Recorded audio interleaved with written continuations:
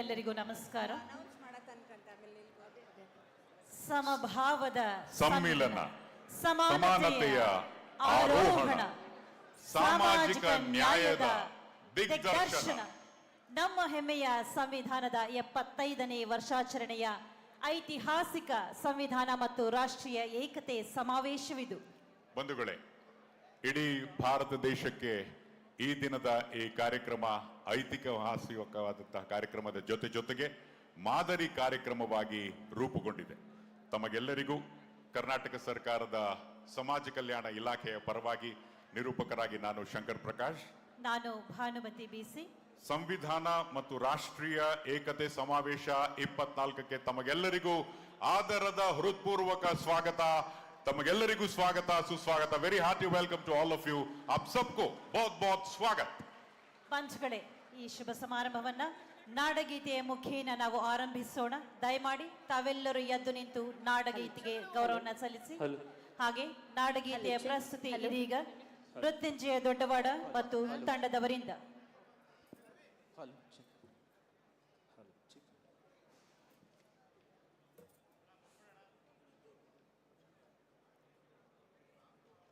Hello.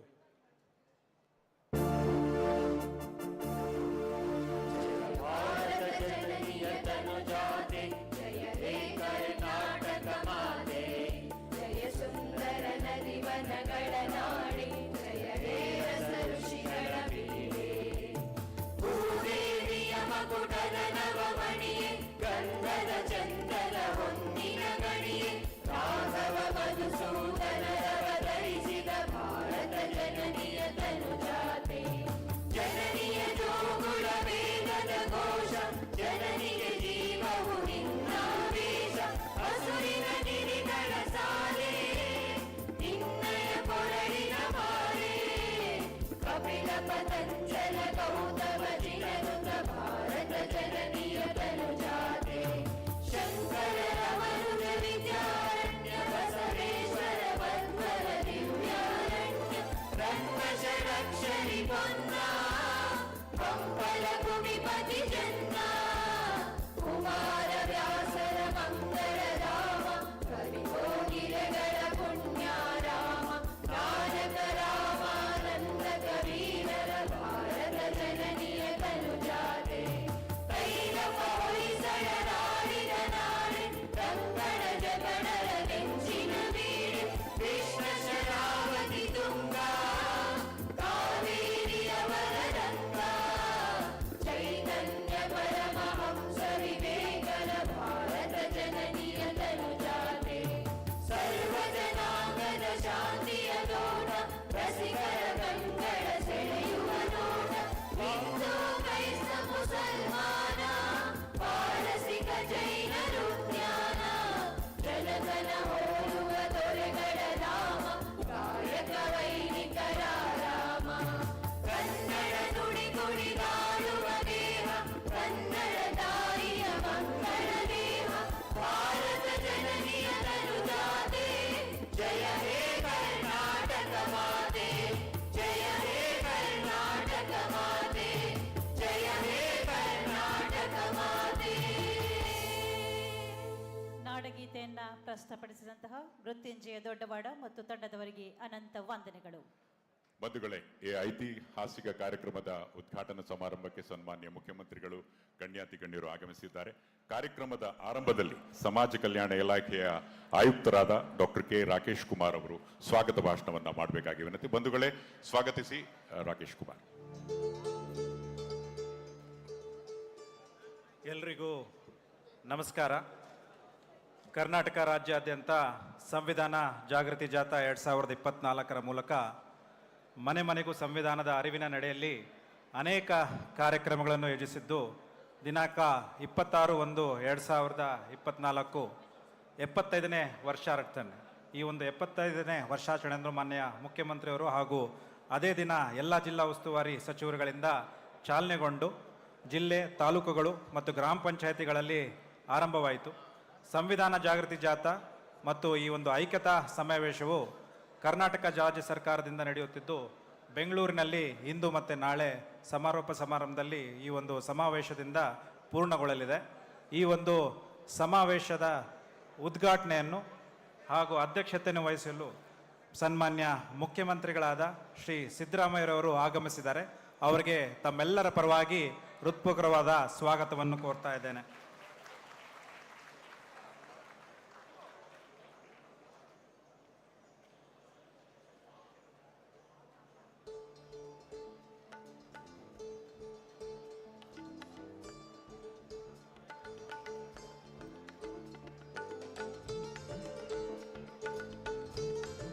ಸಮಾರಂಭದಲ್ಲಿ ಮಾನ್ಯ ಸಭಾಪತಿಗಳು ವಿಧಾನ ಪರಿಷತ್ ಶ್ರೀ ಬಸವರಾಜ್ ಹೊರಟ್ಟಿ ಸಾಹೇಬರು ಕೂಡ ಈ ಒಂದು ಸಮಾವೇಶದಲ್ಲಿ ಭಾಗವಹಿಸ್ತಾ ಇದ್ದಾರೆ. ಅವರಿಗೆ ತಮ್ಮೆಲ್ಲರ ಪರವಾಗಿ ಸ್ವಾಗತವನ್ನು ಕೋರ್ತಾ ಇದ್ದೇನೆ.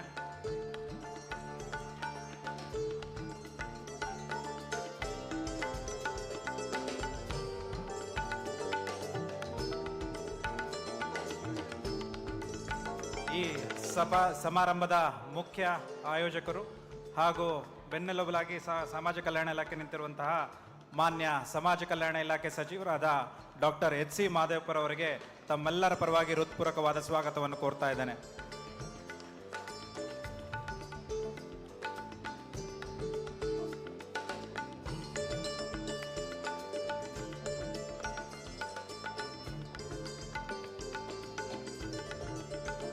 ಮಾನ್ಯ ಗ್ರಾಮೀಣಾಭಿವೃದ್ಧಿ ಹಾಗೂ ಪಂಚಾಯತ್ ರಾಜ್ ಸಚಿವರು ಶ್ರೀ ಪ್ರಿಯಾಂಕ್ ಖರ್ಗೆ ಅವರು ಕೂಡ ಈ ಸಮಾವೇಶದಲ್ಲಿ ಭಾಗವಹಿಸ್ತಾ ಇದ್ದಾರೆ. ಅವರಿಗೆ ತಮ್ಮೆಲ್ಲರ ಪರವಾಗಿ ಸ್ವಾಗತವನ್ನು ಕೋರ್ತಾ ಇದ್ದೇನೆ.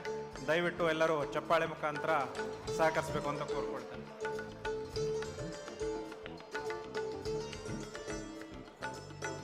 ಮುಖ್ಯ ಅತಿಥಿಗಳಾಗಿ ಮಾನ್ಯ ಗೌರವಾನ್ವಿತ ನ್ಯಾಯಾಧೀಶರು ಶ್ರೀ ವಿ ಗೋಪಾಲ್ ಗೌಡರು ಕೂಡ ಈ ಒಂದು ಸಮಾರಂಭದಲ್ಲಿ ಭಾಗವಹಿಸ್ತಾ ಇದ್ದಾರೆ. ಅವರಿಗೆ ತಮ್ಮೆಲ್ಲರ ಪರವಾಗಿ ಸ್ವಾಗತವನ್ನು ಕೋರ್ತಾ ಇದ್ದೇನೆ.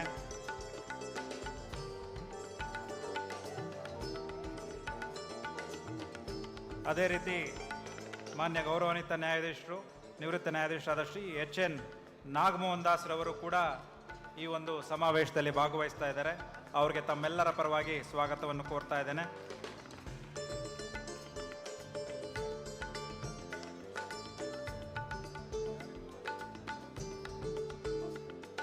ಮಾನ್ಯ ಮಾಜಿ ಸಚಿವರು ಹಾಗೂ ಶಾಸಕರು ಸಿ ಎಸ್ ಟಿ ಸೋಮಶೇಖರ್ ಅವರು ಕೂಡ ಈ ಒಂದು ಸಮಾವೇಶದಲ್ಲಿ ಭಾಗವಹಿಸ್ತಾ ಇದ್ದಾರೆ. ಅವರಿಗೆ ತಮ್ಮೆಲ್ಲರ ಪರವಾಗಿ ಸ್ವಾಗತವನ್ನು ಕೋರ್ತಾ ಇದ್ದೇನೆ.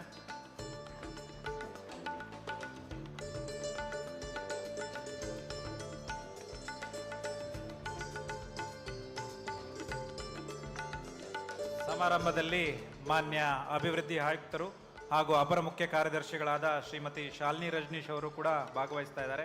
ಅವರಿಗೆ ತಮ್ಮೆಲ್ಲರ ಪರವಾಗಿ ಸ್ವಾಗತವನ್ನು ಕೋರ್ತಾ ಇದ್ದೇನೆ.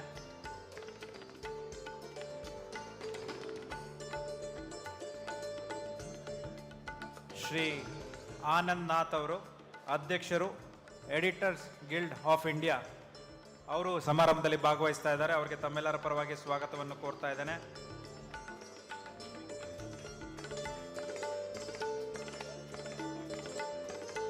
ಶ್ರೀ ರಾಜೇಂದ್ರ ಕುಮಾರ್ ಅವರು chief post master general government of India ಅವರು ಕೂಡ ಭಾಗವಹಿಸ್ತಾ ಇದ್ದಾರೆ. ಅವರಿಗೆ ತಮ್ಮೆಲ್ಲರ ಪರವಾಗಿ ಸ್ವಾಗತವನ್ನು ಕೋರ್ತಾ ಇದ್ದೇನೆ. ವೇದಿಕೆ ಮೇಲಿರುವಂಥ ಎಲ್ಲ ಗಣ್ಯಾತಿಗಳು, ಎಲ್ಲ ಹಿರಿಯ ಅಧಿಕಾರಿಗಳು ಹಾಗೂ ಎಲ್ಲ ಪತ್ರಿಕಾ ಮಾಧ್ಯಮದವರಿಗೂ ಹಾಗೂ ವಿವಿಧ ದಲಿತ ಸಂಘಟನೆಯ ಮುಖಂಡರುಗಳು, ಪದಾಧಿಕಾರಿಗಳು, ಪ್ರಗತಿಪರ ಸಂಘಟನೆಯ ಮುಖಂಡರುಗಳು ಹಾಗೂ ನಮ್ಮ SCP TSP ಸೆಲ್ನ ನೋಡಲ್ ಏಜೆನ್ಸಿಯ ಸಲಹೆಗಾರರು ಶ್ರೀ ವೆಂಕಟಯ್ಯರವರು ಅವರೆಲ್ಲರಿಗೂ ಕೂಡ ಸ್ವಾಗತವನ್ನು ಕೋರ್ತಾ ಈ ಒಂದು ಕಾರ್ಯಕ್ರಮದ ಕೇಂದ್ರ ಬಿಂದು ತಮ್ಮೆಲ್ಲರಿಗೂ ಕೂಡ ಸ್ವಾಗತವನ್ನು ಕೋರ್ತಾ ಮಾನ್ಯ ಶಿಖಾ ಮೇಡಮ್ ಅವರು ಚೀಫ್ ಕಮರ್ಷಿಯಲ್ ಟ್ಯಾಕ್ಸ್ ಆಫೀಸರ್ ಅವರು ಕೂಡ ಈ ಒಂದು ಸಮಾವೇಶದಲ್ಲಿ ಭಾಗವಹಿಸ್ತಾ ಇದ್ದಾರೆ. ಅವ್ರಿಗೂ ಕೂಡ ಸ್ವಾಗತವನ್ನು ಕೋರ್ತಾ ನಾನು ನನ್ನ ಈ ಸ್ವಾಗತ ಭಾಷಣವನ್ನು ಪೂರ್ಣಗೊಳಿಸ್ತೇನೆ. ಧನ್ಯವಾದ. ಕಾರ್ಯಕ್ರಮದ ಆರಂಭದಲ್ಲಿ ವೇದಿಕೆ ಮೇಲಿರ್ತಕ್ಕಂಥ ಎಲ್ಲ ಗಣ್ಯರಿಗೂ ಹಾಗೂ ಅಪಾರ ಸಂಖ್ಯೆಯಲ್ಲಿ ಆಗಮಿಸಿದಂತಹ ತಮಗೆಲ್ಲರಿಗೂ ಪ್ರೀತಿಪೂರ್ವಕ ಸ್ವಾಗತ ಕೋರಿದ ಡಾಕ್ಟರ್ ಕೆ ರಾಕೇಶ್ ಕುಮಾರ್ ಅವರಿಗೆ ಧನ್ಯವಾದಗಳು. ಮೇಡಮ್ ಶಿಖಾ ಅವರು ವೇದಿಕೆಗೆ ಆಗಮಿಸಬೇಕಾಗಿ ವಿನಂತಿ. ಪಂಚಗಳೇ, ಸಂವಿಧಾನದ ಮಹತ್ವ ಸಾರುವುದು ಅತ್ಯಂತ ಪವಿತ್ರವಾದ ಕಾರ್ಯ ಎಂದು ಪರಿಭಾವಿಸಿ ಸಂವಿಧಾನದ ಅರಿವಿನ ಅಭಿಯಾನವನ್ನು ಮುನ್ನಡೆಸ್ತಾ ಇರುವಂಥ ಸಮಾಜ ಕಲ್ಯಾಣ ಇಲಾಖೆಯ ಸಚಿವರಾದ ಸನ್ಮಾನ್ಯ ಶ್ರೀ ಡಾಕ್ಟರ್ HC ಮಹದೇವಪ್ಪನವರನ್ನ ತುಂಬು ಚಪ್ಪಾಳೆಗಳ ಮುಖೇನ ಬರಮಾಡಿಕೊಳ್ಳೋಣ. ಅವರ ನುಡಿಗಳಿಗಾಗಿ ಡಾಕ್ಟರ್ HC ಮಹದೇವಪ್ಪ. ಪ್ರಾಸ್ತಾವಿಕ ನುಡಿಗಳಿಗಾಗಿ ಡಾಕ್ಟರ್ HC ಮಹದೇವಪ್ಪ.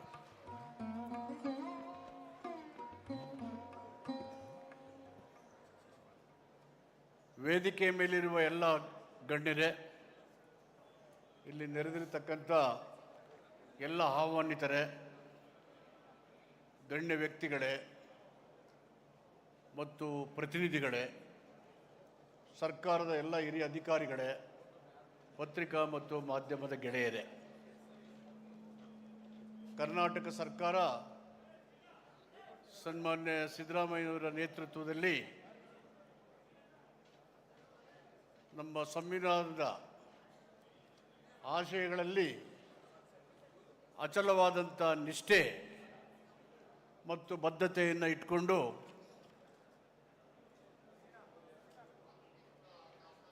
ನಾವು ಅಧಿಕಾರದಲ್ಲಿ ಇರಲಿ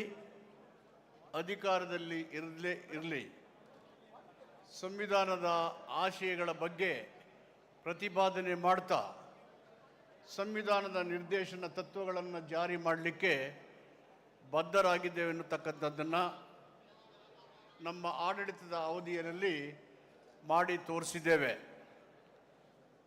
2017ನೇ ಇಸ್ವಿನಲ್ಲಿ ಅಂತಾರಾಷ್ಟ್ರೀಯ ಮಟ್ಟದ ಸಂವಿಧಾನ ತಜ್ಞ ಬಾಬಾ ಸಾಹೇಬ್ ಅಂಬೇಡ್ಕರ್ ಅವರ ಜನ್ಮ ದಿನಾಚರಣೆಯನ್ನು ಐತಿಹಾಸಿಕವಾಗಿ ಆಚರಣೆ ಮಾಡಿ ಪ್ರಪಂಚದ ಮೂಲೆ ಮೂಲೆಗಳಿಗೆ ಭಾರತದ ಚರಿತ್ರೆಯನ್ನು, ಇತಿಹಾಸವನ್ನು, ನಾಗರಿಕತೆಯನ್ನು, ಸಂವಿಧಾನದ ಆಶಯಗಳನ್ನು ಮೂಲೆ ಮೂಲೆಗೆ ಮಾಡಿ ತೋರಿಸಿದ್ದೇವೆ. ಈ ಸಾರಿ ನಾವು ಅಧಿಕಾರಕ್ಕೆ ಬಂದ ತಕ್ಷಣ ನಮ್ಮ ಸರ್ಕಾರ, ಮುಖ್ಯಮಂತ್ರಿಗಳು ಸಂವಿಧಾನ ಪೀಠಿಕೆಯನ್ನು ಶಾಲಾ ಕಾಲೇಜು ವಿಶ್ವವಿದ್ಯಾಲಯಗಳಲ್ಲಿ ಕಡ್ಡಾಯವಾಗಿ ವಿದ್ಯಾರ್ಥಿಗಳು ಓದಬೇಕು, ಓದಿ ಅರ್ಥೈಸಬೇಕು ಅಂತಕ್ಕಂಥ ತೀರ್ಮಾನವನ್ನು ಕೈಗೊಂಡು ಅದು ಇಂದು ಜಾರಿಯಲ್ಲಿದೆ. ಮತ್ತು ಜನವರಿ 26 ಗಣರಾಜ್ಯೋತ್ಸವ, ನವೆಂಬರ್ 26 ಸಂವಿಧಾನ ದಿನ. ಸಂವಿಧಾನಕ್ಕೆ 75 ವರ್ಷ ತುಂಬ್ತಾ ಇದೆ.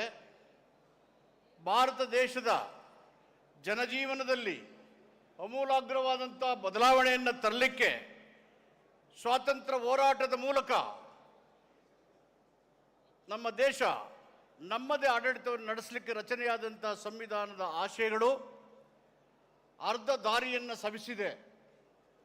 ಸಂಪೂರ್ಣವಾಗಿ ಸಂವಿಧಾನ ಆಶಯಗಳು ಗುರಿ ಮುಟ್ಟಲಿಕ್ಕೆ ನಮ್ಮ ಪ್ರಯತ್ನಗಳು ಇನ್ನೂ ಮುಂದುವರಿತಕ್ಕಂಥ ಅಗತ್ಯತೆ ಇದೆ ಅಂತ ತಿಳಿದು ಸಂವಿಧಾನವನ್ನು ರಾಜ್ಯದ ಹಳ್ಳಿಗಳಲ್ಲಿ, ಗ್ರಾಮ ಪಂಚಾಯಿತಿಗಳಲ್ಲಿ, ನಗರಸಭೆ ಪುರಸಭೆಗಳಲ್ಲಿ, ಪಟ್ಟಣ ಪ್ರದೇಶಗಳಲ್ಲಿ ಜಾಗೃತ ಜಾಥವನ್ನು ಹೊರಡಿಸಿ ಎಲ್ಲ ಜನರನ್ನು ಒಗ್ಗೂಡಿಸಿ ಜನರಿಗೆ ಸಂವಿಧಾನದ ನಿರ್ದೇಶನ ತತ್ವಗಳಿರ್ತಕ್ಕಂಥ ಹಕ್ಕುಗಳು, ಸರ್ಕಾರದ ಜವಾಬ್ದಾರಿ ಮತ್ತು ಹೊಣೆಗಾರಿಕೆ ಇದನ್ನೆಲ್ಲ ತಿಳಿಲಿಕ್ಕೆ ಜಾಗೃತಿಯನ್ನು ಹೊರಡಿಸಿದ್ದೇವೆ.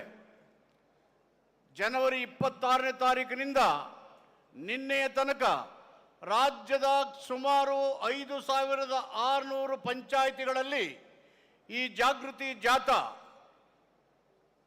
ವೈಭವದಿಂದ, ಎಲ್ಲ ಜನರ ಸ್ವಾಗತದಿಂದ ಜನರಲ್ಲಿ ಅರಿವು ಮತ್ತು ಜಾಗೃತಿಯನ್ನು ಮೂಡಿಸ್ತಕ್ಕಂಥ ಪ್ರಯತ್ನದಲ್ಲಿ ಯಶಸ್ವಿಯನ್ನು ಕಂಡು ಇವತ್ತು ಮತ್ತು ನಾಳೆ 2 ದಿನಗಳಲ್ಲಿ ನಾಡಿನ ಅನೇಕ ಚಿಂತಕರು, ನ್ಯಾಯವಾದಿಗಳು, ವಿಶೇಷ ವಲಯಗಳಲ್ಲಿ ತಜ್ಞತೆಯನ್ನು ಪಡೆದಿರ್ತಕ್ಕಂಥ ಶ್ರೇಷ್ಠ ವ್ಯಕ್ತಿಗಳಿಂದ ಇವತ್ತು ಮತ್ತು ನಾಳೆ ಮಧ್ಯಾಹ್ನದ ತನಕ ಸೆಮಿನಾರ್ಗಳು ಇಲ್ಲಿ ನಡೀತಾ ಇದ್ದಾವೆ. ಇದರ ಮೂಲ ಉದ್ದೇಶ, ನಮಗೆ ಸಂವಿಧಾನ ಬಂದು 75 ವರ್ಷ ಆಗಿದೆ. ಸಂವಿಧಾನದ ಮೂಲ ಆಶಯ ನಮ್ಮ ದೇಶದ ಎಲ್ಲ ಜನರಿಗೆ ಜಸ್ಟಿಸ್, ಲಿಬರ್ಟಿ, ಈಕ್ವಾಲಿಟಿ, ಫೆಟರ್ನಿಟಿ ಇವು ಸಿಗಬೇಕು ಅಂತಕ್ಕದ್ದು. ಸ್ವಾತಂತ್ರ್ಯ ಬಂದಿದೆ, ಸಾಮಾಜಿಕ ಸಮಾನತೆ ಸ್ವಾತಂತ್ರ್ಯ ಇಲ್ಲ. ಅರ್ಥವ್ಯವಸ್ಥೆ ಭದ್ರವಾಗಿದೆ, ಎಲ್ಲ ಜನರ ಆರ್ಥಿಕ ನ್ಯಾಯ ಸಿಕ್ಕಿಲ್ಲ. ಸಮಾಜದ ನಿರ್ಮಾಣವಾಗದ ಹೊರತು ಸಂವಿಧಾನದ ಆಶಯಗಳು ಹಾಗೇ ಉಳಿದೋಗ್ತವೆ. ಇನ್ನು 75% ಜನರು ಶಿಕ್ಷಣದಿಂದ ವಂಚಿತರಾಗಿದ್ದಾರೆ. ಶತಮಾನದಿಂದ ತುಳಿತಕ್ಕೆ ಒಳಗಾದಂಥ ದಲಿತರು, ನಿಮ್ನ ವರ್ಗಗಳು, ಮಹಿಳೆಯರು, ಹಿಂದುಳಿದವರು, ಅಲ್ಪಸಂಖ್ಯಾತರು, ಕೃಷಿಕರು, ಕೃಷಿ ಕಾರ್ಮಿಕರು ಬದುಕಿಗಾಗಿ ಆಕಾಶದ ಕಡೆಗೆ ನೋಡ್ತಿದ್ದಾರೆ. ನಮ್ಮ ಕೈಯಲ್ಲೇ ಇರ್ತಕ್ಕಂಥ, ನಮಗೆ ನಾವೇ ವಿಧಿಸಿಕೊಂಡಂಥ ಸಂವಿಧಾನದ ಆಶಯಗಳು ಹಾಗೆ ನಿರ್ಲಿಪ್ತತೆಯಿಂದ ಇರುವಂತೆ ಇಂದಿನ ರಾಜಕೀಯ ವ್ಯವಸ್ಥೆ ಧರ್ಮ ಮತ್ತು ಜಾತಿಯನ್ನು ಮುಂದುವರಿಸ್ತಕ್ಕಂಥ ಕೆಲವು ಜನ ಸಂವಿಧಾನದ ಆಶಯಕ್ಕೆ ವಿರುದ್ಧವಾದಂಥ, ಸಂವಿಧಾನದಲ್ಲಿ ಎಲ್ಲರಿಗೂ ಸಮಾನತೆ, ಸಮಾನ ಅವಕಾಶಗಳು, ಸರ್ವಧರ್ಮದ ಸಮನ್ವಯತೆ ಮತ್ತು ವ್ಯಕ್ತಿ ಗೌರವ, ಸ್ಥಾನಮಾನ ಇವೆಲ್ಲವನ್ನ ಗಾಳಿಗೆ ತೂರಿ ಸರ್ವಾಧಿಕಾರಿ ಧೋರಣೆ, ಧರ್ಮಾತೀತವಾದಂಥ ನಿಲುವುಗಳು ನಮ್ಮ ಸಂವಿಧಾನದ ಆಶಯಕ್ಕೆ, ಸ್ವತಂತ್ರದ ಉದ್ದೇಶಕ್ಕೆ ಭಂಗ ತರ್ತಕ್ಕಂಥ ಈ ಸಂದರ್ಭದಲ್ಲಿ ರಾಜ್ಯ ಸರ್ಕಾರ ಒಂದು ತೀರ್ಮಾನವನ್ನು ಮಾಡಿ ರಾಜ್ಯದ ಎಲ್ಲ ಜನರಿಗೆ ಸಂವಿಧಾನದ ಆಶಯಗಳ ಅರಿವಿನ ಜಾಗೃತ ನಡೀಲೇಬೇಕು ಅಂತ ಹೇಳಿ, ರಾಜಕೀಯ ಉದ್ದೇಶ ಇಲ್ಲದೇನೆ, ಓಟಿನ ಉದ್ದೇಶ ಇಲ್ಲದೇನೆ, ನಮ್ಮ ಜವಾಬ್ದಾರಿ ಮತ್ತು ಕರ್ತವ್ಯ ಪ್ರತಿಯೊಬ್ಬ ಪ್ರಜೆಯು ಸಂವಿಧಾನದ ನಿರ್ದೇಶನ ತತ್ವಗಳಲ್ಲಿ ಇರ್ತಕ್ಕಂಥ ಜನರ ಹಕ್ಕುಗಳು ಅರ್ಥ ಆಗಬೇಕು. ಆಡಳಿತಾರೂಢ ಜನರ ಕರ್ತವ್ಯ ಮತ್ತು ಜವಾಬ್ದಾರಿ ಹೊಣೆಗಾರಿಕೆ ಅರಿತವಾಗಬೇಕು. ಅದರ ಮೂಲಕ ಸಂವಿಧಾನದ ಆಶಯಗಳು ಜಾರಿಯಾಗಿ ಸಮೃದ್ಧ ಭಾರತದ ನಿರ್ಮಾಣದ ಉದ್ದೇಶವನ್ನು ಇಟ್ಟು ಇಂಥ ಒಂದು ಐತಿಹಾಸಿಕವಾದಂಥ ತೀರ್ಮಾನವನ್ನು ನಮ್ಮ ಮುಖ್ಯಮಂತ್ರಿಗಳು, ನಮ್ಮ ಸರ್ಕಾರ ಕೈಗೊಂಡಿರ್ತಕ್ಕಂಥದ್ದು ಅತ್ಯಂತ ಸಂತೋಷದ ಸಂಗತಿ. ಈ ಸಂದರ್ಭದಲ್ಲಿ ತಾವೆಲ್ಲರೂ ಇಲ್ಲಿ ಭಾಗಿಯಾಗಿ ಈ ಸಂವಿಧಾನ ಜಾಥವನ್ನು ಒಂದು ರಾಷ್ಟ್ರೀಯ ಚಳವಳಿಯಾಗಿ, ರಾಜಕೀಯವಾದಂಥ ನಿಲುವಿಗೆ ವಿರುದ್ಧವಾದಂಥ ಒಂದು ಚಳವಳಿಯಾಗಿ, ಜನರ ಹಿತಕ್ಕಾಗಿ ನಮ್ಮ ಸಂವಿಧಾನ ನಮ್ಮ ಜೀವನ ಅಂತಕ್ಕಂಥ ಧ್ಯೇಯೋದ್ದೇಶಗಳನ್ನು ಇಟ್ಟು ಇದೊಂದು ರಾಷ್ಟ್ರೀಯ ಚಳವಳಿಯಾಗಿ ಸ್ವತಂತ್ರದ ಚಳವಳಿಯ ಉದ್ದೇಶಗಳು ಆದಂಥ ಅಸ್ಪೃಶ್ಯತೆ ನಿವಾರಣೆ, ಕೋಮು ಸೌಹಾರ್ದತೆ, ರಾಷ್ಟ್ರೀಯ ಕೃಷಿ ಪದ್ಧತಿಗಳು ಮತ್ತು ಗುಡಿ ಕೈಗಾರಿಕೆಗಳ ಮೂಲಕ ದೇಶದ ಜನಜೀವನದ ಉದ್ಧಾರ ಆಗುವ ರೀತಿಯಲ್ಲಿ ಈ ಸಂವಿಧಾನದ ಆಶಯಗಳು ಜಾರಿಯಾಗಲಿ ಅಂತಕ್ಕಂಥ ಉದ್ದೇಶವನ್ನು ಇಟ್ಟು ಈ ಕೆಲಸವನ್ನು ಮಾಡಿದ್ದೇವೆ. ರಾಜ್ಯದ ಉದ್ದಗಲಕ್ಕೂ ಜನರು ಎಲ್ಲ ಸಮುದಾಯಗಳು ಸರಿ ವ್ಯಾಪಕವಾದಂಥ ಬೆಂಬಲವನ್ನು ಮತ್ತು ಸಂವಿಧಾನ ಜಾಗೃತಿಯಲ್ಲಿ ಸಹಭಾಗಿತ್ವವನ್ನು ಮೂಡಿಸುವುದರ ಮುಖಾಂತರ ರಾಷ್ಟ್ರದ ಜನರು ನಮ್ಮ ಸಂವಿಧಾನದಲ್ಲಿ ಇನ್ನೂ ನಂಬಿಕೆ ಮತ್ತು ಭರವಸೆಯನ್ನು ಇಟ್ಟು ಸಂವಿಧಾನ ಪ್ರಜಾಪ್ರಭುತ್ವವನ್ನು ಬಲಪಡಿಸ್ತಕ್ಕಂಥ ಅತ್ಯಂತ ದೊಡ್ಡ ಧರ್ಮಗ್ರಂಥ ಅಂತಕ್ಕಂಥ ವಾಕ್ಯದ ಮೂಲಕ ಮತ್ತೊಮ್ಮೆ ಸಂವಿಧಾನದ ಆಶಯಗಳು ಜಾರಿಯಾಗಲಿಕ್ಕೆ, ತಿಳುವಳಿಕೆ ಆಗಲಿಕ್ಕೆ ಇದೊಂದು ರಾಷ್ಟ್ರೀಯ ಚಳುವಳಿಯಾಗಿ ಮಾರ್ಪಡಲಿ ಅಂತ ಹೇಳಿ ತಮ್ಮೆಲ್ಲರಿಗೆ ಶುಭವನ್ನು ಕೋರಿ ನನ್ನ ಪ್ರಾಸ್ತಾವಿಕ ಭಾಷಣವನ್ನು ಮುಕ್ತಾಯ ಮಾಡ್ತೇನೆ. ಧನ್ಯವಾದಗಳು.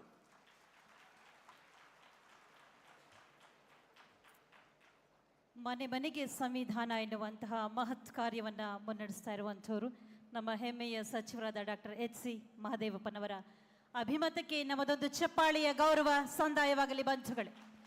ಬಂಧುಗಳೇ, ಈ ದಿನದ ಕಾರ್ಯಕ್ರಮದ ಉದ್ಘಾಟನೆಯನ್ನ ಕರ್ನಾಟಕ ರಾಜ್ಯದ ಸನ್ಮಾನ್ಯ ಮುಖ್ಯಮಂತ್ರಿಗಳಾದ ಶ್ರೀ ಸಿದ್ದರಾಮಯ್ಯನವರು ಹಾಗೂ ಎಲ್ಲ ಗಣ್ಯರು ವೇದಿಕೆಯ ಮುಂಭಾಗಕ್ಕೆ ತೆರಳಿ ನೀರನ್ನು ಉಣಿಸುವ ಮುಖೇನ ಪರಿಸರ ಸ್ನೇಹಿ ಉದ್ಘಾಟನೆ, ಸಂವಿಧಾನದ ಎಲ್ಲ ಆಶಯಗಳ ಜೊತೆಗೆ ನಮ್ಮ ಭೂಮಿಯನ್ನ ನಾವು ರಕ್ಷಿಸಬೇಕು, ಪರಿಸರವಾದಿಗಳಾಗಿ ಪರಿಸರ ಸ್ನೇಹಿಯಾಗಿ ನಾವೆಲ್ಲರೂ ಸಹ ನಮ್ಮ ಕರ್ತವ್ಯ ನಿರ್ವಹಿಸಬೇಕು ಅನ್ನುವಂತಹ ನಿಟ್ಟಿನಲ್ಲಿ ಈ ಸಮಾವೇಶದ ಉದ್ಘಾಟನೆಯನ್ನ ಅತ್ಯಂತ ಅರ್ಥಪೂರ್ಣವಾಗಿ ನೀರುಣಿಸುವುದರ ಮುಖೇನ ಮುಖ್ಯಮಂತ್ರಿಗಳು ನೆರವೇರಿಸ್ತಾ ಇದ್ದಾರೆ. ಸಮಾಜದಲ್ಲಿರುವಂತಹ ಎಲ್ಲ ಸ್ತರದ ನಾಗರಿಕರಿಗೆ, ಬಂಧುಗಳಿಗೆ ಸಮಾನವಾದ ಅವಕಾಶವನ್ನ ಕಲ್ಪಿಸಿ ಪೋಷಿಸಿ ಬೆಳೆಸುವಂತಹ ಆಶಯವು ಇದರಲ್ಲಿ ಅಡಕವಾಗಿದೆ. ಸಸಿಗೆ ನೀರೆರೆದು ಅದು ಹೆಮ್ಮರವಾಗುವ ಹಾಗೆ ಪೋಷಿಸುವ ರೀತಿಯಲ್ಲಿ ಬಾಲ್ಯದಲ್ಲಿಯೇ ಮಕ್ಕಳಿಗೆ ಉತ್ತಮವಾದ ಶಿಕ್ಷಣದ ಅವಕಾಶವನ್ನ ಕೊಟ್ಟಲ್ಲಿ ಅವರನ್ನ ಪ್ರಬುದ್ಧರಾಗಿ ಬೆಳೆಸುವುದು ಸಾಧ್ಯವಾಗುತ್ತೆ. ಸಮಾಜದ ಹಿತವನ್ನ ಕಾಪಾಡುವಂತಹ ನಿಟ್ಟಿನಲ್ಲಿ ಇದು ಕಟ್ಟುವ ಕಾಯಕವಾಗಿದೆ. ಸಮಾನತೆಯ ಆಶಯವನ್ನ ಒಳಗೊಂಡಿರುವಂತಹ ಸಂವಿಧಾನ ಮತ್ತು ರಾಷ್ಟ್ರೀಯ ಏಕತೆ ಸಮಾವೇಶದಲ್ಲಿ ಭಾವಚಿತ್ರಗಳಿಗೆ ನಾಡಿಗಾಗಿ ಮಿಡಿದಂತಹ ತುಡಿದಂತಹ ಮಹನೀಯರ ಭಾವಚಿತ್ರಗಳಿಗೆ ಪುಷ್ಪಾರ್ಚನೆಯನ್ನ ನೆರವೇರಿಸುವುದಕ್ಕೆ ಸನ್ಮಾನ್ಯ ಮುಖ್ಯಮಂತ್ರಿಗಳ ಆದಿಯಾಗಿ ಗಣ್ಯಮಾನ್ಯರೆಲ್ಲರೂ ತೆರಳುತ್ತಾ ಇದ್ದಾರೆ. ಮೊದಲಿಗೆ ಈ ಭಾವಚಿತ್ರಗಳನ್ನ ತಾವೆಲ್ಲರೂ ಸಹ ದಯವಿಟ್ಟು ಗಮನಿಸಬೇಕು.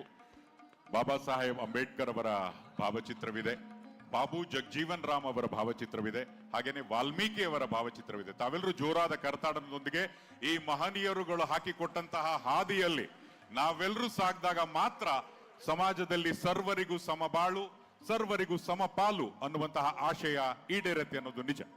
ಬಂಧುಗಳೇ, ಓದು ಬರಹ ತಿಳಿದಿರುವ ವ್ಯಕ್ತಿ ತನ್ನ ಸಮುದಾಯದ ಜನರಿಗೆ ಶಿಕ್ಷಣ, ಮೂಢನಂಬಿಕೆ, ದೌರ್ಜನ್ಯಗಳ ಬಗ್ಗೆ ತಿಳಿಸಲಿಲ್ಲ ಎಂದರೆ ಆ ವ್ಯಕ್ತಿ ಬದುಕಿದ್ದು ಸತ್ತಂತೆ ಎಂದವರು ಬಾಬಾ ಸಾಹೇಬ್ ಡಾಕ್ಟರ್ BR ಅಂಬೇಡ್ಕರ್ ಅವರು. ಅವರ ಆಶಯದಂತೆ ಸರ್ವರಿಗೂ ಶಿಕ್ಷಣವನ್ನು ಒದಗಿಸುವಂತಹ, ಸಮಾನವಾದ ಅವಕಾಶವನ್ನು ಕಲ್ಪಿಸುವಂತಹ ನಿಟ್ಟಿನಲ್ಲಿ ರಾಜ್ಯ ಸರ್ಕಾರ ಕಾರ್ಯೋನ್ಮುಖವಾಗಿದೆ. ಬಂಧುಗಳೇ, ನಾವೆಲ್ಲರೂ ಸಹ ಈ ಸಂವಿಧಾನವನ್ನ ಮನನ ಮಾಡಿಕೊಳ್ಳೋದ್ರ ಜೊತೆಗೆ ಆ ಸಂವಿಧಾನದ ಪ್ರಕಾರ ನಾವು ಭಾರತ ದೇಶದ ಪ್ರತಿಯೊಬ್ಬ ಪ್ರಜೆಯೂ ಸಹ ನಡೆಯಬೇಕು ಅನ್ನುವಂತಹ ನಿಟ್ಟಿನಲ್ಲಿ ತಮಗೆಲ್ಲರಿಗೂ ಈ ಸಂವಿಧಾನದ ಕುರಿತು ಹೆಚ್ಚಿನ ಮಾಹಿತಿ ನೀಡುವುದಕ್ಕಾಗಿ ಈಗ ನಾವೆಲ್ಲರೂ ಸಹ ಕೆಲವೇ ಕ್ಷಣಗಳಲ್ಲಿ ಈ ಸಂವಿಧಾನ ವಾಚನವನ್ನ ಇದೀಗ ಮಾಡಲಾಗತ್ತೆ. ಗೌರವಾನ್ವಿತ ಸಭಾಪತಿಗಳಾದ ಶ್ರೀ ಬಸವರಾಜ್ ಹೊರಟ್ಟಿ ಅವರು ದಯಮಾಡಿ ಎಲ್ಲರೂ ಎದ್ದು ನಿಲ್ಲಬೇಕಾಗಿ ವಿನಂತಿ. ಈ ಸಂವಿಧಾನ ವಾಚನವನ್ನ ಇದೀಗ ಬೋಧನೆಯನ್ನ ಮಾಡ್ತಾರೆ ಮಾನ್ಯ ಹೊರಟ್ಟಿ ಅವರು. ಸಂವಿಧಾನ ಪೀಠಿಕೆಯ ಓದುವಿಕೆ ಇದೀಗ. ಸಂವಿಧಾನ ಪೀಠಿಕೆಯ ವಾಚನ.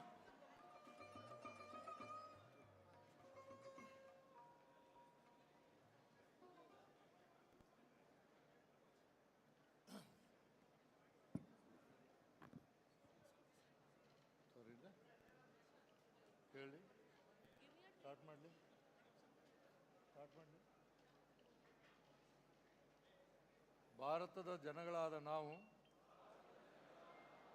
ಭಾರತವನ್ನು ಒಂದು ಸಾರ್ವಭೌಮ ಸಮಾಜವಾದಿ,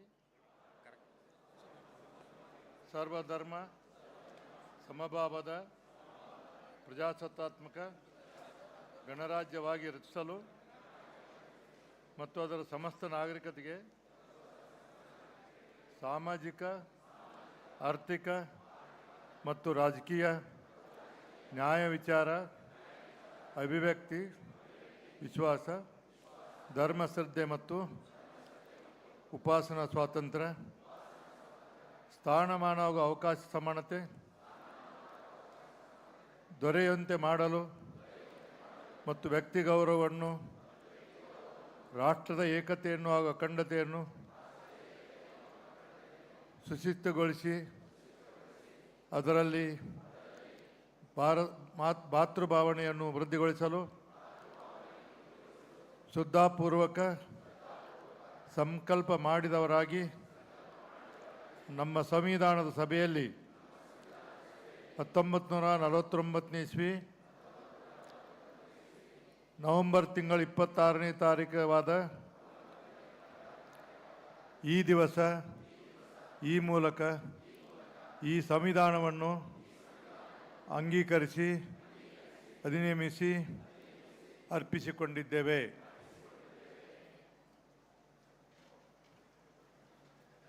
ಶ್ರೀ ಬಸವರಾಜ್ ಹೊರಟ್ಟಿ ಅವರಿಗೆ ಧನ್ಯವಾದಗಳು. ಈ ಸಂದರ್ಭದಲ್ಲಿ ಒಂದು ವಿಶೇಷ ಮುಖಪುಟವನ್ನು ಹೊರತರಲಾಗಿದೆ. ಚೀಫ್ ಪೋಸ್ಟ್ ಮಾಸ್ಟರ್ ಜನರಲ್ ಅವರ ಉಪಸ್ಥಿತಿಯಲ್ಲಿ ಸನ್ಮಾನ್ಯ ಮುಖ್ಯಮಂತ್ರಿಗಳು ಇದರ ಬಿಡುಗಡೆಯನ್ನು ಗೊಳಿಸಬೇಕಾಗಿ ವಿನಂತಿ. ಸರ್, ಇದೊಂದು ಬಿಡುಗಡೆ ಇದೆ. ಈ ಬಿಡುಗಡೆಯ ನಂತರ ಮುಖ್ಯಮಂತ್ರಿಗಳು ಮಾತನಾಡಲಿದ್ದಾರೆ.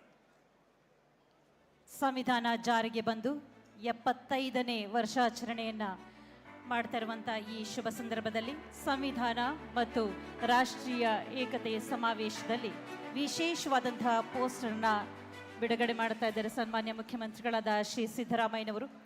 Chief post master general Shri Manoj Kumar ಅವರು ಈ ಸಂದರ್ಭದಲ್ಲಿ ಇದನ್ನು facilitate, Shri Rajendra Kumar has facilitated the release of this all important document, the release of the special cover by Chief Postmaster General in the presence of Shri Rajendra Kumar, by the Honorable Chief Minister of Karnataka, Shri Siddaramaya. ಬಂಧುಗಳೇ, ಜೋರಾದ ಕರತಾಡವನ್ನು ಮಾಡಬೇಕು. ಇದೊಂದು ಐತಿಹಾಸಿಕ ಸಂದರ್ಭ. ಇದು ಮುಂದೆ ಹಲವು ಶತಮಾನಗಳಿಗೂ ಜ್ಞಾಪಕ ಇಡುವಂತಹ ಈ ಒಂದು ಸ್ಪೆಷಲ್ ಕವರ್ ಅನ್ನ ಇದೀಗ ಬಿಡುಗಡೆಗೊಳಿಸಲಾಗಿದೆ.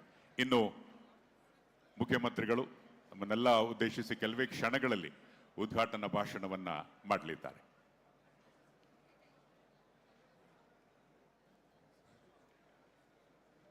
ಬಂಧುಗಳೇ, ಕರ್ನಾಟಕ ಮಾದರಿಯನ್ನು ಸೃಷ್ಟಿಸಿ ಸಾಮಾಜಿಕ ನ್ಯಾಯದಿಂದ ಸಾಮಾನ್ಯರನ್ನ ಉದ್ಧರಿಸುವ ಅಸಾಮಾನ್ಯ ಸಾಧನೆಯನ್ನು ಮಾಡ್ತಾ ಇರುವಂಥ ಸನ್ಮಾನ್ಯ ಮುಖ್ಯಮಂತ್ರಿಗಳಾದ ಶ್ರೀ ಸಿದ್ದರಾಮಯ್ಯನವರ ಮಾತುಗಳಿಗಾಗಿ ನಮ್ಮ ಪ್ರೀತಿಯ ಆಹ್ವಾನ, ಚಪ್ಪಾಳೆಗಳ ಶುಭ ಸ್ವಾಗತ. ಸ್ವಾಗತಿಸಿ ಸನ್ಮಾನ್ಯ ಮುಖ್ಯಮಂತ್ರಿಗಳ.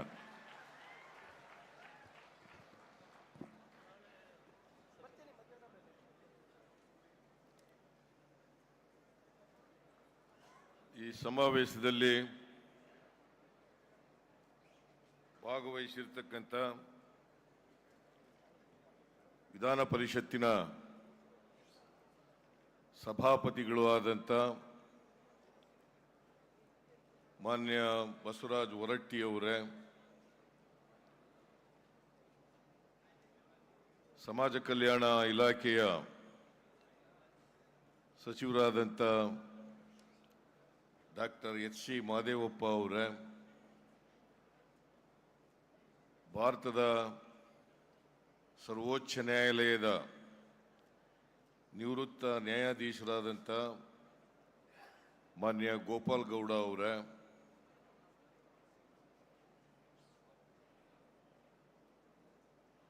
ನಮ್ಮ ರಾಜ್ಯದ ಉಚ್ಚ ನ್ಯಾಯಾಲಯದ ನಿವೃತ್ತ ನ್ಯಾಯಾಧೀಶರಾದಂಥ ಶ್ರೀ ನಾಗಮೋಹನ್ ದಾಸ್ ಅವರೇ,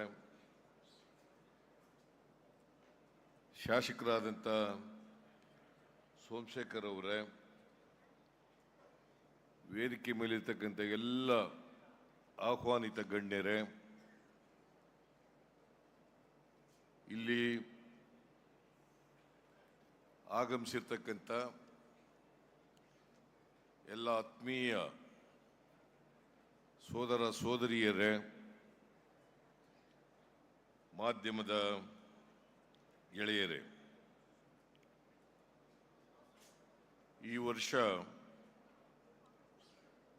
ಸಂವಿಧಾನ ಜಾರಿಯಾದ ಅಮೃತ ಮಹೋತ್ಸವವನ್ನು ಆಚರಣೆ ಮಾಡ್ತಾ ಇದ್ದೀವಿ. ಇದರ ಅಂಗವಾಗಿ ಸಂವಿಧಾನದ ಪೀಠಿಕೆಯನ್ನು, ಸಂವಿಧಾನದ ಆಶಯಗಳನ್ನು ಈ ರಾಜ್ಯದ ಜನರು ತಿಳ್ಕೋಬೇಕು, ಅರ್ಥ ಮಾಡ್ಕೋಬೇಕು. ವಿದ್ಯಾರ್ಥಿನಿಯರು ಈ ಪೀಠಿಕೆಯನ್ನು ತಿಳ್ಕೊಳ್ಬೇಕು ಅಂತೇಳಿ 1924 ಜನವರಿ 26ನೇ ತಾರೀಕಿನಿಂದ ಇಡೀ ರಾಜ್ಯದಲ್ಲಿ ಸಂವಿಧಾನ ಜಾಥಾ ಕಾರ್ಯಕ್ರಮವನ್ನು ಹಮ್ಮಿಕೊಂಡಿದ್ದೇವೆ. ಅದು ಈ ಜಾಥಾ ಈ ರಾಜ್ಯದ 31 ಜಿಲ್ಲೆಗಳಲ್ಲಿ ಮತ್ತು ಎಲ್ಲ ಗ್ರಾಮ ಪಂಚಾಯಿತಿಗಳಲ್ಲಿ ಆ ಜಾಥಾ ಜನರನ್ನು ಭೇಟಿ ಮಾಡಿ ಜನರಿಗೆ ಸಂವಿಧಾನದ ಆಶಯಗಳನ್ನು, ಉದ್ದೇಶಗಳನ್ನು, ಅದರ ಅಗತ್ಯತೆಯನ್ನು, ಅದರ ಅನಿವಾರ್ಯತೆಯನ್ನು ಜನರಿಗೆ ತಿಳಿಸ್ತಕ್ಕಂಥ ಕೆಲಸವನ್ನು ಮಾಡಿ ನಿನ್ನೆಗೆ 23ನೇ ತಾರೀಕಿಗೆ ಅದು ಕೊನೆಗೊಂಡಿರ್ತದೆ. ಇವತ್ತು 2 ದಿನಗಳ ಕಾಲ, ಇವತ್ತು ಮತ್ತು ನಾಳೆ 2 ದಿನ ರಾಷ್ಟ್ರೀಯ ಏಕತೆಯ ದಿನವನ್ನಾಗಿ ಈ ಸಮಾವೇಶವನ್ನು ಹಮ್ಮಿಕೊಂಡಿದ್ದೀವಿ. ಈ ಸಮಾವೇಶದಲ್ಲಿ ಸಂವಿಧಾನ ತಜ್ಞರು ಇದನ್ನು ಈ ಉದ್ಘಾಟನಾ ಕಾರ್ಯಕ್ರಮದಲ್ಲಿ ಭಾಗವಹಿಸಿ ಅನೇಕ ವಿಚಾರಗಳನ್ನು ನಿಮಗೆ ತಿಳಿಸ್ತಕ್ಕಂಥ ಕೆಲಸವನ್ನು ಮಾಡ್ತಾ ಇದ್ದಾರೆ. ಗೋಪಾಲ್ ಗೌಡರು ಸರ್ವೋಚ್ಚ ನ್ಯಾಯಾಲಯದ ನ್ಯಾಯಾಧೀಶರಾಗಿದ್ದಂಥವರು, ಅವರು ಈ ಸಮಾರಂಭದಲ್ಲಿ ಭಾಗವಹಿಸಿದ್ದಾರೆ. ಅವರು ನಿಮ್ಮನ್ನು ಉದ್ದೇಶಿಸಿ ಮಾತನಾಡ್ತಾರೆ. ನಾಗಮೋಹನ್ ದಾಸ್ ಅವರು ಕೂಡ ಭಾಗವಹಿಸಿದ್ದಾರೆ. ಅವರು ನಿಮ್ಮನ್ನು ಉದ್ದೇಶಿಸಿ ಮಾತನಾಡ್ತಾರೆ. ಅವರು ಸಂವಿಧಾನದ ಬಗ್ಗೆ ಒಂದು ಕಿರು ಒತ್ತಿಗೆಯನ್ನು ಹೊರತಂದಿದ್ದಾರೆ. ಸಂವಿಧಾನ ಓದಿ ಅಂತಕ್ಕಂಥ ಪುಸ್ತಕವನ್ನು ಹೊರತಂದಿದ್ದಾರೆ. ಬಹುಶಃ ಸಂಕ್ಷಿಪ್ತವಾಗಿ ಸಂವಿಧಾನದ ಸಾರವನ್ನು ಅದರಲ್ಲಿ ಬಟ್ಟಿಳಿಸಿದ್ದಾರೆ ಅಂತೇಳಿ ನಾನು ಭಾವಿಸ್ಕೊಂಡಿದ್ದೇನೆ. ನಾನು ಕೂಡ ಓದಿದ್ದೇನೆ. ಅದು ಬಹುಶಃ ಬಹಳ ಜನ ಇಲ್ಲಿ ಭಾಗವಹಿಸಿರ್ತಕ್ಕಂಥ ಜನರು ಓದಿರಬೇಕು ಅಂತೇಳಿ ನಾನು ಭಾವಿಸ್ಕೊಂಡಿದ್ದೇನೆ. ಸಂವಿಧಾನ ಓದು, ಸಂವಿಧಾನ ಓದು. ಯಾರು ಓದದೇ ಇದ್ರೆ ಇದನ್ನ ಓದಬೇಕು ಅಂತೇಳಿ ನಾನು ತಿಳಿಸ್ಲಿಕ್ಕೆ ಬಯಸ್ತಾ ಇದ್ದೇನೆ. ಯಾಕಂತಂದ್ರೆ ಸಂವಿಧಾನ ನಾವು ತಿಳ್ಕೊಂಡ್ರೆ ನಮಗೆ ಈ ದೇಶಕ್ಕೆ ಇರ್ತಕ್ಕಂಥ ಸಂವಿಧಾನ ಏನು ಹೇಳ್ತದೆ ಅಂತಕ್ಕಂಥದ್ದನ್ನ ತಿಳ್ಕೊಳ್ಳಿಕ್ಕೆ ಸಾಧ್ಯ ಆಗ್ತದೆ. ಬಾಬಾ ಸಾಹೇಬ್ ಅಂಬೇಡ್ಕರ್ ಅವರು ಸಂವಿಧಾನ ರಚನಾ ಸಮಿತಿಯ ಅಧ್ಯಕ್ಷರಾಗಿದ್ದರು. ಅವರು ಜಗತ್ತಿನ ಅನೇಕ ರಾಷ್ಟ್ರಗಳ ಸಂವಿಧಾನವನ್ನು ತಿಳ್ಕೊಂಡು ಅದರಲ್ಲಿರ್ತಕ್ಕಂಥ ಒಳ್ಳೆಯ ಅಂಶಗಳನ್ನು ಅರ್ಥ ಮಾಡ್ಕೊಂಡು ನಮ್ಮ ದೇಶದ ಸಮಸ್ಯೆಗಳಿಗೆ ಪರಿಹಾರ ಕೊಡ್ತಕ್ಕಂಥ ರೀತಿಯಲ್ಲಿ, ಅದು ಸಾಮಾಜಿಕ ಸಮಸ್ಯೆಗಳಿರ್ಬೋದು, ಆರ್ಥಿಕ ಸಮಸ್ಯೆಗಳಿರ್ಬೋದು, ರಾಜಕೀಯ ಸಮಸ್ಯೆಗಳಿರ್ಬೋದು, ಎಲ್ಲ ಸಮಸ್ಯೆಗಳಿಗೆ ಪರಿಹಾರವನ್ನು ಸೂಚಿಸ್ತಕ್ಕಂಥ ರೀತಿಯಲ್ಲಿ ನಮ್ಮ ಸಂವಿಧಾನವನ್ನು ರಚನೆ ಮಾಡಿಕೊಟ್ಟಿದ್ದಾರೆ. ಈ ಸಂವಿಧಾನ ಅತ್ಯಂತ ಶ್ರೇಷ್ಠವಾದಂಥ ಸಂವಿಧಾನ ಅಂತ ಹೇಳಿದ್ರೆ ಅದು ತಪ್ಪಾಗಲಾರದು ಅಂತಕ್ಕಂಥ ಭಾವನೆಯನ್ನು ಈ ಸಂದರ್ಭದಲ್ಲಿ ಹೇಳಲಿಕ್ಕೆ ಬಯಸ್ತಾ ಇದ್ದೇನೆ.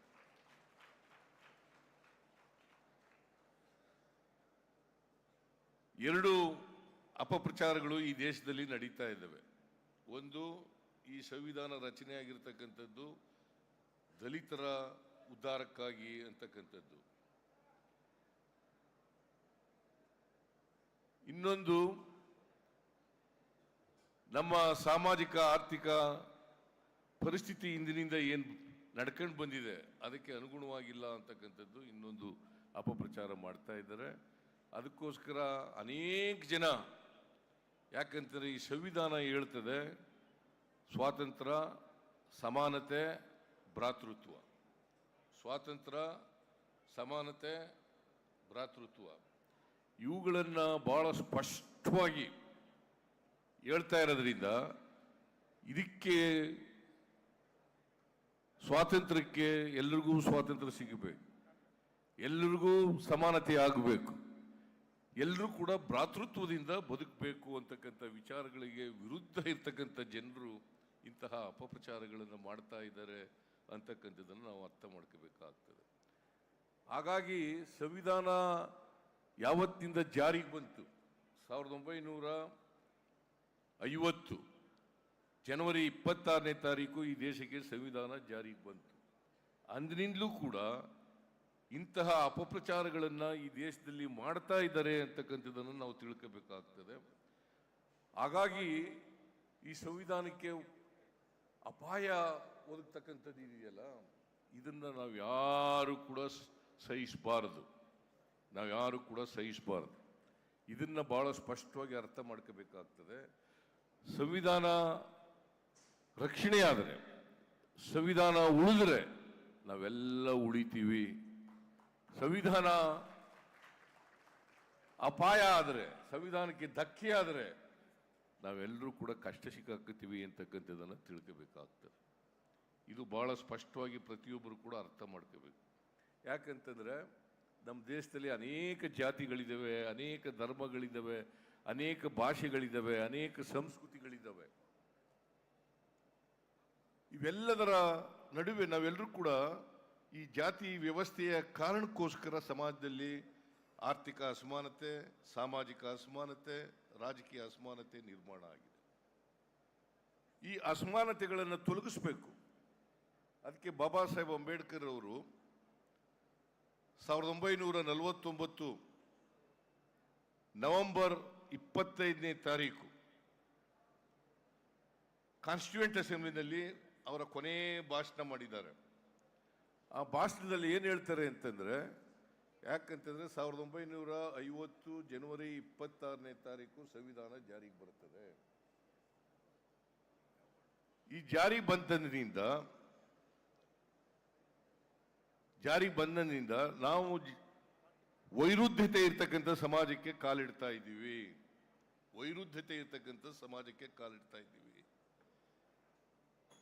ಸಾಮಾಜಿಕ ಅಸಮಾನತೆ ಇದೆ, ಆರ್ಥಿಕ ಅಸಮಾನತೆ ಇದೆ. ಇಂತಹ ಸಮಾಜಕ್ಕೆ ನಾವು ಕಾಲಿಡ್ತಾ ಇದ್ದೀವಿ. ಯಾವಾಗಲೂ ಕೂಡ ರಾಜಕೀಯ ಪ್ರಜಾಪ್ರಭುತ್ವ ಸ್ವಾತಂತ್ರ್ಯ ಬಂದ ಮೇಲೆ ಎಲ್ರಿಗೂ ಸಿಕ್ಕಿದೆ ನಿಜ. ಆದರೆ ರಾಜಕೀಯ ಪ್ರಜಾಪ್ರಭುತ್ವ, ಸಾಮಾಜಿಕ ಪ್ರಜಾಪ್ರಭುತ್ವದ ಮೇಲೆ, ಆರ್ಥಿಕ ಪ್ರಜಾಪ್ರಭುತ್ವದ ತಳಹದಿಯ ಮೇಲೆ ನಿಂತಾಗ ಮಾತ್ರ ಅದು ಶಾಶ್ವತವಾಗಿ ಇರಲಿಕ್ಕೆ ಸಾಧ್ಯ ಆಗ್ತದೆ. ಇಲ್ಲಿವರೆಗೆ ಯಾರು ಅಸಮಾನತೆಯಿಂದ ನರಳುತ್ತಾ ಇದ್ದಾರೆ ಆ ಜನರೇ ರಾಜಕೀಯ ಪ್ರಜಾಪ್ರಭುತ್ವದ ಸೌಧವನ್ನ ಧ್ವಂಸ ಮಾಡ್ತಾರೆ ಅಂತಕ್ಕಂಥ ಮಾತುಗಳ, ಎಚ್ಚರಿಕೆಯ ಮಾತುಗಳನ್ನು ಹೇಳಿದ್ದಾರೆ. ಇದನ್ನು ನಾವು ಅರ್ಥ ಮಾಡ್ಕೋಬೇಕಾಗ್ತದೆ. ಇಷ್ಟು ನಾವು ಇವತ್ತು ಸಂವಿಧಾನ ಬಂದು 77 ವರ್ಷ ಆಗಿದೆ. ಈಗ ಸಂವಿಧಾನ ಜಾರಿಯಾಗಿ ಸ್ವಾತಂತ್ರ್ಯ ಬಂದು 77 ವರ್ಷ ಆಗಿದೆ. ಸಂವಿಧಾನ ಜಾರಿಯಾಗಿ ಇವತ್ತು 75ನೇ ವರ್ಷವನ್ನು ಆಚರಣೆ ಮಾಡ್ತಾ ಇದ್ದೀವಿ. ಇಷ್ಟು ವರ್ಷಗಳಾದರೂ ಕೂಡ ಅಸಮಾನತೆ ಸ್ವಲ್ಪ ಮಟ್ಟಿಗೆ ಕಡಿಮೆಯಾಗಿದ್ರೂ ಕೂಡ ಇನ್ನೂ ಅಸಮಾನತೆ ಹೋಗಿಲ್ಲ. ಈ ಅಸಮಾನತೆ, ಸಾಮಾಜಿಕ ಅಸಮಾನತೆ, ಆರ್ಥಿಕ ಅಸಮಾನತೆಯನ್ನ ತೊಡೆದಾಕ್ತಕ್ಕಂಥದ್ದೇ ಪ್ರತಿಯೊಂದು ಸರ್ಕಾರದ ಕರ್ತವ್ಯ ಮತ್ತು ಜವಾಬ್ದಾರಿ ಅಂತಕ್ಕಂಥದ್ದನ್ನು ಅರ್ಥ ಮಾಡ್ಕೋಬೇಕಾಗ್ತದೆ. ಅದಕ್ಕೆ ಬಾಬಾ ಸಾಹೇಬ್ ಅಂಬೇಡ್ಕರ್ ಅವರು ಇನ್ನೊಂದು ಮಾತನ್ನ ಹೇಳಿದ್ದಾರೆ. ಅದೇನಪ್ಪಾ ಅಂತಂದ್ರೆ, ಈ ಸಂವಿಧಾನ ಯಶಸ್ವಿ ಆಗ್ಬೇಕಾದ್ರೆ ಯಾರ ಕೈನಲ್ಲಿ ಇದೆ ಅಂತಕ್ಕಂಥದ್ದು ಬಹಳ ಮುಖ್ಯ. ಈ ಸಂವಿಧಾನದ ಆಶಯಗಳು ಯಾರ ಕೈನಲ್ಲಿ ಜಾರಿಯಾಗ್ತವೆ ಅಂತಕ್ಕಂಥದ್ದು ಮುಖ್ಯ. ಯಾರು ಸಂವಿಧಾನದ ಪರವಾಗಿದ್ದಾರೆ, ಯಾರು ಸಮಾನತೆಯ ಪರವಾಗಿದ್ದಾರೆ, ಯಾರು ಜಾತಿ ವ್ಯವಸ್ಥೆ ಹೋಗ್ಬೇಕು ಅಂತಕ್ಕಂಥ ನಂಬಿಕೆ ಇಟ್ಕೊಂಡಿದ್ದಾರೆ, ಯಾರಿಗೆ ವರ್ಗ ವ್ಯವಸ್ಥೆ ಹೋಗ್ಬೇಕು ಅಂತಕ್ಕಂಥ ನಂಬಿಕೆ ಇಟ್ಕೊಂಡಿದ್ದಾರೆ, ಮಾನವ ಸಮಾಜ ನಿರ್ಮಾಣ ಆಗಬೇಕು ಅಂತಕ್ಕಂಥ ನಂಬಿಕೆ ಇಟ್ಕೊಂಡಿದ್ದಾರೆ, ಅವ್ರ ಕೈನಲ್ಲಿದ್ರೆ ಈ ಸಂವಿಧಾನ ಸುರಕ್ಷಿತವಾಗಿರ್ಲಿಕ್ಕೆ ಸಾಧ್ಯ ಆಗ್ತದೆ. ಸಮಾಜದಲ್ಲಿ ಅಸಮಾನತೆ ಹೋಗ್ಲಿಕ್ಕೆ ಸಾಧ್ಯ ಆಗ್ತದೆ. ಸಂವಿಧಾನಕ್ಕೆ ವಿರುದ್ಧವಾಗಿರೋರ ಕೈನಲ್ಲಿ ಸಂವಿಧಾನ ಇದ್ರೆ ಇದರ ಯಶಸ್ಸು ಕಾಣಲಿಕ್ಕೆ ಸಾಧ್ಯ ಆಗಲ್ಲ. ಇದನ್ನ ನಾವು ಅರ್ಥ ಮಾಡ್ಕೋಬೇಕಾಗ್ತದೆ. ಅದಕ್ಕೆ ನಾವು ಅಧಿಕಾರ ಕೊಡುವಾಗ ಯಾರು ಸಂವಿಧಾನದ ಪರವಾಗಿದ್ದಾರೆ ಅವ್ರ ಕೈನಲ್ಲಿ ಅಧಿಕಾರವನ್ನು ಕೊಡ್ತಕ್ಕಂಥದ್ದು ಅತ್ಯಂತ ಅವಶ್ಯ, ಅನಿವಾರ್ಯ ಅಂತಕ್ಕಂಥದ್ದನ್ನು ತಿಳ್ಕೋಬೇಕಾಗ್ತದೆ. ಸಂವಿಧಾನಕ್ಕೆ ವಿರುದ್ಧವಾಗಿರೋರ ಕೈನಲ್ಲಿ ಅಧಿಕಾರ ಸಿಕ್ಕಿದ್ರೆ ನೀವು ಅನೇಕ ಸಂದರ್ಭಗಳಲ್ಲಿ ನೀವು ನೋಡಿರ್ಬೋದು, ಅನೇಕ ಜನ ಸರ್ಕಾರದಲ್ಲಿ ಇದ್ದಂಥವ್ರೆ, ಅಧಿಕಾರ ಮಾಡ್ತಕ್ಕಂಥವ್ರೆ, ನಾವು ಅಧಿಕಾರಕ್ಕೆ ಬಂದಿರತಕ್ಕಂಥದ್ದು ಈ ಸಂವಿಧಾನವನ್ನು ಬದಲಾವಣೆ ಮಾಡಲಿಕ್ಕೋಸ್ಕರ ಅಂತಕ್ಕಂಥ ಮಾತುಗಳನ್ನು ನಾವು ಕೇಳಿದ್ದೀವಿ. ಸಂವಿಧಾನವನ್ನು ಬದಲಾವಣೆ ಮಾಡಲಿಕ್ಕೋಸ್ಕರ ಅಧಿಕಾರಕ್ಕೆ ಬಂದಿದ್ದೇವೆ ಅಂತಕ್ಕಂಥ ಜನರಿಂದ ಸಂವಿಧಾನ ರಕ್ಷಣೆ ಆಗಲಿಕ್ಕೆ ಸಾಧ್ಯನಾ? ಸಂವಿಧಾನದ ಆಶಯಗಳು ಈಡೇರಲಿಕ್ಕೆ ಸಾಧ್ಯನಾ? ಸಮಾಜದಲ್ಲಿರ್ತಕ್ಕಂಥ ಜಾತಿ ವ್ಯವಸ್ಥೆ ಹೋಗ್ಲಿಕ್ಕೆ ಸಾಧ್ಯನಾ? ಸಮಾಜದಲ್ಲಿರ್ತಕ್ಕಂಥ ಸಾಮಾಜಿಕ ಆರ್ಥಿಕ ಅಸಮಾನತೆ ಹೋಗ್ಲಿಕ್ಕೆ ಸಾಧ್ಯನಾ? ಇದನ್ನು ನಾವು ಅರ್ಥ ಮಾಡ್ಕೋಬೇಕಾಗ್ತದೆ. ಹಾಗಾಗಿ ಅನೇಕ ಸಂದರ್ಭಗಳಲ್ಲಿ ಸಂವಿಧಾನಕ್ಕೆ ವಿರುದ್ಧವಾದವರ ಕೈನಲ್ಲಿ ಸಂವಿಧಾನ ಇರೋದ್ರಿಂದ ಸಂವಿಧಾನದ ಧ್ಯೇಯೋದ್ದೇಶಗಳು ಜಾರಿಯಾಗಲಿಕ್ಕೆ ಸಾಧ್ಯ ಆಗಲಿಕ್ಕೆ ಸಾಧ್ಯ ಇಲ್ಲ. ಇದನ್ನ ನಾವೆಲ್ಲರೂ ಕೂಡ ಅರ್ಥ ಮಾಡ್ಕೋಬೇಕಾಗ್ತದೆ. ಅದಕ್ಕೆ ಅಬ್ರಹಾಂ ಲಿಂಕನ್ ಒಂದ್ ಕಡೆ ಹೇಳಿದ್ದಾರೆ. ಏನಂತ ಹೇಳಿದ್ದಾರೆ ಅಂತಂದ್ರೆ, ನಾವು ಈ ಸಂಸತ್ತು ಮತ್ತು ನ್ಯಾಯಾಲಯಗಳ ಮಾಲೀಕರು. V the people of America, ನಾವು ಇದರ ಮಾಲೀಕರು. ನಾವು ಸಂವಿಧಾನವನ್ನು ಕಿತ್ತು ಎಸೆಯೋದ್ರಲ್ಲ ಆಸಕ್ತಿ ಇರ್ತಕ್ಕಂಥದ್ದು. ನಾವು ಯಾರು ಸಂವಿಧಾನವನ್ನು ತಿರುಸ್ತಕ್ಕಂಥ ಕೆಲಸವನ್ನು ಮಾಡ್ತಾರೆ ಅವರನ್ನ ಕಿತ್ತೆಹಿತಕ್ಕಂಥ ಕೆಲಸವನ್ನು ಮಾಡಬೇಕು ಅಂತಕ್ಕಂಥ ಮಾತುಗಳನ್ನು ಅಬ್ರಹಾಂ ಲಿಂಕನ್ ರವರು ನಮ್ಮ ಸಂವಿಧಾನದ ಬಗ್ಗೆ ಹೇಳಿರ್ತಕ್ಕಂಥದ್ದು. ಇದನ್ನ ಅರ್ಥ ಮಾಡ್ಕೋಬೇಕಾಗ್ತದೆ. ಅದಕ್ಕೋಸ್ಕರ ನಾವು ಈ ಜಾಥಾ ಮಾಡೋದ್ರ ನಾನು ಹೆಚ್ಚು ಮಾತಾಡಕ್ಕೆ ಹೋಗಲ್ಲ, ಯಾಕಂದರೆ ನಾನು ಅರಸೀಕೆರೆಗೆ ಹೋಗಬೇಕು.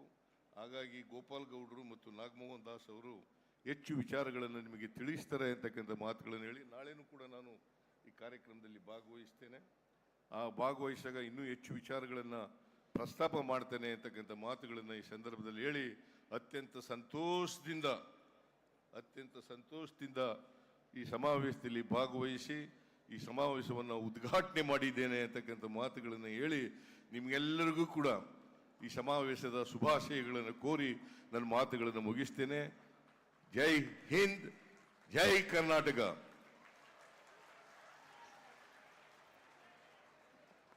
ಸಂವಿಧಾನದ ಉಳಿವು, ಸಂವಿಧಾನದ ಬೆಳೆವು, ಸಂವಿಧಾನದಿಂದ isn't done, and there are so many people who cannot get jobs.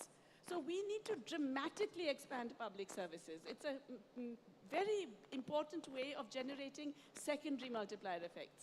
You employ those people, they get incomes, they have demand, they buy stuff. Other people then emerge to provide them goods and services. So really, there is a solution. There is a way of doing this. It's just that the focus of the government has to shift. Thank you, thank you. I'll turn now to our sociologists. So when we think about other dimensions, equality of status and of opportunity, Article 16 on reservations and things like that, if you think along those lines of the social groups that exist in society, the Article 15 against discrimination, and you know, those promises that were held out in the Constitution, how have we fared in the 75 years? And what, again, would you suggest that we can still do to up the ante, up the trajectory and pace of growth? Thank you very much, Mr. Gowda. Thank you, Krishna Raj, for inviting us. And I'm very happy to see Anand sitting amongst us. Really very glad to see him here.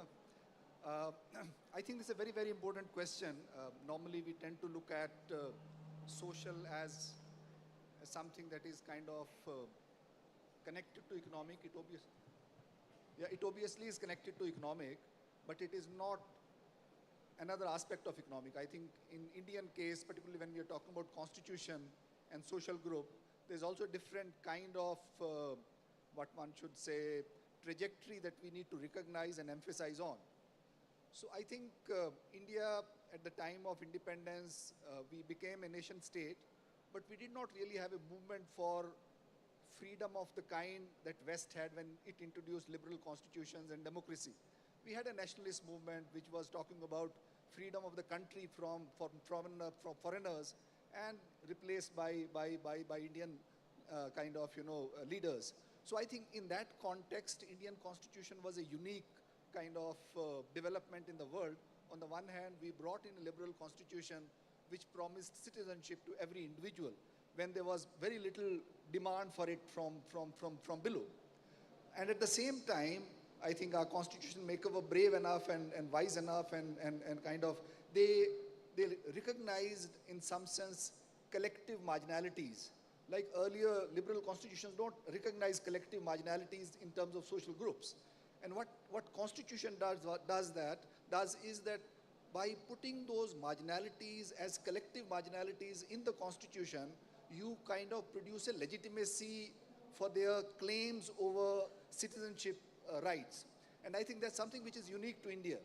And I think that's where in first 40, 50 years, you have a very significant transformative moment which is brought by democracy and by inclusion of these social groups as legitimate claimers of those resources because they have experienced historical disadvantage. And that has, in some sense, transformed those groups. And they don't make claims over these resources as kind of in terms of patronage. They look at it as their rights, and they see their marginality as a result of discrimination, active discrimination. And I think that is a very, very important transformative kind of process this Constitution has unleashed. There are obviously other processes which are producing different kinds of dimensions. Now, what has happened in last 50, 60, 70 years is that this needs to be revisited. So within those groups also there are significant churnings happening. And collective groups are also undergoing major transformation because of all those economic processes. For example, some of the lower OBCs are falling down. Some of the SC communities are no longer, in some sense, as disprivileged. So I think this case about caste census is very well made out, because you can't go with these categories. Otherwise, these categories have the danger, which is already happening, of turning them into identity politics. And identity politics has its own kind of divisive process. And my final point is that there's another thing that we need to kind of, we are witnessing particularly in the last 10, 15 years, and that is a new kind of populism. And this populist politics is, in some sense, turning the whole thing again in a reverse direction by bringing in this whole question of, delivery through clientelism. And this is happening everywhere. This is happening in cities, this is happening in villages. Earlier, people could make claims over their rights as groups. Now, economy is getting privatized. There's a new kind of state welfareism which is coming in form of schemes. And these schemes are mediated through political actors, and political actors have their own hierarchy of, clienteles. And therefore, the welfare schemes are being distributed as personalized patronage. And this personalized patronage, in some sense, then again, kind of, the language of rights becomes marginal to this clientele kind of claim making through intermediaries, where everyone is kind of fixed through another patronage, through bureaucracy. So there's a lot of welfare money that is coming to villages, for example. But rural welfareism is distributed through clientele actors, which are then connected through vote promises. The category of Labharthi is a good example of that. It's also a very humiliating category. It doesn't kind of, translate into as a rights question. So I think that is where I think the challenge lies in, at one level, structurally understanding the internal differentiation which is happening within social groups, and confronting that scientifically with data, with state policy, with discourse of rights. So just to push that a little further, your basic point is that there has been impact of the constitutional promise and how we've taken it forward, but it's been uneven, and we need to find out. That's why we need a caste census, who has benefited and who has not. And within every group, of course, you will find large numbers of people who have not been at the forefront of receiving the benefits. But there is also, see, for example, Anurag comes from an organization that is set up by a private sector philanthropist, right? There's, all the promises that were made in the Constitution were focused on the government sector. Government schools, reservations in government schools, reservations in government jobs, reservations in political representation. But the emerging frontier is the private sector. What do you think we need to do? Should there be some assessment of what's happening there? And should there be some intervention, or should we just say we've done enough and let the market take care of itself? Where do we go? In a sense, that's very unfortunate. I mean, Indian private sector is self-obsessed in a very different manner. Unlike, in West, there is some notion of guilt, some notion of, and in some sense, in post-liberalization period, the Indian middle class has also become guilt-free, because they see that, we are hardworking, meritorious people, and other people are those who are in government jobs. They have all come from quotas. But I think the point that is significant is that because of this internal differentiation that you also say that there are some groups who are doing well, others are not doing very well. And I think there are also new opportunities which are opening up. Say, for example, Azim Premji also has certain kind of, fellowships which they give to people coming from marginalized groups. So there are sections of those categories, groups which were earlier given reservations. Say, for example, somebody who has to go to IIT. IITs did not have reservations earlier. Now they have. ICERs did not exist. So who would go there? A person who is a child of an agricultural laborer is unlikely to sustain herself in an IIT. So you have this upwardly mobile middle class coming from reserved categories. They have certain kind of quotas where they can focus, they can go to. That's why I'm saying we need lots of active engagement with data. And what are the sectors which you leave for people for whom the first step is also not being climbed on the ladder? And they are staying back. They are not really able to move, and they are kind of getting pushed further down on the margin. And they are losing this language of rights, because those jobs are no longer available. Lower level jobs are all privatized through kind of, contractors and stuff like that. So I think we need to look at, as again, going back to what Jayati was saying, employment is not simply employing one individual for wage. Employment is also a kind of starting of a process of social mobility, attaining dignity, education. All these things are related to the final question is question of citizenship and question of citizen making. How do we make citizens in this country which is hopelessly excluded, which is actively discriminating, which is obsessed with status, which is completely divided its cities, its villages, and in some sense those divisions are kind of growing. And I think this is something that we need to be very, very worried about. We should not turn into another South Africa. Thank you, Professor Jyotka. I'll now turn to Professor Himanshu. More than 50% of our population still live off the land, agriculture, in one way or the other. I'll give this back to you. And there are, the rural-urban divide is worsening continuously, widening continuously. And when we hear or when we stop collecting statistics on farmer suicides, we are in denial about that tragic outcome where we've not been able to fulfill these constitutional promises to more than half the population of India. So what's gone wrong? How do we fix it? Any reactions? What's your assessment of where we've been? Thank you for asking this question. And I think one has to, with the border of Punjab and Haryana, and one farmer was killed, but 2 days, young farmer, 2 of them actually have been killed. And one of the questions that was asked to me, by an economist in the sense, that what is this whole demand about the MSP or other things?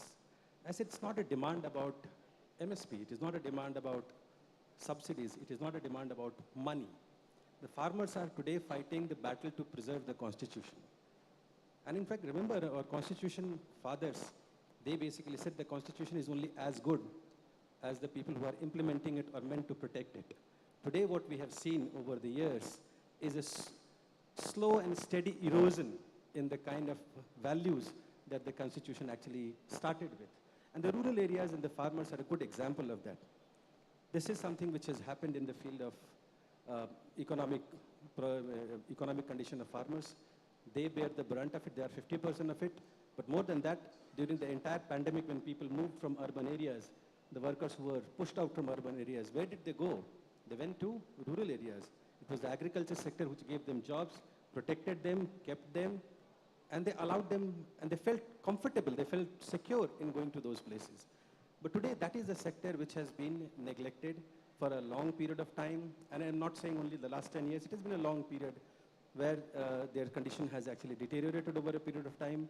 The last data that we have is the income in cultivation is actually declining, and that is the official NSSO data. And Professor Goda rightly pointed out, we are not likely to have any more surveys, because any survey which shows things are not good is basically killed. So we might not know. But as of now, the data says that by 2018-19, income from cultivation for majority of the farmers has come down. Whether you look at it from Niti Aayog method or look at it from the National Sample Survey, the point is not that the income has come down. Point is that what are we doing as far as the agriculture sector is concerned? And I think in that sense, it is the agriculture sector today may not be the only sector which is the dominant sector in the rural areas. A lot of agriculture farmers are now in the non-agriculture sector. They are also participating in wage work. The non-farm is a significant part of the rural economy. And in all of them, there has been a consistent attack in as far as the conditions of work are concerned, the opportunities of employment diversification are there, the possibility of farmers to use new technology or to have greater investment in agriculture. And I think those things need to be strengthened. And I think the demand that the farmers are making in that sense has to be seen in terms of a promise that was made to them. And the promise was that their MSPs, for example, the system that we're talking about, will be something that will be provided. Why do we need to have a protest to say that the government should be doing what it is actually promising? This is a demand which is really a demand of saying that, look, if you are putting something on paper and you are basically announcing something on paper, then just follow it up. But this is where I think the problem is, that the problem has been turned on its head. Instead of talking about the inefficiency of the government in not living up to its promise that it makes every year, the question has now been put to the farmers as to why are you asking something which you do not deserve. And I think that is the problem that we are facing, that today they have become the victims, they are the culprits, they are the ones who are basically being asked questions which should be asked to the government. And I will give you two more examples of it, how the rural areas have basically become a pocket of distress, where deprivation is now being perpetuated through various forces. Two examples. One example is we have a constitutional guarantee of minimum wages. It did not apply to the private sector, that is fine, but at least the government sector was not supposed to violate it. You cannot violate the Minimum Wages Act. What did the government do? The government basically coined a word called honorarium. So you now have 48 million women workers, the most vulnerable workers, who are told that you are not workers. You are going to get, you are volunteers. You are doing contribution to the nation building. We will give you 1,500 rupees because that is an honorarium for nation building. You are not to be treated as. So the basic distinction, the dignity of being called a worker has been taken away to 48 million workers who take care of your entire responsibility of health, education, nutrition, and various other social services. During the COVID, and this is something which is unheard of, a number of chief ministers came and said that why don't we increase the working hours to 12 hours? And probably it took 100 years for workers to get the right to work for 8 hours a day, to reduce the number of working hours. And today what we are seeing is that the whole discussion of 12 hours is not something where people are worried about or even thinking about it, to the extent that somebody went ahead and said that the young generation should work for 18 hours a day. That was also being talked about. And again, something that people were defending it. I think the attack is on the Constitution, be it the farmers, is the workers, women and others. And the rural areas are a good example of it, where everything and anything that we continue to, that goes as far as the protection of the Constitution is concerned. So two quick follow-up questions. One on agriculture. In places like Punjab, you're going to see desertification, salination, the practices are such that there are going to be no livelihoods there in agriculture, maybe in a decade's time. And there doesn't seem to be any political will to bring about change in those domains. That's one part. The second part, since you talked about workers, right? There is the freedom of association, another fundamental right. The whole workers' movements, trade unions, feel free to pitch in here if you like, all of those have become weak or marginalized or irrelevant as the economy marches on in its own way. And in the process, what happens to to the balancing of power and various other aspects that were part of the underlying promise of the Constitution? It's a quick answer to both the questions. The first one is that, remember the fight, this is where the farmer leaders are very clear. They said that we want to diversify. We want to move away from the paddy circle. And providing a guaranteed MSP is something which will allow us to move into other crops which are more going to cost less capital, they're going to cost less, use less water and all of these issues. It's the population is the farmers who are asking for it. It is the government which is saying that no, you continue to grow paddy even though your area is not suited for cultivation of paddy. So look at the whole thing, that this is something which is such a perverse kind of a situation that we have come into it. And the second, I think, is where it's a much larger question of it. And I have never agreed to that fighting for workers' right is only the job of the trade unions. It is something which is the job of the society. It is a constitutional right, and I don't think we can only expect trade unions to talk about workers' right. It is our job. In fact, all our workers' right were introduced, not just by the trade unions, but it was also by our constitution makers. In fact, Baba Saheb Ambedkar was as much a trade unionist as he was an activist on various other things. He started the Labour League and various other things. And I think his concern for these workers' rights came from an understanding of dignity of work as a constitutional value. And I think that dignity we are losing, and we are basically reducing the concept of work to of a menial, which is, I think, problem. Thank you, Professor Himanshu. Anurag, Bengaluru, and we should be good hosts. Anyway, now, when we talk about equality of status and opportunity, I would say that depending on which school your parents put you into at the age of 3 or something like that, that determines your future in this country. That essentially the promise that's there in the Constitution does not actually get realized in fair measure. There is a certain amount of mobility thanks to education, but the inequalities that are spawned by unequal educational opportunities are really practically insurmountable. There's another supplementary side to this, which is we talk about a demographic dividend, but our people aren't equipped and skilled. Skilling is also a narrow sense. I would use the word empowered to be able to partake of economic opportunity. And so what happened? Can we fix this?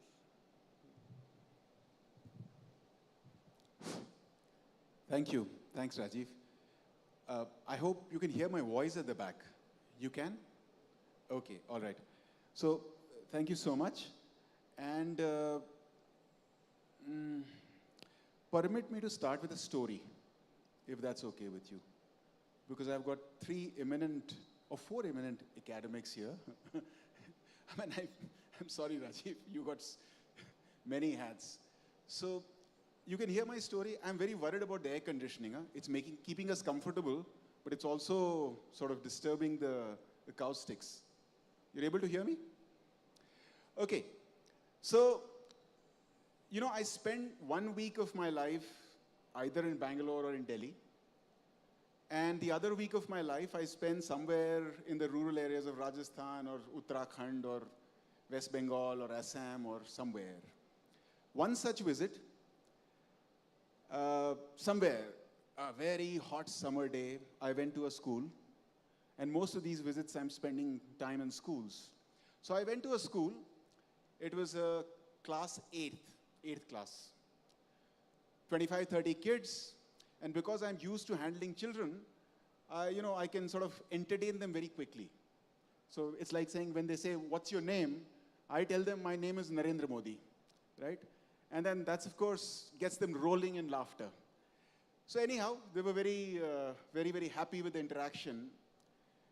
And then one of the kids asked me, it's a government school, by the way. One of the kids asked me, Sir, aap Musalman ho kya? So I said, क्यों पूछ क्यों रहे हो यो? क्यों पूछ रहे हो कि मैं मुसलमान हूं कि नहीं? They said, Sir, आपकी दाढ़ी है. तो आपकी दाढ़ी है, इसलिए पूछ रहा हूं. तो मैंने कहा, I said, I hope most people understand a smattering of Hindi. तो मैंने कहा, हाँ, मैं मुसलमान हूं. They shouted in protest. They said, नहीं सर, आप मुसलमान हो ही नहीं सकते. मैंने कहा, क्यों? कहते हैं, सर, आप तो अच्छे आदमी हो, आप मुसलमान कैसे हो सकते हो? ठीक है? So, hold on. I left that school, 20 kilometers from that particular school, 20 kilometers from that particular school. I'm not talking about going from one state to the other. That's not what I'm talking about. 20 kilometers from the school, I went into another school. I went in, as I was walking in, there was a chabutra, this high.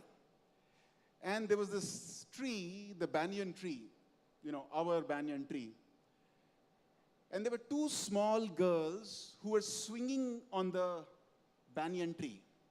And when I was going in, they said to me, stop, ruko. So I stopped. I mean, 2 4-year-old girls telling you to stop swinging from the banyan tree. I stopped. They said, upar aao. So they called me up from the stairs. They said, namaskar karo. So there was a mazar. So, I prayed at the mazar. Then I went out. I said, तुम लोग का नाम क्या है? एक कहती है लक्ष्मी, दूसरी कहती है मेरी. Then I went into the school and I had this similar interaction with the kids in that school. And something happened and I said, you know, why is democracy so important? You know, aapko pasand aayegi baat. Why is democracy so important? They said that democracy is so important because democracy gives equality. Har aadmi barabar hota hai. So I said, अच्छे आदमी और बुरे आदमी भी बराबर होते हैं? They said, नहीं नहीं सब अच्छे होते हैं. So I said, क्या बात कर रहे हो? सब लोग अच्छे होते हैं? हाँ, सब लोग अच्छे होते हैं. मैंने कहा, मुसलमान भी अच्छे होते हैं? हंसने लगे. Started laughing. कहते हैं, सर आप क्या बेवकूफ़ी की बातें कर रहे हैं? सब लोग अच्छे होते हैं. वो मज़ार वाले बाबा जो थे, वो मुसलमान थे और वो दुनिया के सबसे अच्छे आदमी थे. So I came back. I came out. Of course, Lakshmi and Mary were there, swinging on the banyan tree. And when I was going, they said, stop. Come back. Mazar pe prayer karo, uske baad jao. Then they let me off. Now, when I wrote about this, I think 4.5 years ago, my friends told me, you're making it up. Huh? You're making it up. How is it possible? How is it possible that the first incident happened, the second incident happened, and in the second incident, didn't you make up the name of the two girls, Lakshmi and Mary? Were they not swinging on some other tree, not the banyan tree? But they were. I didn't make it up. That is India in 20 kilometers. But the reason I tell you the story is that's the promise of education. That is the promise of education. That's the promise of public education. So when we talk about education and that leading to economic opportunities, and of course, Rajiv, you're 100% right. If a child were to go into the first school, irrespective of what happens subsequently in their life, what society, a citizen is she going to create, right? And in the second school, what is the kind of society that she is going to create? So indeed, the school, the fact is most people don't have any choices. They will just send to the school that is nearby, right? So there is no question that I think the promise of school education is not just economic. The promise of school education is the promise of our constitution. The great man whose picture is behind, Baba Sahib Ambedkar, you know he said this, he wrote this. He said, I owe my entire intellectual life to one man. And that one man was John Dewey. Dewey famously said that public education is the foundation of a democracy. So there is no question that the unfulfilled promises of school education lie in very many ways at the unfulfilled base of our democracy. But I'm not despondent. I'm not despondent because in the same 20 kilometers, you see the possibility. India, as Joanne Robinson said, you know, Jayati, you must have known her. You know, yeah. So you heard it from Joanne Robinson said that whatever you say of India is true, and its exact opposite is also true, right? Something like that. So, yeah, Rajiv. Thank you. So basically, those of you who came here for a data analytic exposition on Constitution and its promise, I don't think we've looked at that. We've looked at a more impressionistic approach to these big questions, but that's more because we are constrained by time. We have about 14 minutes for audience questions. Can people please raise their hands? We'll try and take a few very, very quickly, and then and then I'll leave it to the speakers to respond. Yeah. Are there people with mics and mics? Yeah.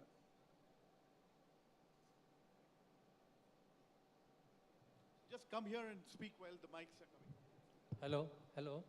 Can I ask, sir? Yeah. Oh, you have the mics? Okay. मैं हिंदी में पूछूंगा. दो ही वाक्य है. संक्षिप्त में. हाँ, दो वाक्य हैं सिर्फ.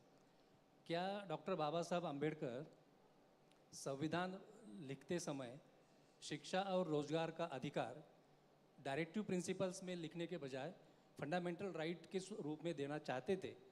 और आज दूसरा वाक्य, हमारा संगठन ये कॉन्स्टिट्यूशनल अमेंडमेंट की डिमांड कर रहा है कि शिक्षा और रोजगार फंडामेंटल राइट बने, तो क्या ये सही है? We'll take a bunch of questions and then we'll try and respond. Okay. Next. Yeah, it's standing right there. Sir, good afternoon, sir. I am Manjunath. See, when it comes to the improving the earning of a farmer, the income earning improvement of a farmer and the inflations are in conflict. Okay, so how with the policy level will be able to resolve this? Got it. Okay. There's somebody. Yeah, we'll send the mic back, please. There Hello. are women at the back. Hello, मेरा नाम चावड़ा लोकेश है। मैं घुमंतू भट के लोगों का अध्यक्ष हूँ, घुमंतू भट कर्नाटक का। सर मैं ये पूछ रहा हूँ, अभी 75 साल के हम आज़ादी मिल गया, फिर कर्नाटका मिल के और इंडिया में घुमंतू भट के लोगों को अभी तक आज़ादी नहीं मिला। अभी 75 साल हो गया, फिर भी आज घुमंतू भट के लोग बिना एड्रेस नहीं से जी रहे हैं। किसी भी एक हमको एक सोशल जस्टिस का नाम पे भी एक कार्यक्रम नहीं है। अभी मैं बोल रहा हूँ बहुत लोग, मैं 80% से लोग, ये क्या जनसंख्या है उसमें 8% है, बालकृष्ण रेन के दिए है, दाते साहब रिपोर्ट दिया है, फिर भी आज ये इंडिया में हमें बिना एड्रेस से जी रहा है। इसका बारे में आपका प्रोग्राम क्या है? ये 75 साल का ये कॉन्स्टिट्यूशन का प्रोग्राम में आप बतानी चाहिए बस।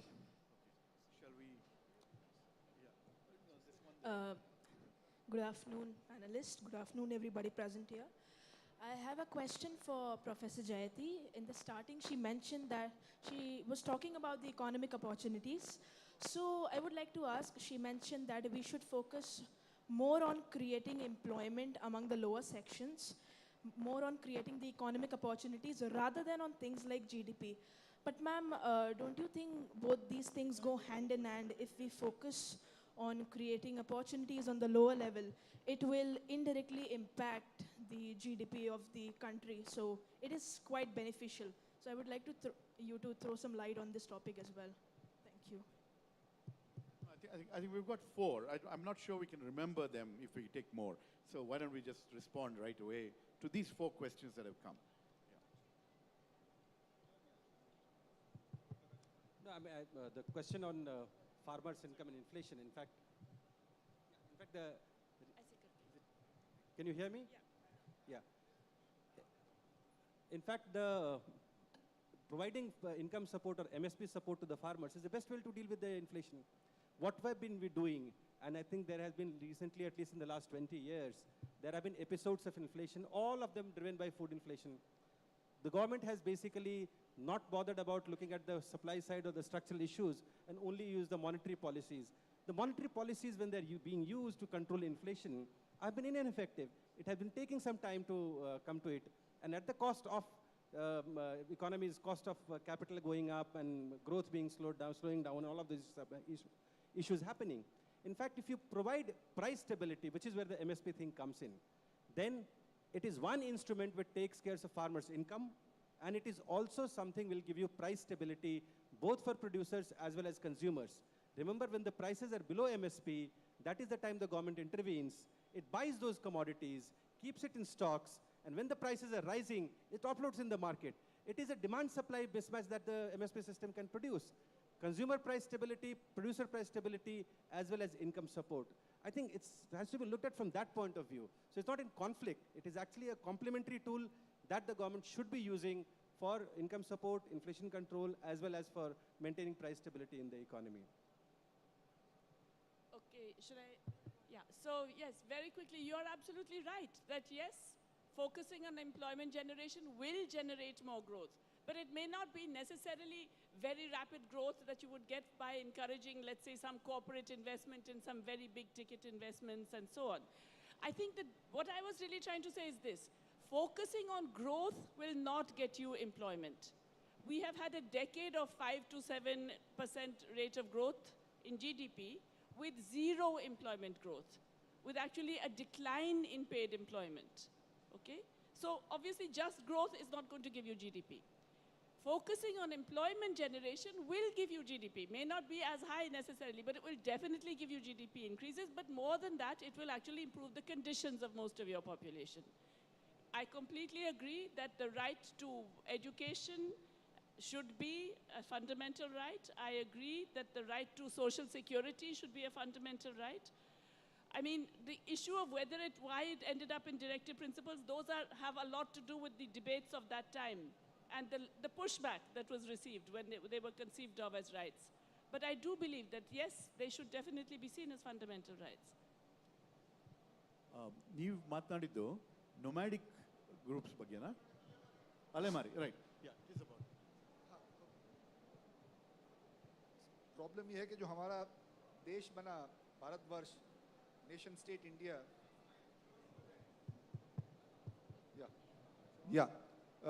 सो हमारा जो देश बना भारतवर्ष वो एक पॉलिटिकल टेरिटरी था और वो समाज के तौर पे हमारा जो समाज है वो बाबा साहब ने भी बोला था कि बहुत क्रूअल और एक्सक्लूजनरी समाज है, लोगों को बाहर निकालता है। थोड़े से लोग हैं जो उस पर अपना एकदम से अपनी मलकियत समझते हैं। तो उसीलिए जो कॉन्स्टिट्यूशन का वैल्यू ये था कि स्टेट के थ्रू और पॉलिटिक्स के थ्रू उसमें बराबरी का एक नया जज्बा लाना था समाज में। और वो हुआ क्या है कि उन दोनों के बीच में एक नया जो पूंजीवाद का जिस तरह से विकास हुआ है हमारे यहाँ पे, और पूंजीवाद ने एक नया तरह का एक भाषा हमारे बीच में लेके आए कि आप आगे जाएंगे। एजुकेशन में भी उसका एक खास तरह का कल्टीवेशन होता है कि आप अकेले मेहनत करेंगे, मेहनत करके आगे निकल जाएंगे, आप बड़े आदमी बन जाएंगे, बड़े आदमी बड़ी औरत बन जाएंगे। उससे होता क्या है कि हमारे जो एक्सक्लूजनरी रियलिटीज़ है, हमारे समाज का जो सच्चाई है, जो लोग मार्जिन पे बैठे हैं वो उस स्कूल में नहीं जा सकते जहाँ के लोग मेरिट लेते हैं और आगे चले जाते हैं। हालांकि जो नैरेटिव है, जो मार्केट का है, जो पूंजीवाद का नैरेटिव है, जो वो सच्चाई है आज की, वो उस चीज़ को रिकग्नाइज करने को तैयार ही नहीं है। आपने मेहनत नहीं किया होगा इसलिए आप आगे नहीं गए। तो इसीलिए वो जो ग्रुप को रिकग्नाइज करके उनको एक स्पेशल एफर्ट करके आगे लेके आना और उनको ये रियलाइज करना कि ये आपका हक है, वो कहीं ना कहीं से धीमा पड़ गया है। वो काफ़ी देर तक हमारे समाज में चला और मेरे को लगा है कि आज के दिन में हमारा समाज पहले से ज़्यादा खुला है। इसीलिए अधिकार की बात कर रहे हैं हम, इसीलिए प्रजातंत्र की बात कर रहे हैं, इसीलिए हम यहाँ बैठ के सोच रहे हैं। तो एक पॉजिटिव साइड ये है कि पॉलिटिकली लोगों में एस्पिरेशन बढ़ा है और वो उसको चुपचाप करके सहने वाले नहीं हैं। पहले लोग मार्जिन पे बैठे थे, वहीं बैठे रहते थे। अब हर मार्जिन के लोगों के 2-4 लोग पढ़ लिख गए हैं, वो फिर आके सोचते हैं कि हाँ भाई जब तक मेरा समाज मेरे साथ नहीं आएगा मेरे यहाँ होने का कोई फ़ायदा नहीं है, तो उसकी भी बात करने लगे हैं। तो एक अलग अलग तरह से कॉम्प्लेक्सिटीज़ हैं और हर रीजन का, हर कम्युनिटी का, जैसे एक अलग अलग तरह की जो डी नोटिफाइड कम्युनिटीज़ हैं उनमें भी बहुत अलग अलग के डिफरेंसेस हैं। एसटी में भी बहुत अलग अलग डिफरेंसेस हैं, एससी में भी बहुत अलग अलग डिफरेंसेस हैं। इसके लिए जो बात कर रहे हैं बार बार के डेटा की बहुत ज़रूरत है। सरकार जब तक उन रियलिटीज़ के साथ एंगेज नहीं करेगी, एकदम उनको कन्फ्रंट नहीं करेगी, वो सच्चाई बनी रहेगी और वो और भी ज़्यादा बिगड़ेगी। The lady at the back first, yes.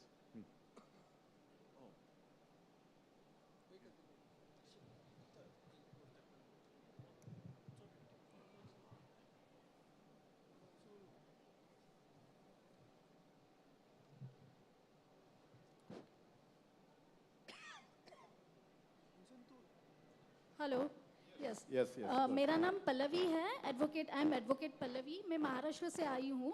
मेरा सवाल इन्हीं के साथ थोड़ा सा जुड़ा हुआ है जो डिनोटिफाइड एंड नोमैडिक ट्राइब्स के बारे में बात कर रहे थे। तो उनका सवाल सिंपल था कि जो बेसिक एमिनिटीज़ और बेसिक हक है जो जिनको मिलने चाहिए, वो हक अभी तक डीएनटीज़ को नहीं मिले हुए हैं। तो जैसे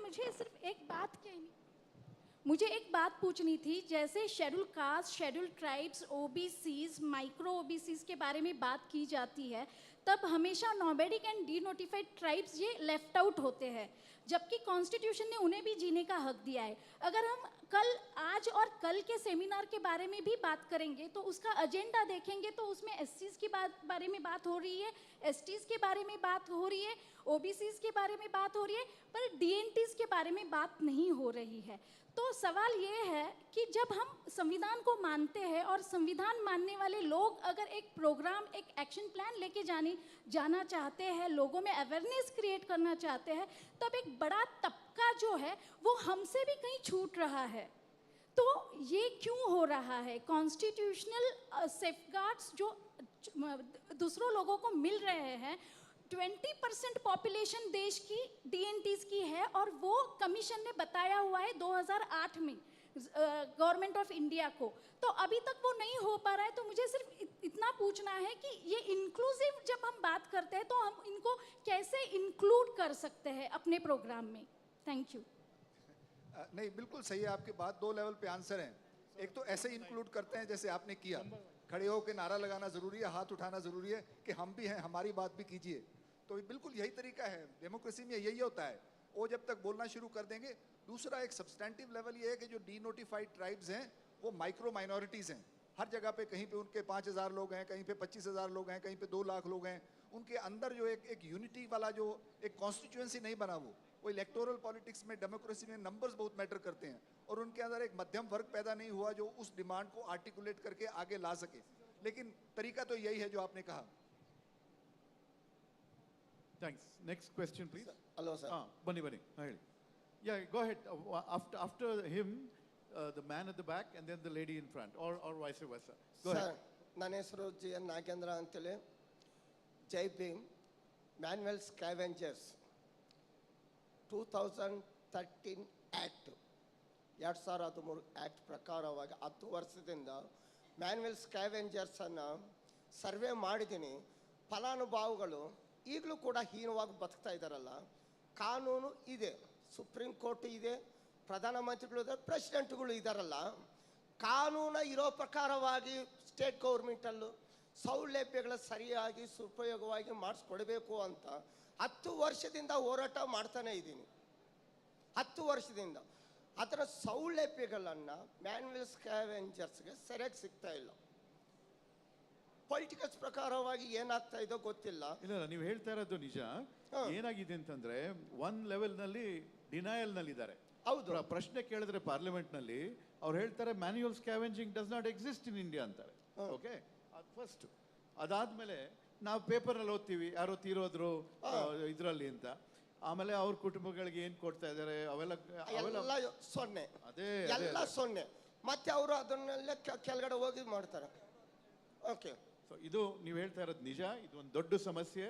ಇದು ನಮ್ಮ ಸಂವಿಧಾನದ ಏನು ಒಂದು ಪ್ರಾಮಿಸ್ ಇತ್ತು ನಿಜವಾಗ್ಲೂ ಆಗಿಲ್ಲ ಅಂತ ನಾವು ಹೇಳ್ಬೋದು ಈ ಒಂದು ಕ್ಯಾಟಗರಿನಲ್ಲಿ. ಖಂಡಿತ. Thank you so much. ತುಂಬಾ ಥ್ಯಾಂಕ್ ಯು. ಅಲ್ಲಿ ಒಂದು ನಿಮಿಷ ಇರಿ ಸ್ವಾಮಿ, please will come to you.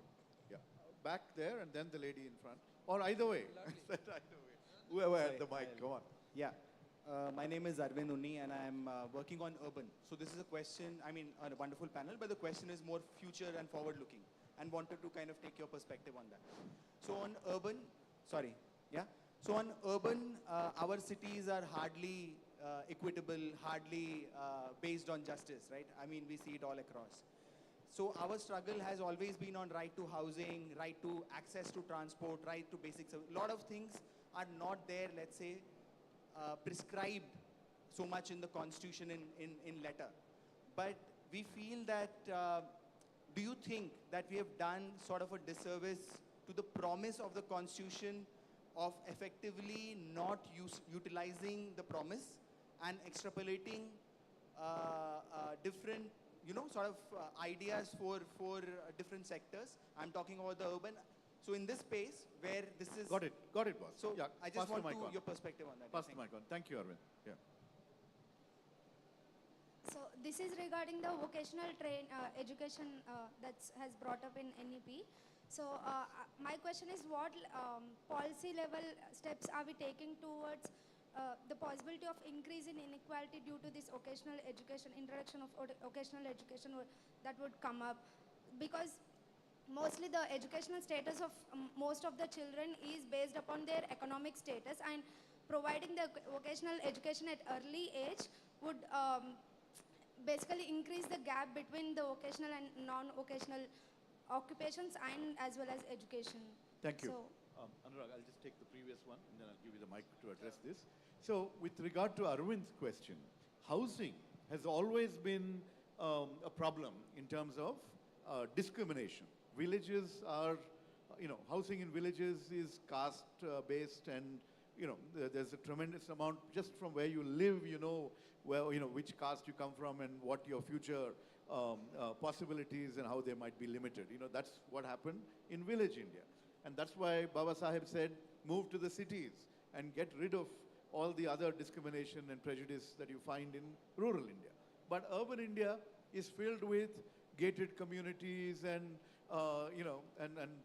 boarded neighborhoods in Ahmedabad, for example, just to make sure that it stays invisible, poverty and the conditions of the poorer populations. So we have certainly not fulfilled any constitutional guarantees there. There's another worse problem, the issue about discrimination, right?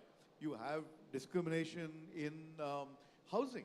People will say single people can't come in, meat eaters can't come in. You know, there's numerous other kinds of discrimination that you find, in urban housing as well. So we are far from addressing that issue, but, thanks for bringing it back to our attention. On the education front, you'll answer, and then there were one or two, or did we cover anything that? What? We have some time, is it? No, I'll do that. We have some time. You won't forgive me for that, is it? Okay. So, see, the thing is that let's start with some very basic things, which is vocational education, skilling, etc. None of it is a substitute for good basic education. So there's no point in talking about how good is vocational education, how good is higher education, what is so-called skilling, unless our fundamentals of basic education is sound. You know, language, math, analytical capacities, communication, social capacities, everything that I described in my story. I think it's very important, very, very important to put down there, you know. We tend to miss that. So good basic education is the starting point, point one. Point two is that as far as the policy is concerned, all it is saying is that all children should be exposed to basic vocational education, all children.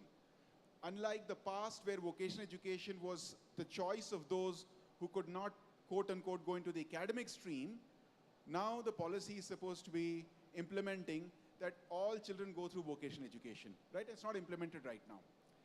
But I want to go back to some of the discussion here. You know, my work is in school education or a bit in higher education. See, we are way away from doing good education for our children. We know that. We are failing on everything that I talked about. We are doing it well somewhere in some schools. We are failing on foundational literacy and numeracy. But doing good education is not the solution for creating jobs. What Jayati said, you know, this notion that, okay, let's do better education and somehow jobs will happen. It will not happen, right? So the focus on creating good quality, just jobs is really a distinct issue. There is an interrelationship between the two of them, but if we keep focused on the matter of education and keep ignoring the matter of creation of jobs, and jobs before growth, I agree with her completely, we'll continue to miss the basic problem. I'd also like to add that in the national education policy, they allow for people to leave at different stages with different certificates and degrees and research degrees, etc. My concern is that those who are poorer, those who are under more pressure to go into the workforce right away, will leave and will actually never come back, and you'll create a multi-tiered education-related employment opportunities, which is discrimination of another kind, right? That's another concern that we have. Heli sir, nimdu next question. मैं कर्नाटक का हूँ, लेकिन मैं हिंदी में बात करना चाहता हूँ। मेरा नाम डीजी सागर, डॉक्टर डीजी सागर। दलित संघर्ष समिति में मैं 35 इयर्स से काम कर रहा है, लेकिन ये कर्नाटक सरकार जो कॉन्स्टिट्यूशंस और नेशनल यूनिटी के बारे में ये 2 दिन का ये कॉन्फ्रेंस करे, आपका प्रश्न मुबारक है। और दूसरा बात ये है, और पहले जितना भी क्वेश्चन उठाते हैं वो क्वेश्चन को ये समाज असमानता व्यवस्था का ऊपर है। समाज में सबको बराबर नहीं है, असमानता व्यवस्था है। असमानता व्यवस्था में मनुवाद है, ब्राह्मणशाही है, हिंदुत्व है। इसीलिए दलित, बैकवर्ड, माइनॉरिटी जो भी डिप्रेस क्लास है वो क्लास को दबाव गया है और उसको वंचित किया है। डॉक्टर बाबा साहब अम्बेडकर आने के बाद संविधान 75 ईयर्स हो गए और जारी होने के बाद और उसको एजुकेशन मिले, जॉब रिजर्वेशन मिले, हर को गौरव मिले, फिर भी कॉन्स्टिट्यूशन का जितना उसका एक्सपेक्टेशन थे अब उसको उतना नहीं मिलना चाहिए, नहीं मिले है। लेकिन क्यों बोले तो जितना भी रूलिंग करे यहाँ तक 75 ईयर्स में 1952 से वो संविधान का जो भी है उसको दबाव के रखे है।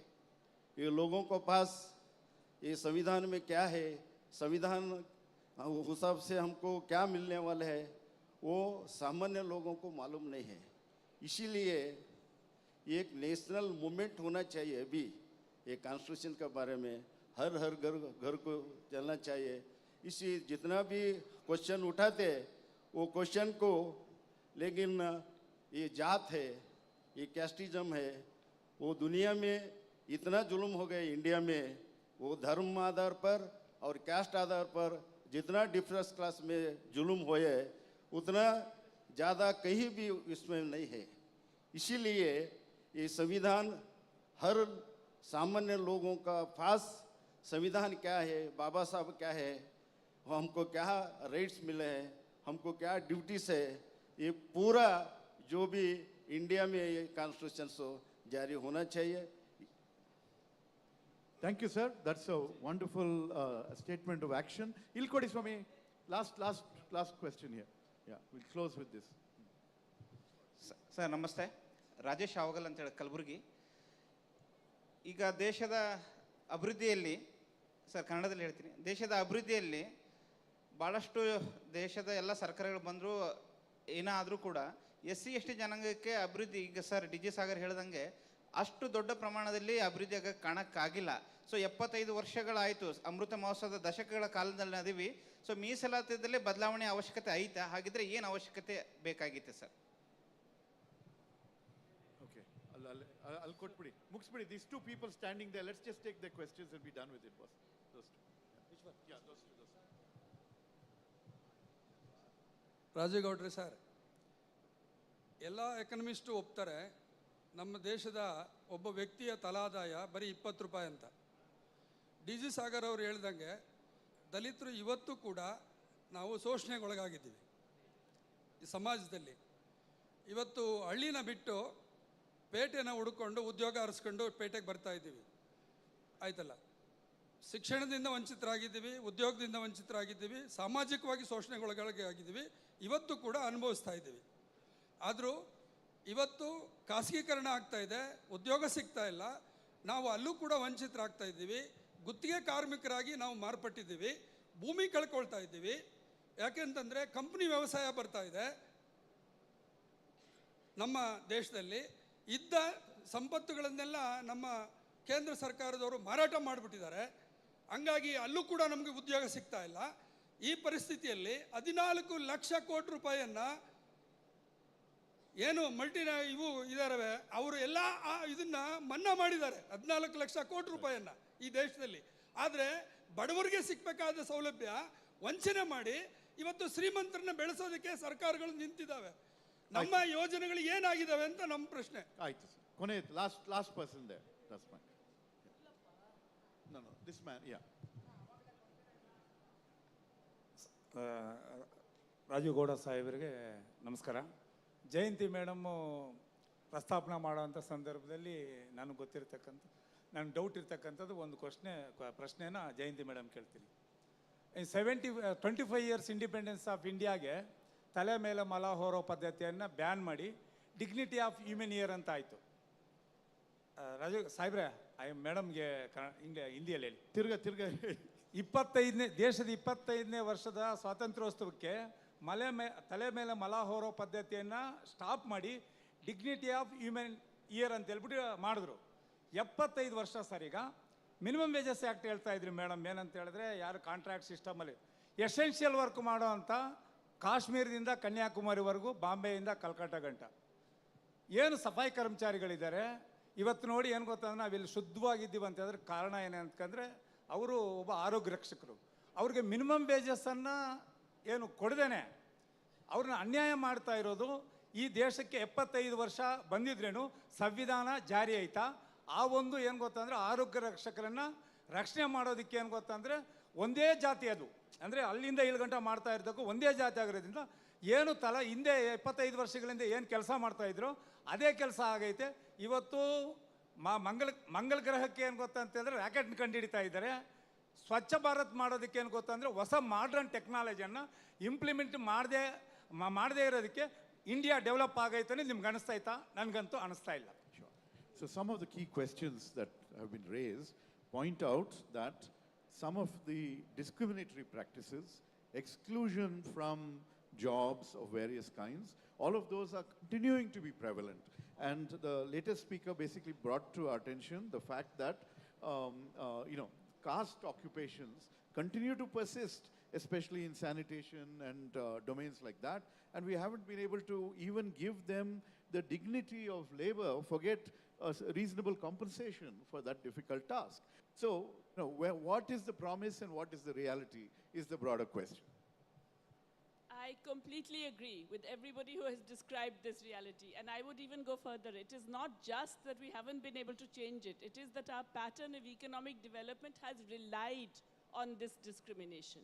It has depended on these segmented labor markets and on treating different workers differently, underpaid, unpaid, etc. I would go back to how Himanshu quoted Dr. Ambedkar, that the constitution is only as good as those who will be implementing it. And I would add that those who are implementing it will only be as good as society forces them to be. So it's really a reflection of the fact that we are a very unequal and a very hierarchical and discriminatory society. We have to change that. And we have to force those who are implementing the Constitution to actually implement it. Through political mobilization, through social mobilization, through all of that. Okay. Are you all staying on for the next panel? Because that starts here at 3:30 and so we need to make some space. So one final question for the panel. So, if you were to look at the evolution of various movements, they were focused on ideology for the first 20, 30 years, paying attention to inequality and economic justice substantially. There were also movements for social justice, gender justice, and things of that sort. Now, when the dominant discourse seems to be of majoritarian religion and Hindutva, where is what the Constitution says and promises, and where are we heading? Any reactions to the critical juncture that we find ourselves in? Anyone wants to respond to this? I think the point that Jyoti was talking about is that we are in a time where the economic structure is very much aligned with the social structures of oppression. And in that sense, some kind of a diversion where you basically do not let those dissenting voices or voices of which are basically asking critical questions on the economic model is to be, that nobody wants that.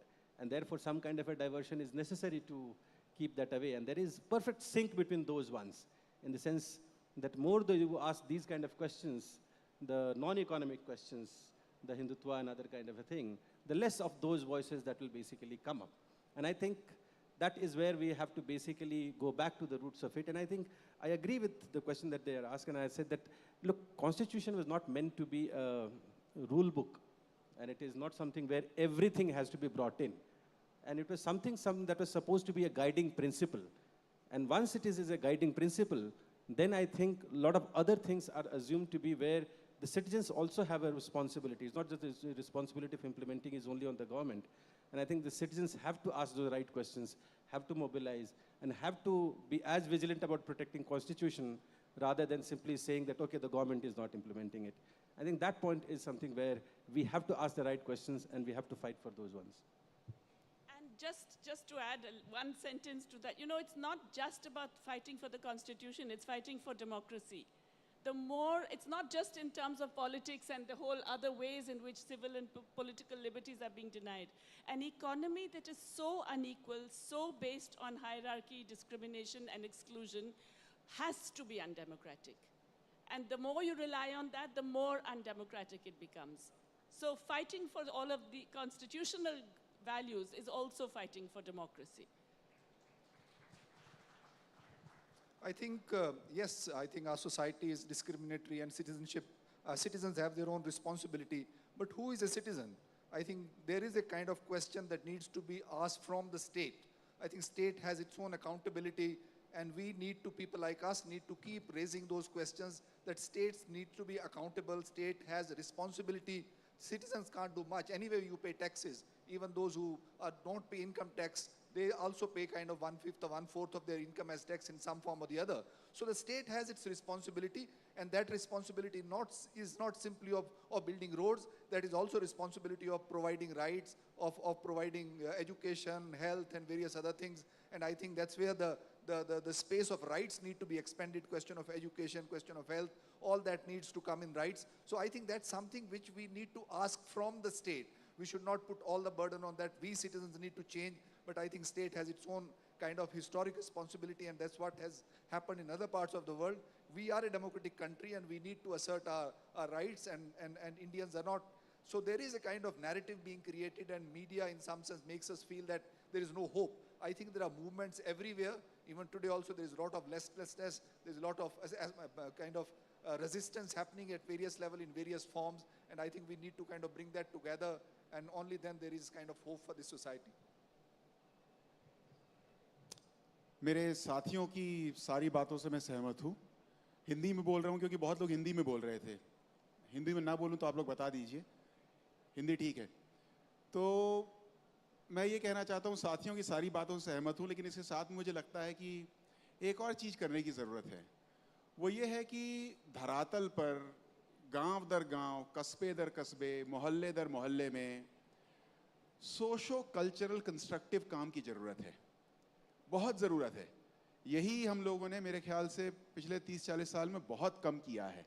ये अगर हम नहीं करेंगे तो हम जिस संविधान को चाहते हैं अपनी ज़िंदगी में, अपने समाज में, बड़ा मुश्किल है। और अगर सोशो कल्चरल कंस्ट्रक्टिव काम ऐसा हो जिससे कि हमारी ज़िंदगी, हम लोग, हमारी कम्युनिटीज़ थोड़ा ज़्यादा एम्पैथेटिक हो जाएं, थोड़ा ज़्यादा काइंड हो जाएं, लिटिल बिट ऑफ काइंडनेस, बहुत सारी चीज़ें हैं वो सॉल्व होने लगेंगी। Thank you so much to all our esteemed panelists. We had a really great discussion. I sincerely thank all our esteemed speakers for sharing their invaluable insights and perspectives on the topic.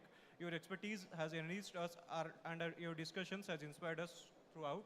Thank you so much to all our participants for their thought-provoking questions and engagement. And thank you so much for our organizers for lucidly conducting this event. We sit together in 2 to 3 minutes for the next session. Thank you so much, everyone.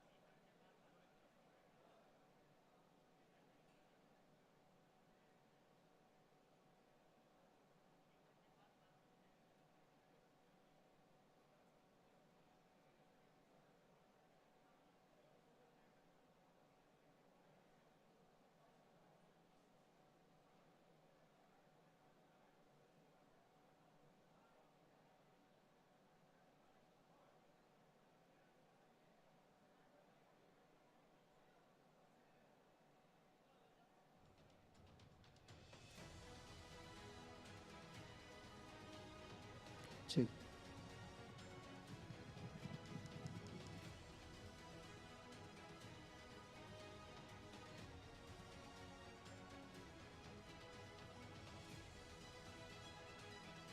Check. मैं अभी Check.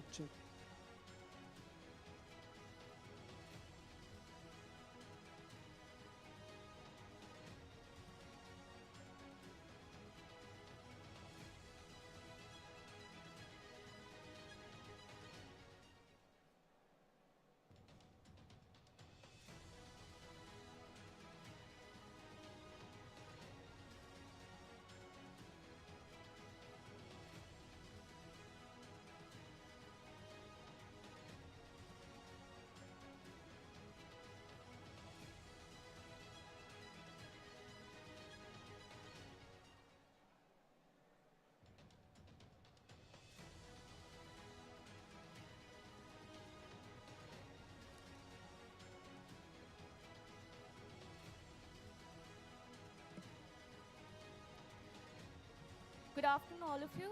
I would request the audience to kindly settle down so that we can start with the session.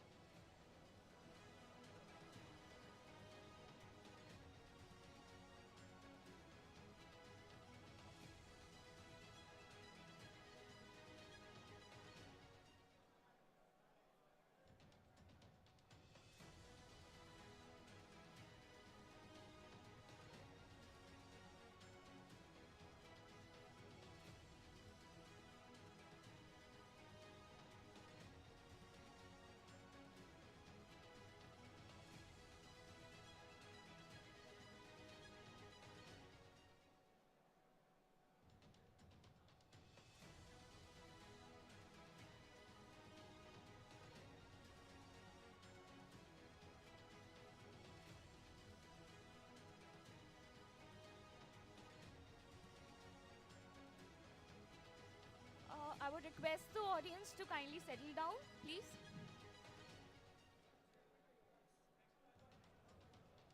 We'll start the session in 5 minutes. Kindly settle down, please.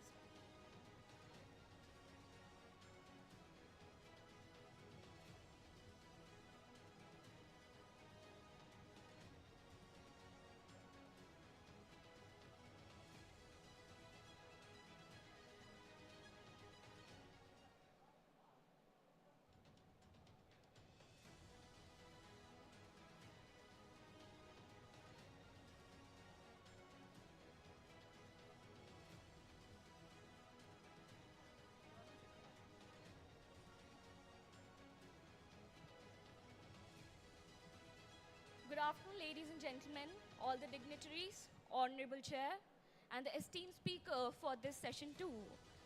I am Christina Kujur, the moderator for this session titled Fundamental Rights, Directive Principles and Citizenship.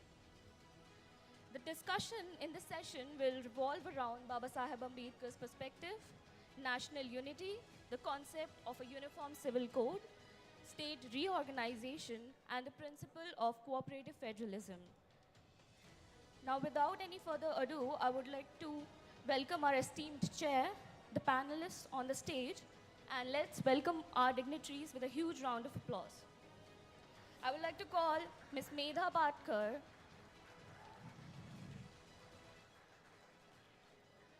Shri Siddharth Vardarajan,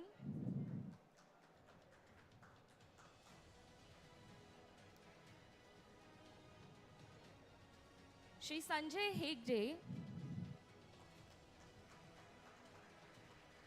Shri Harsh Mandar, and Professor C. Basavaraju.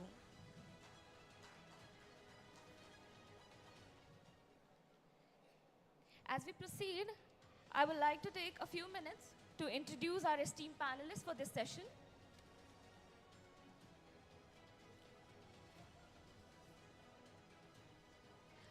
I would like to invite Professor Krishna Raj to felicitate the speakers with a token of our appreciation.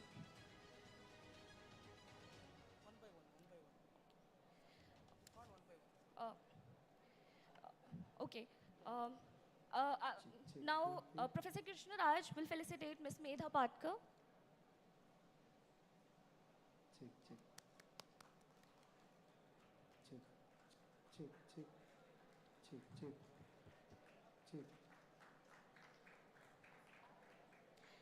Shri Siddharth Vardarajan. Shri Siddharth Vardarajan.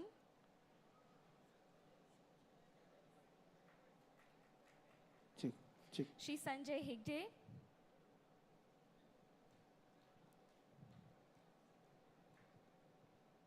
Shri Harsh Mandar.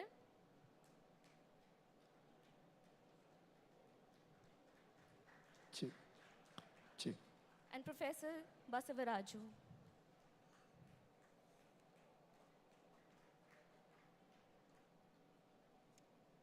Thank you, Professor Krishnaraj. Now I would like to take a few minutes to introduce our esteemed panelists for this session. Ms. Megha Patkar is a renowned Indian activist devoted to addressing social and political issues affecting marginalized communities. A TIS alumnus, she co-founded the Narmada Bachao Andolan, advocating for justice for those who impacted by water dam projects. We are privileged to have her with us today as the chair of this session. Thank you, ma'am. Our second panelist is Shri Siddharth Vardarajan. He is a prominent Indian journalist and editor, and is the founding editor of the news outlet The Wire. His significant contributions have earned him prestigious award, and in December 2022, he received a Red Ink Award in politics category for his articles on the Pegasus spyware. Our third panelist is Shri Sanjay Hegde, who is a distinguished senior advocate at the Supreme Court in India, renowned for his unwavering commitment to civil rights. Beyond the courtroom, he's a prolific writer contributing insightful pieces to major Indian newspapers and magazines. His expertise extends to media, and he frequently appears as a legal expert on various news channels. He stands as a stalwart defender of civil liberties, leaving an indelible mark on the legal landscape of India. Our third panelist is Shri Harsh Mandar. He's a distinguished author, columnist, researcher, teacher, and a social activist. He is also a former Indian Administrative Services officer. He played pivotal role in founding the National Campaign for the People's Right to Information, and known for his advocacy for marginalized communities and the victims of the communal violence. His legacy includes tireless advocate for social justice, and it remains undeniable, leaving an indelible mark on the Indian society. Our final panelist is Professor C. Basavaraju. He's a distinguished legal scholar and educator with a rich academic background. His expertise lies in constitutional law, environmental law, human rights law, and social justice law. Currently, he serves as the Vice Chancellor of Karnataka State Law University, Hubballi. We welcome all our panelists.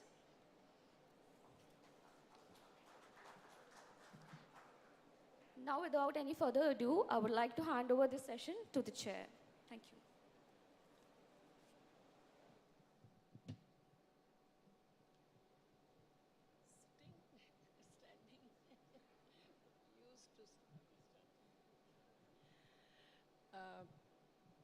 Friends, I was wondering whether I should speak in Hindi or English because I could see a number of people who were sitting around me, the backside, were not understanding English, but who all want it in English? Please raise your hands. Okay, thank you very much. So as you know that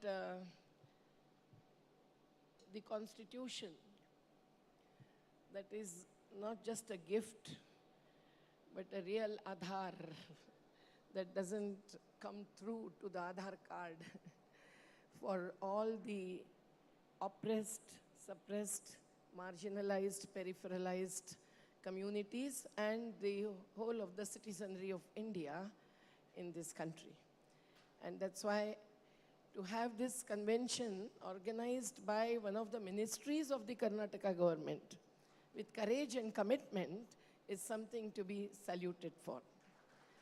And we also hope that whatever will come out of the discussion will also be taken into consideration by the new government of Karnataka in their future planning, implementation, deciding about the मंजिल जहाँ तक पहुँचना है. तो ये केवल एक discussion होकर ख़त्म नहीं होना चाहिए. Some people, as was said in the last panel, would look forward to certain action plan, but the same thing is expected from the state government of Karnataka as well. It's very certain that today's theme is something that really helps us to understand the importance of this small little handbook. What is said by K.K. Venugopal is very, very relevant. This little book in our hands has revolutionized the lives of the people. We have a long march ahead, and day after day, the sacred words of the directive principles of the Constitution have brought solace to the billions of people of this country. And that is why I believe that every Indian, whether he be a lawyer, judge or not, should have a copy of this little book, small in size, but huge in its human dimensions. I believe that this elegant book should be in the pockets of every Indian, enabling him to derive inspiration from the greatness of the ideas contained in the Constitution of India, which we, the people of India, have given unto ourselves. Now, this said in the foreword of this small little book is something that can be the basis for us to analyze the present situation in the country. And not just say that this book is a great book. And many, many youths might not have read every word, not even every article and every, schedule in the Constitution. So these kinds of dialogues by the eminent representatives of the civil society, but also various authorities, is very, very important. You be ready with your questions, no doubt about it, but let us start with the presentation by each one. And since we have 1 hour, we would say that we will start with 10 minutes each and then come to the question-answer session. So I would request Mr. Basavaraju, who is the Vice Chancellor of the Knowledge University. So nothing needs to be introduced further. And he would take 10 minutes to present his views on fundamental rights, directive principles, and citizenship of the Indian Constitution. Thank you so much.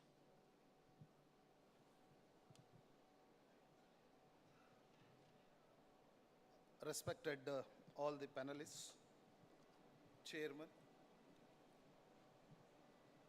all the invitees, students, members from media, ladies and gentlemen. Today, I am going to discuss on how far the concept of social justice can be promoted and ensured to the last man of the society through judicial activism. I am reminded of the words of Lord Denning. He says, every decision of new situation is a development of law. Law does not still, but it is dynamic. The task of law is to act as an instrument of evolution in accordance with which the changing needs of the society and the demands justice. Unquote. At the outset, the concept of social justice has got a multifarious connotations. It does not confine to one meaning, but multifarious connotations. It signifies the welfare of the state as well as the egalitarian society which was thought of by our framers of the Constitution.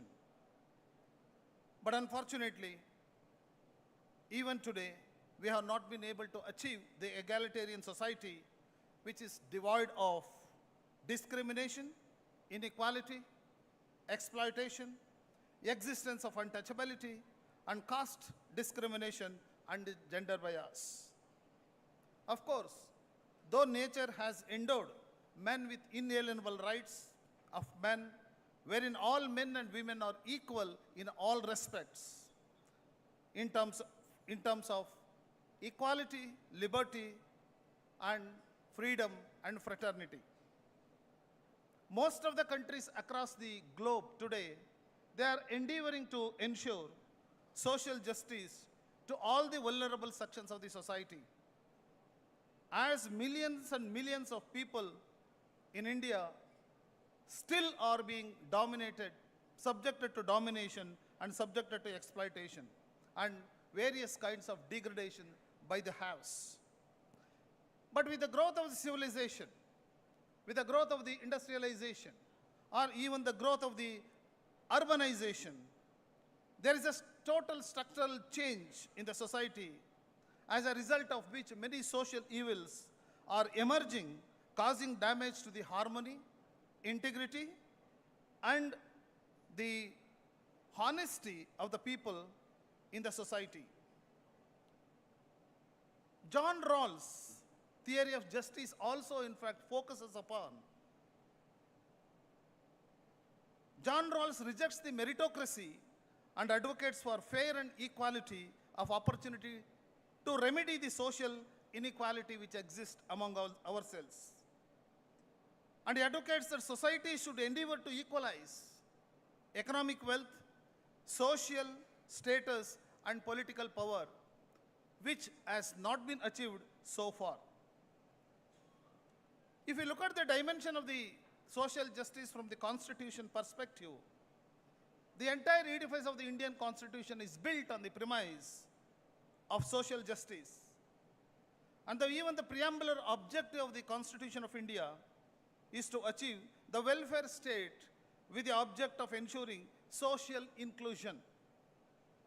The social inclusion of all people belonging to different communities, different religions, different ethnic groups, caste, culture, and various languages.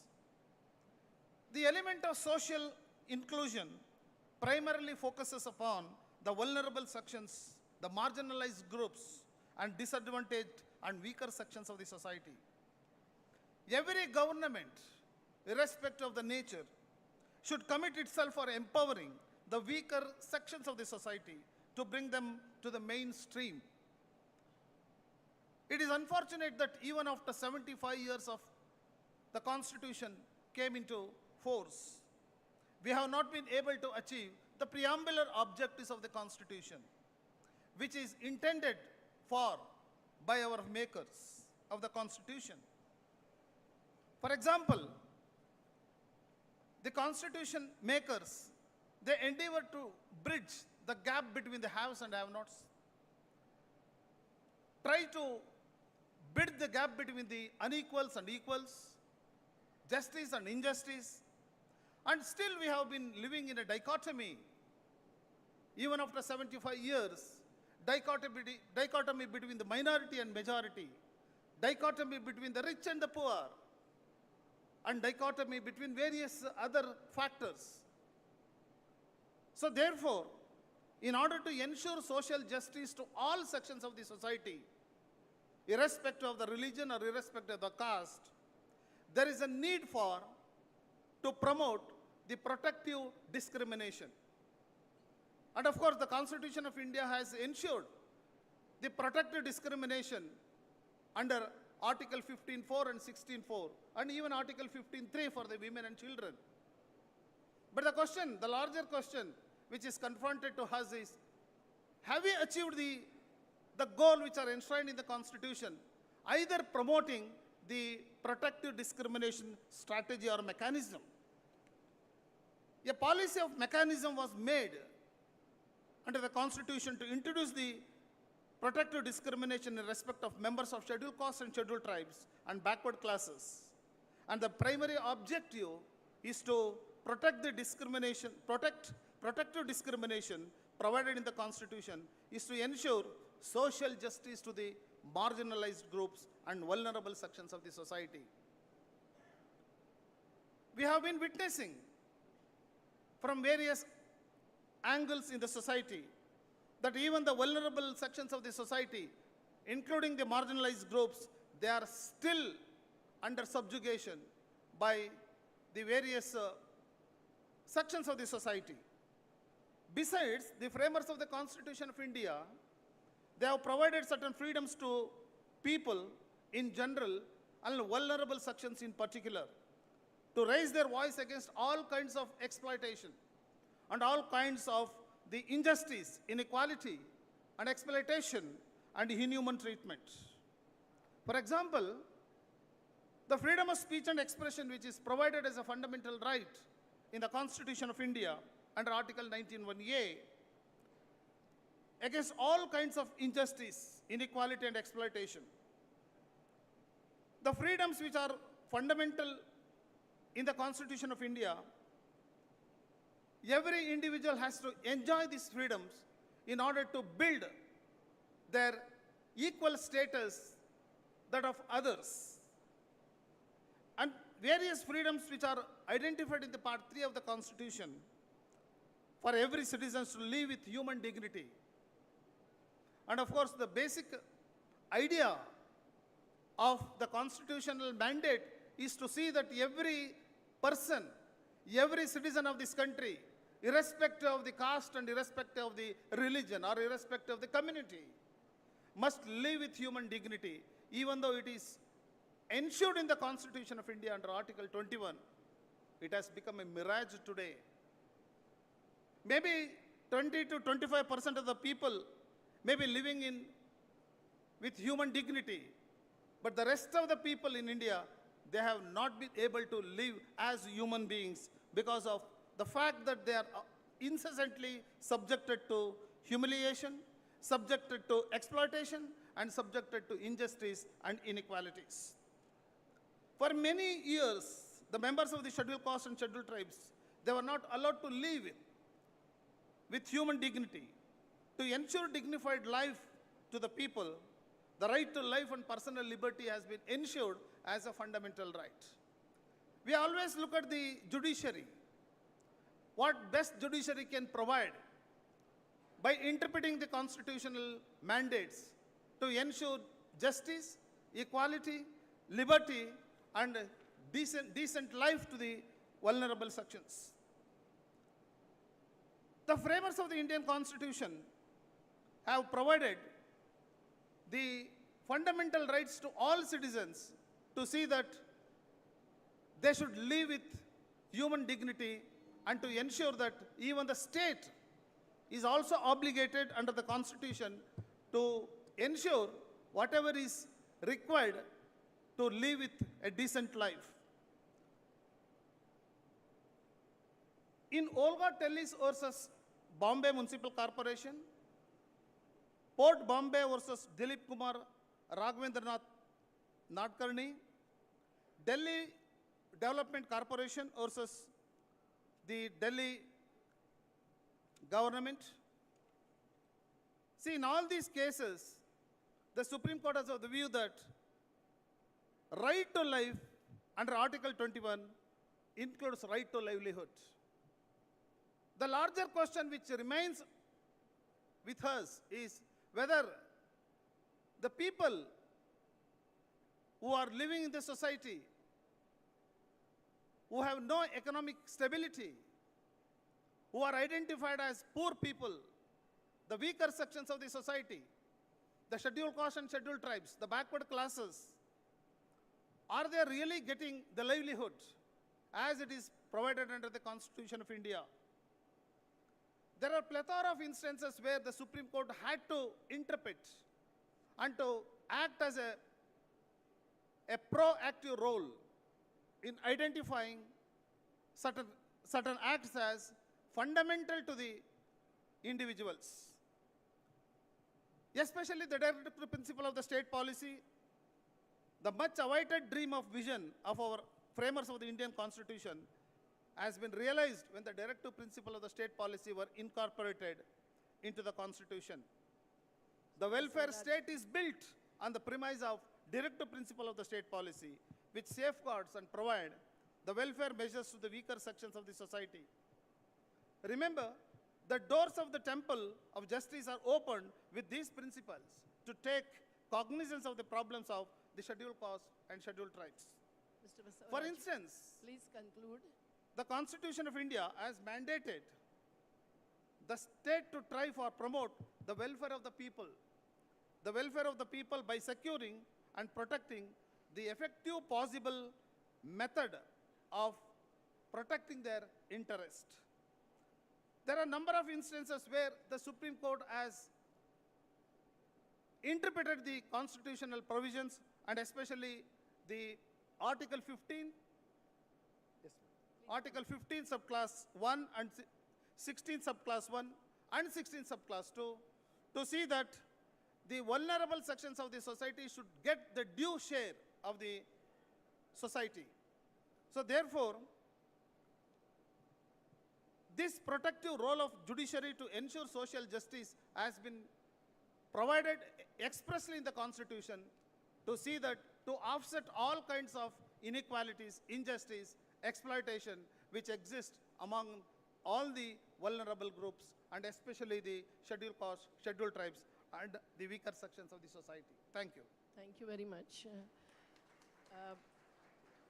The Honorable Vice Chancellor has brought forth especially the right to life, which includes right to livelihood, but also right to housing, right to education, right to food, and everything that is the deprivation of faced by various peripheralized communities, including caste-based and others who have the positive discriminatory policies for, but still they are facing not just deprivation, but even destitution. And he has also referred to the pillars of democracy, especially judiciary and their role. I would request Harsh Mandarji to really take 10 minutes maximum and put forth his viewpoints with some concrete suggestions also for the civil society at large and the rulers who are the power holders and responsible and are bound by the Constitution. Friends, let me start with something that happened in a small working class suburb of Delhi a few months ago. It was the Ganesh Puja period. A young man, a young Muslim man of about 20 years, mentally challenged, got up in the morning and he went to one of the pandals close to his home and he picked up a banana and ate it. Some people recognized him to be a Muslim. They caught hold of him, they tied him to a pole and they started beating him. They beat him for about 2 hours until his life was almost emptied from his body. They finally let him go. His home was only 200 meters away, but he could not drag himself those 200 meters.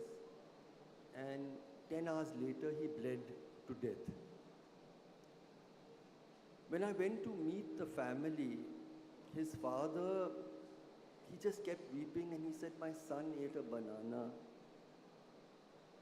as prasad," and they beat him to death. When I went then with him to see where this lamppost was located, where this young man was tied, I was even more shocked because I thought it would have been in some isolated place, but it was in the middle of an extremely densely packed locality. The young man was screaming pathetically for 2 hours. My estimate is some 5,000, 10,000 people must have passed that way. No one came to his rescue. I believe India is passing through a moment of profound civilizational crisis. The government has a lot to do with it, but most of all it has to do with you and I.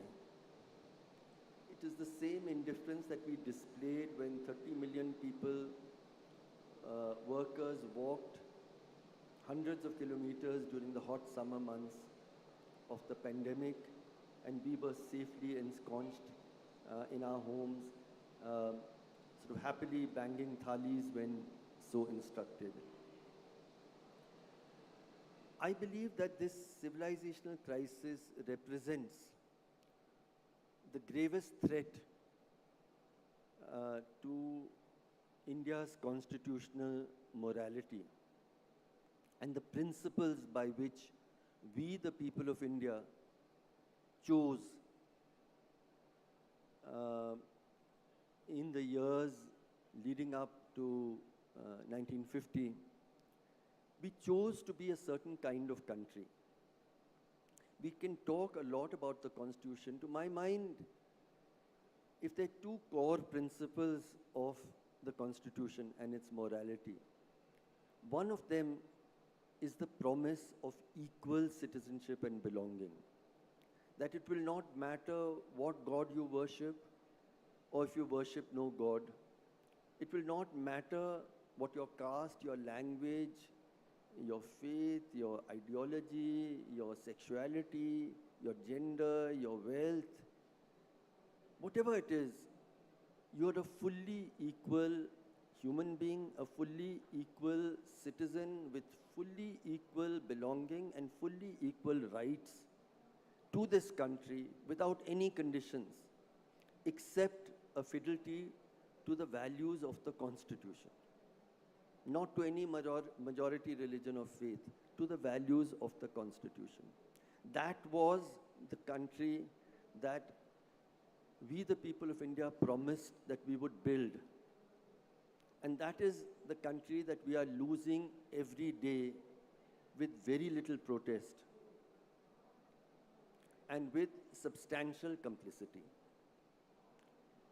So I thought in the 10 minutes that I have, I will talk and focus on the Muslim question in India. And I believe I must talk about it because if I did not, it would be like living through Nazi Germany and speaking about everything else except the Jews. History would judge us very harshly if we did not acknowledge that India's constitutional morality and I would say the founding ideas of this country itself, and I would add further what is finest in our civilizational legacy, all of it is being threatened, jeopardized, demolished with and by the attack on India's Muslim minority of 200 million people. The state, in a sense, has waged war against a segment of our people simply because of their religious identity. Hannah Arendt had talked about citizenship as the right to have rights. I believe that we have already entered a zone of public living with very little protest and resistance from the rest of us, where Muslims today do not have the right to have rights. You can call for their genocide from a public platform like this. You can call for mass rape. Chief ministers can lead in hate speech against Muslims. The state can decide to just walk in, make a list, and demolish homes of people of Muslim identity. And that has happened, I was tracing, in at least 100 districts of this country so far. There is no law in the world that, at least not in our country, that you can demolish someone's home because they've committed a crime. And to prove that somebody's committed a crime, you at least have to go through some kind of process. You've thrown away, the Constitution to the winds, and you have this targeted demolition. I saw in No over 4 days, structures were demolished in a way that no mob could have accomplished. And the people of Mewat told me that everything that they had achieved it's the poorest district in the country by Niti Aayog's assessment. Everything they had built over the last generations was destroyed by the state. You don't need the lynch mob anymore. That is what living without the right to have rights, where we have reached. And we have reached there because more and more of us are accomplices in this project of hate. What I learned when I looked carefully at Nazi Germany was that the horror of Nazi Germany actually was not Hitler. It was ordinary people. The horror of what is unfolding today is not Mr. Narendra Modi. It is you and I. It is our participation. It is our endorsement. It is our celebration of hate. On 22nd January 2024, the Prime Minister assumed the role of some kind of head priest for the country, and he presided over the consecration of a temple. It was not an ordinary temple.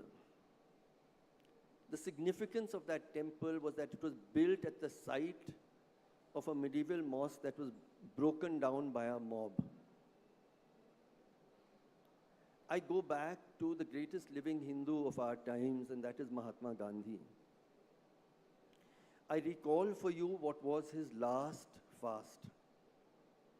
His last fast, 2 weeks before he died. What were his demands? The first demand, I think, is better known, that Pakistan should get its due share. Brothers can fight, but when there's a separation, you must give them their share. But the second demand is something I want to recall today.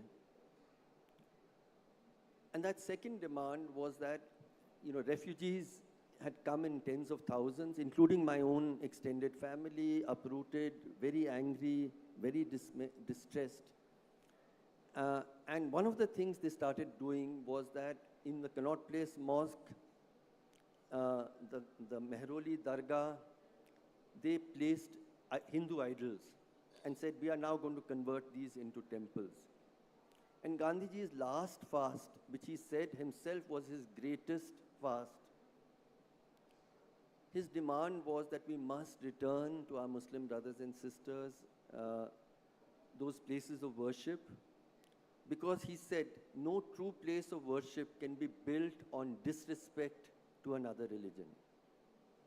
So I'm quite certain that the grand structure in Ayodhya would not have been recognized by Mahatma Gandhi as a temple at all, as a place of devotion and worship.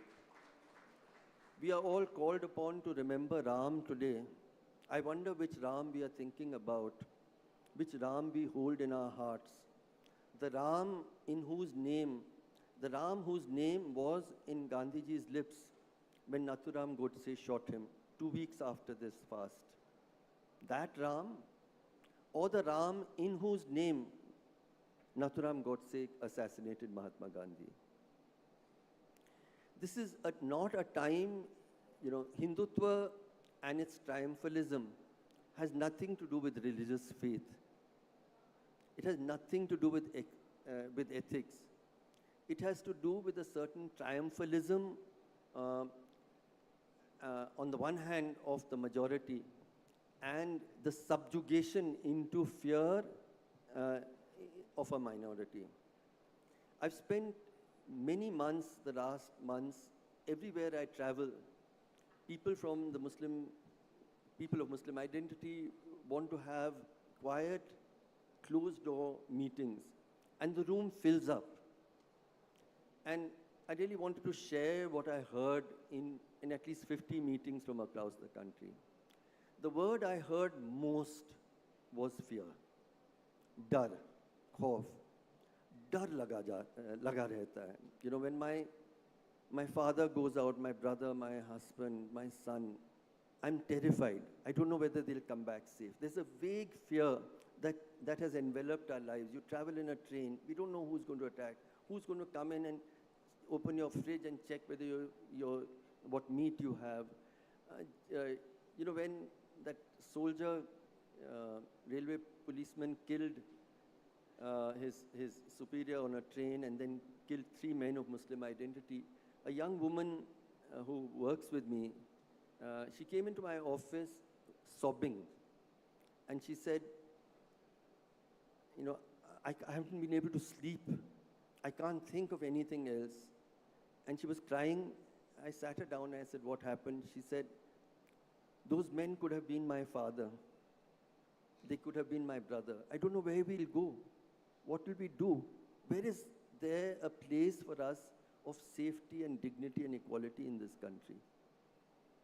The second word that they use most is betrayal. They keep asking, was India always like this? Were we fooling ourselves when we thought this country equally belonged to us? Or has something changed within us? I spoke about the soul of our constitution, which we are called upon to defend. On the one hand, the soul of our constitution was that idea of equal citizenship for people of every faith, identity, caste, community. But Baba Sahib Ambedkar told us the true soul of our constitution lies in the word fraternity. Fraternity in Hindi is bandhuta, which is a beautiful word. It means hum ek dusre se bandhe hue hain. We might be of different identities, different beliefs, different ways of life. We may eat and dress and speak and worship and love differently, but we are bound to and with each other. When Pehlu Khan is beaten on his back with a stick, I feel the pain on my back. When a young Dalit girl is gang raped and killed, I mourn her like my own daughter. That is the India we promised to build. That is the India we have traveled so far from. That is the India that I hope, and you know, the 2024 elections are before us. You know, when a group of India MPs wanted to meet some of us in Delhi, and we sat in a small room, and I was actually delighted listening to them because they were saying exactly what I'm speaking here. They would say, we want back the India of, we want back the India of our childhood. We want back an India of freedom. My only question to them is, why are you not saying this from public platforms? We are fighting an ideological war for love and equality and justice for all, and we are unwilling to even state that this is the battle we are fighting.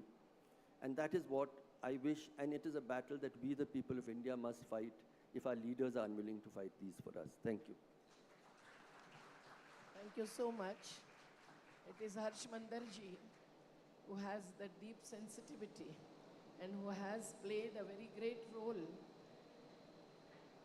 during and immediately after the Gujarat riots. And while he was giving such examples, like a small boy in Rajasthan, a Dalit boy was beaten and killed only because he drank water from his teacher's matka. So those kinds of experiences are really heartbreaking. और आज जो अस्तित्व के सवाल जिस पर constitution का एक आर्टिकल स्टेट को ड्यूटी बाउंड मानता है, उनको बाजू में रखकर नकारने के लिए जो अस्मिता के सवाल उठा रहे हैं, उसकी हकीकत हमारे सामने हर्ष मंदर जी ने रखी है. राइट टू फ्रीडम केवल स्पीच एंड एक्सप्रेशन की नहीं, but to follow and promote one's own religion and also go for conversion, which Dr. Baba Sahib Ambedkar himself had taken the path to. और आज जब एंटी कन्वर्जन एक्ट होता है, तो is that really acceptable, legally tenable in the framework of values enshrined in the Constitution is a question that should also be answered by the senior advocate, Mr. Hegde. I think freedom के साथ साथ equality का fundamental right, इसको implement करवाने के लिए क्या करना पड़ेगा? What is the way out? And what is the difference between the fundamental rights and the directive principles which are non-justiciable?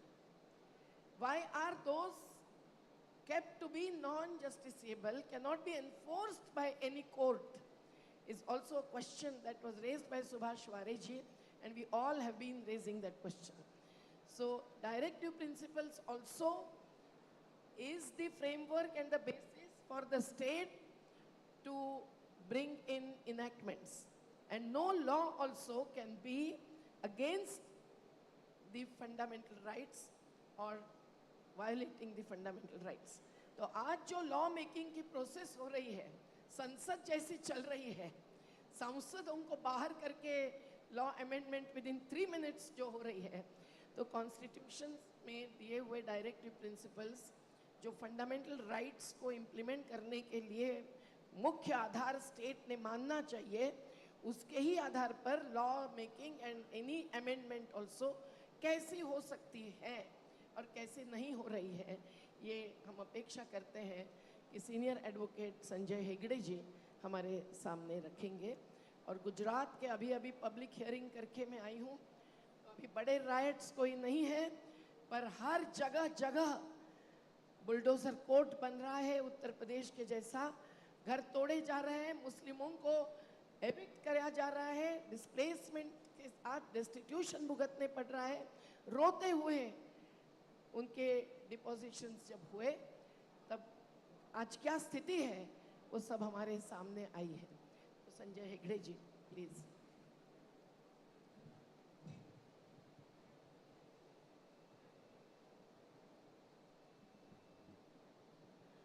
Good evening. I was asked to speak about Dr. Ambedkar's views on fundamental rights.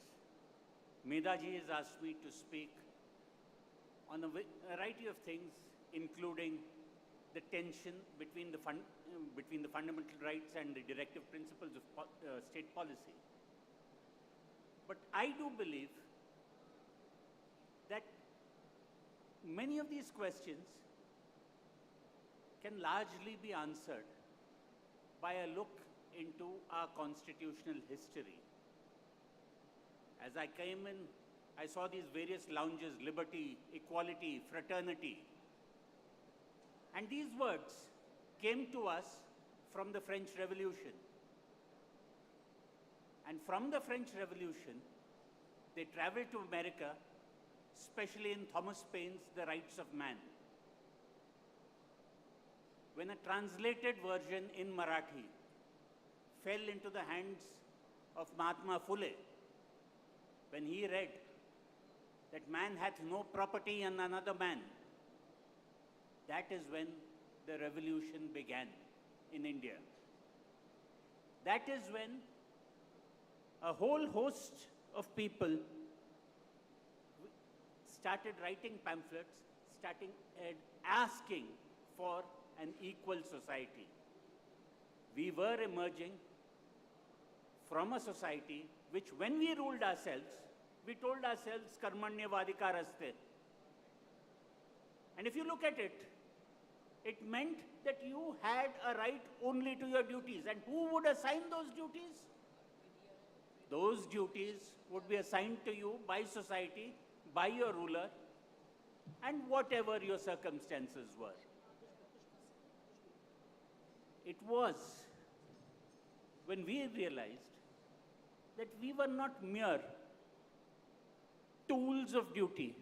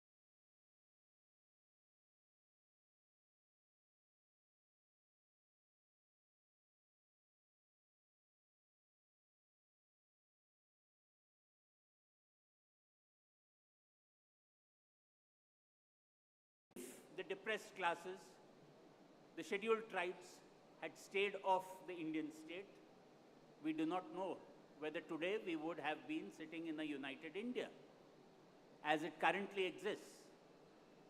It was that kind of constitution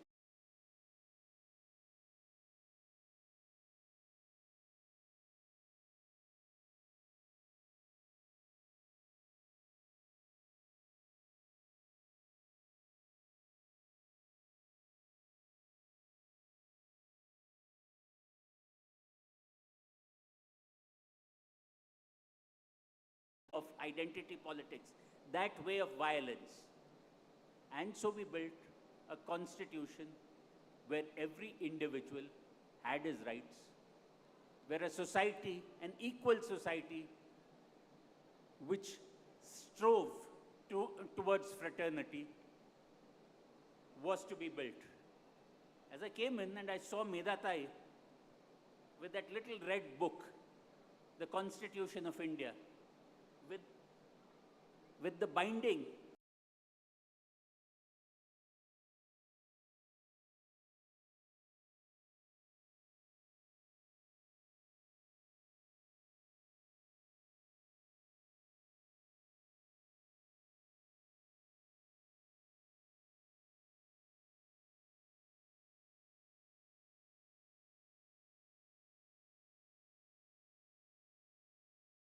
showing how well worn it was, how well read it was.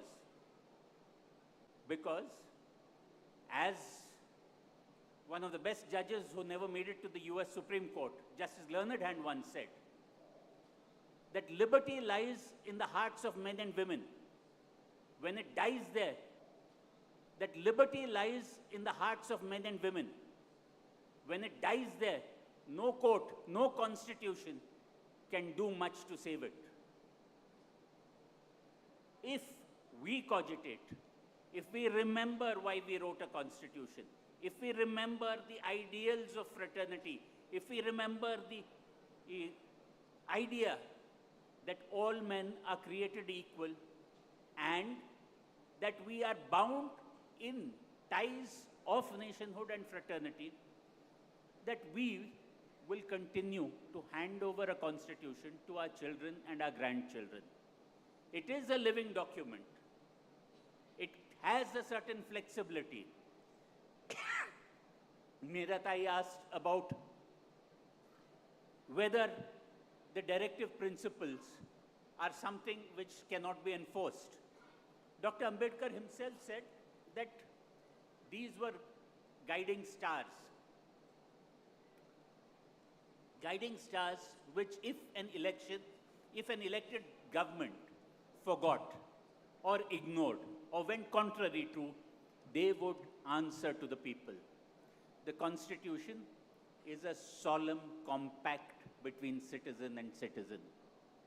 It is that compact which is the underlying base of the state. And as long as we constantly renew our constitutional vows, you don't need sentinels on the qui-vive sitting in Bhagwandas Road to take notice or to not take notice. Courts can only do so much for the Constitution. It is when we, as citizens, own it, when we, as citizens, live it, that we leave a better country for our countrymen. Thank you. Thank you so much.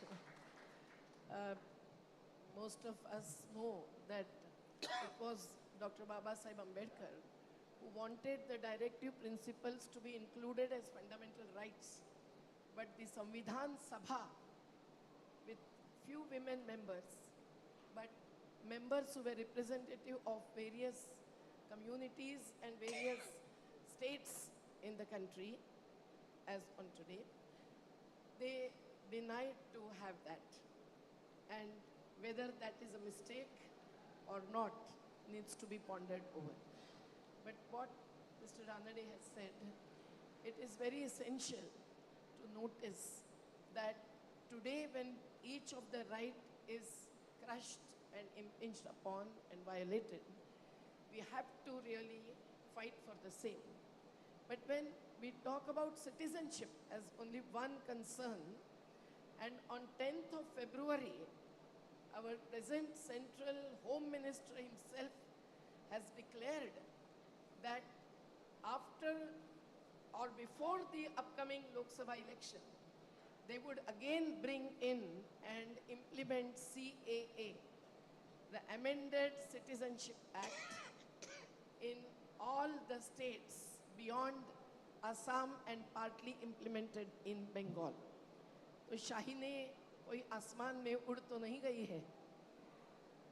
जो खंत व्यक्त की हर्ष मंदर जी ने कि protest कम हो रहा है, मुझे लगता है कि उस समय के शाहीन बाग का प्रोटेस्ट फिर से शुरू होगा, क्योंकि ये एंटी कॉन्स्टिट्यूशनल है कि रिलीजन के आधार पर किसी को आप सिटीजनशिप से एक्सक्लूड करते हैं, बाहर रखते हैं.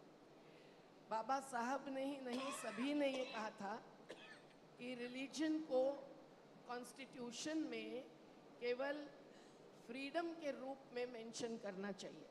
One of the members of the संविधान सभा H.V. कामत, उन्होंने आग्रह रखा था कि लेट अस स्टार्ट विथ ईश्वर चरण, even the preamble, but that was rejected by a vast majority amongst the members of the Samvidhan Sabha. And you all know that it was comparatively late in 1976 that Indira Gandhi ji added Dharma Nirapekshata or Samajwad, secularism and socialism, not just as two words added to the preamble, but the two values which now are going to be likely to be rejected by the fundamentalists, who have also, through some of their representatives, filed a petition before the apex court to remove those two words and to just, crush those values also. So it is very essential for us to know that all that is mentioned today, asserting the citizenship which has to be beyond any kind of discrimination, is something that would be taken forward to every right that is granted. And the same rights are reflected into every directive principle. For example, right to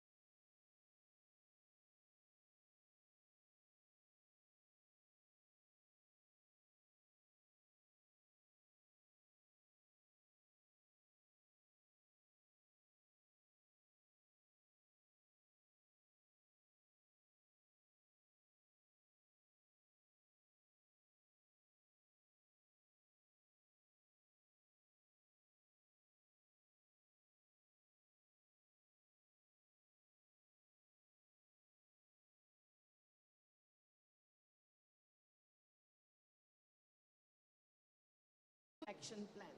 So now I request Siddhartha Varadarajan. You know he is an exceptionally courageous, truth-bound, satyagrahi media person. The Wire has really linked all of us through their medium, and today this forum is also providing another medium for his free and fair expression that we all look forward to. Thank you, Medatai. We don't have too much of time, and you've heard from 4 distinguished speakers already. On the question of fundamental rights, directive principles, and citizenship, it's interesting to actually focus on where the threat today lies as far as the ordinary citizen is concerned. And I would say that it is most dangerous and ominous and worrying that the right to free expression and, or rather freedom of expression and freedom of assembly, two fundamental rights which are realized, which can only be realized in their expression. Freedom of expression is realized and consummated by people freely expressing themselves. Freedom of assembly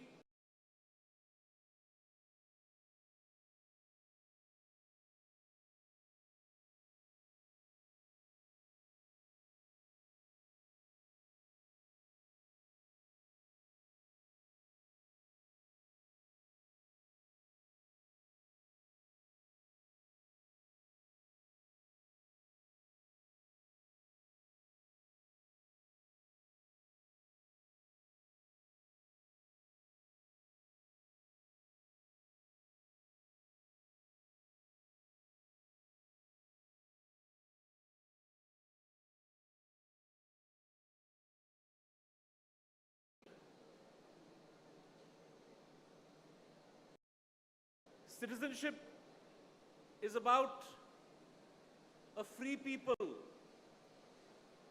exercising control over how they live their lives, exercising control, ensuring accountability over elected representatives, ensuring that a government works for the people. And you simply cannot ensure that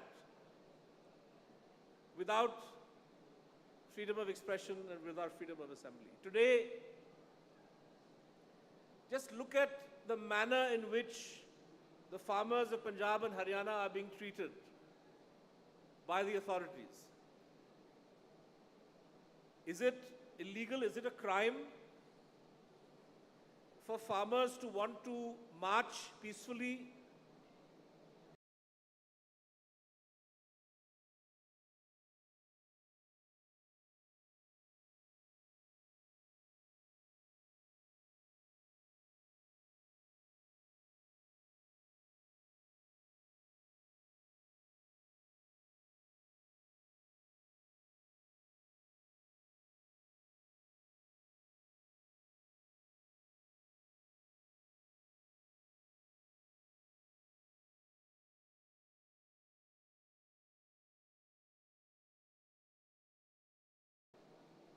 to Delhi is aimed at criminalizing the very act of assembly.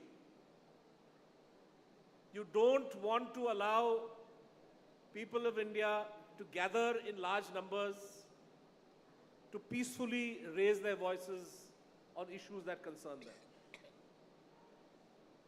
And what is happening on the Punjab-Haryana border is not an exception. This is increasingly becoming the rule. In state after state,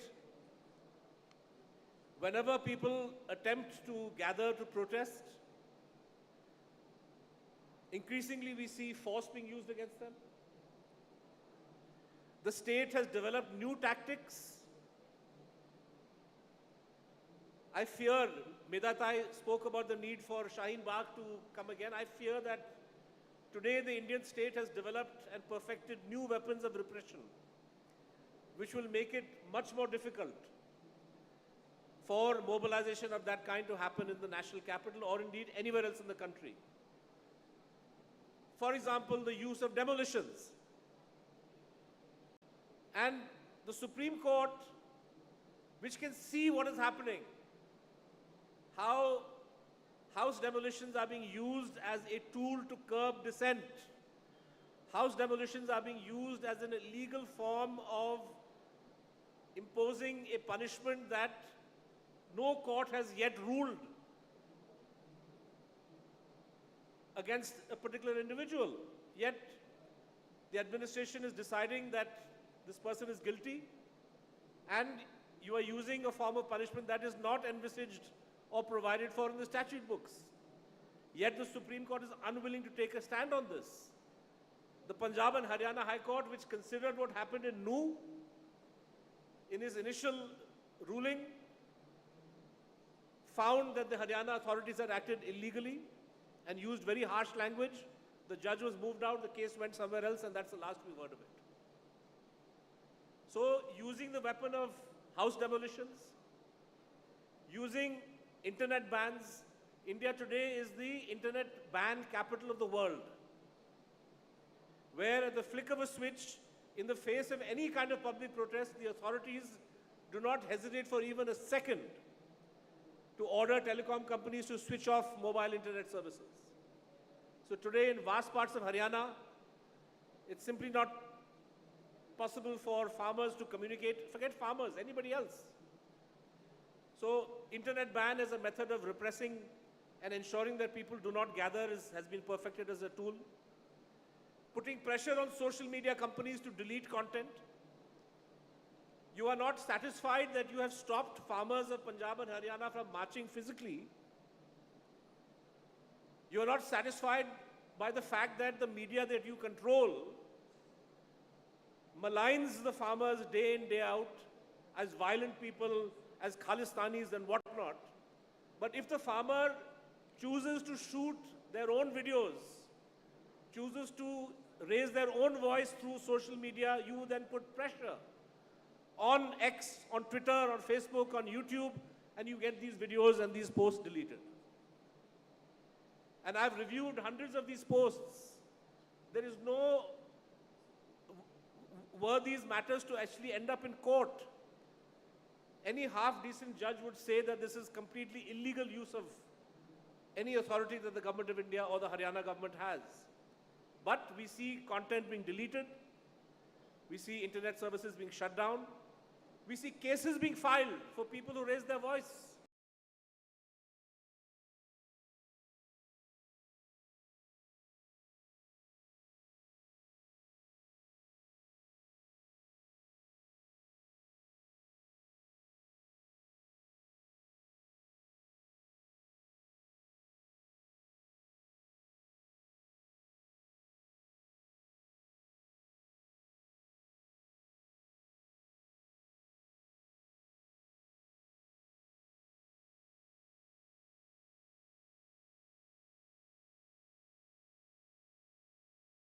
To put fear in the mind of everybody to think 100 times before they say or write something. कि किसी ने कोई चीज post कर दिया नरेंद्र मोदी के खिलाफ. If I like it, if I share it, am I running the risk of the police in Pratapgarh filing a case against me because some BJP worker says कि party की मानहानि हुई है? It's a rubbish case. But you will be tied up in court proceedings which you can't afford. You may even have to spend a couple of days behind bars.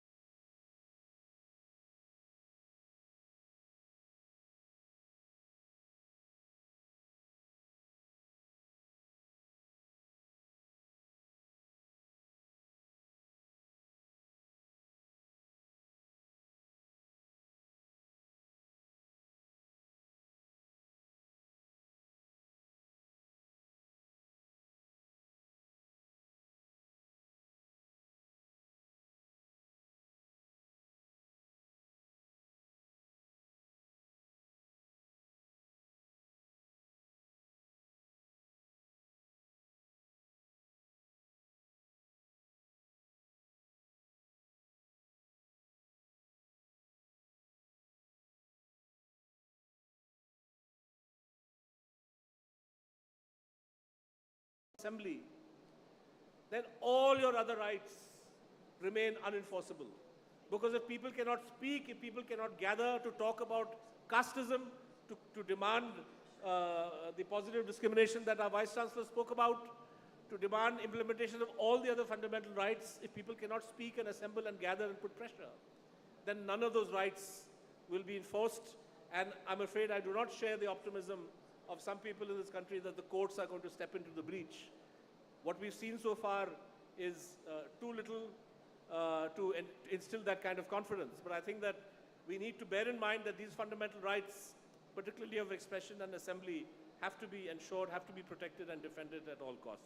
Thank you very much. Thank you so much.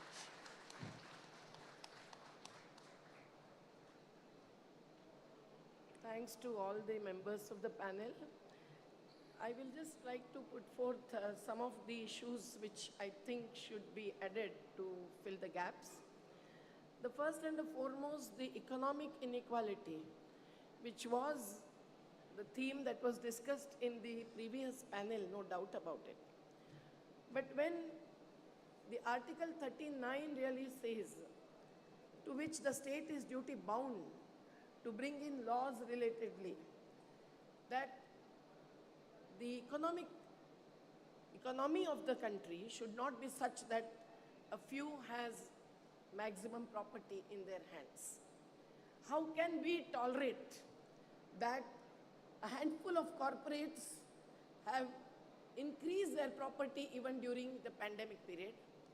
And even today they are earning 1,000 to 1,600 crores per day. We have to really assert our right to equity, and that can be achieved only if their property is confiscated and made available for the public purpose. We should also insist on the change in the taxation policy. If even 1% of the richest are compelled to pay 2% on the wealth tax, then also more than 7 to 8 lakh crores will come into the state exchequer per year. And if the inheritance tax is also increased to 50%, which is only once upon a time, then more than 9 to 10 lakh crores will also come to the state exchequer. How can this not be attempted and inserted into their economic action plan is our question. And that's because we know that for last 9 to 10 years, what has happened? About 40 lakh crores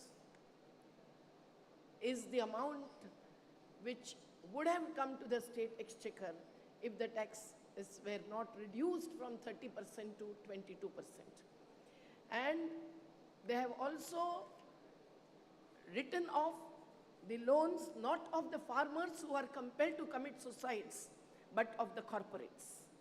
Let us raise our voice against this on the basis of constitutional articles, directive principles. We must also talk about what is happening in terms of the Rojgar, the livelihood. Ram की बात हुई है, राम राज्य की बात हो रही है, पर राम से कोई पेट नहीं भरता। हे राम और जय श्री राम में तो फर्क है ही, पर कहाँ राम है, क्या रहीम है, यह प्रकृति जीवन मेरा ही जल मेरी नदी, ये ज़मीन और जंगल मेरा।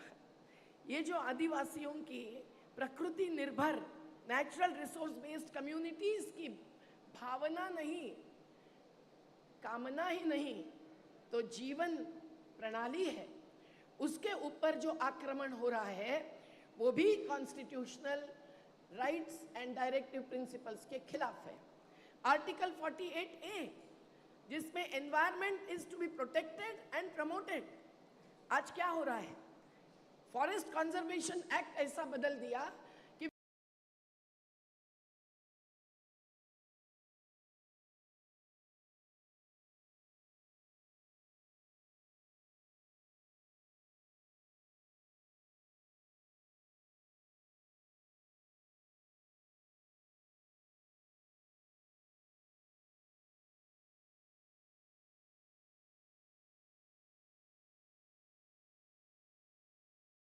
without seeking consent or even consult, even in the name of farmers.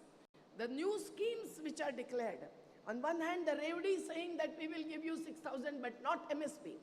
They say that they have no money to pay the minimum support price. Well, maximum support price and maximum financial support coming through various agreements which we do not have the transparency about, no accountability, no information. Although there is Right to Information Act, when the G20 kind of forum is used for the same purpose. So all the international financial institutions with globalization, liberalization, privatization policy, what had Baba Saheb Ambedkar said? That maximum number of industries should be in the hands of the state.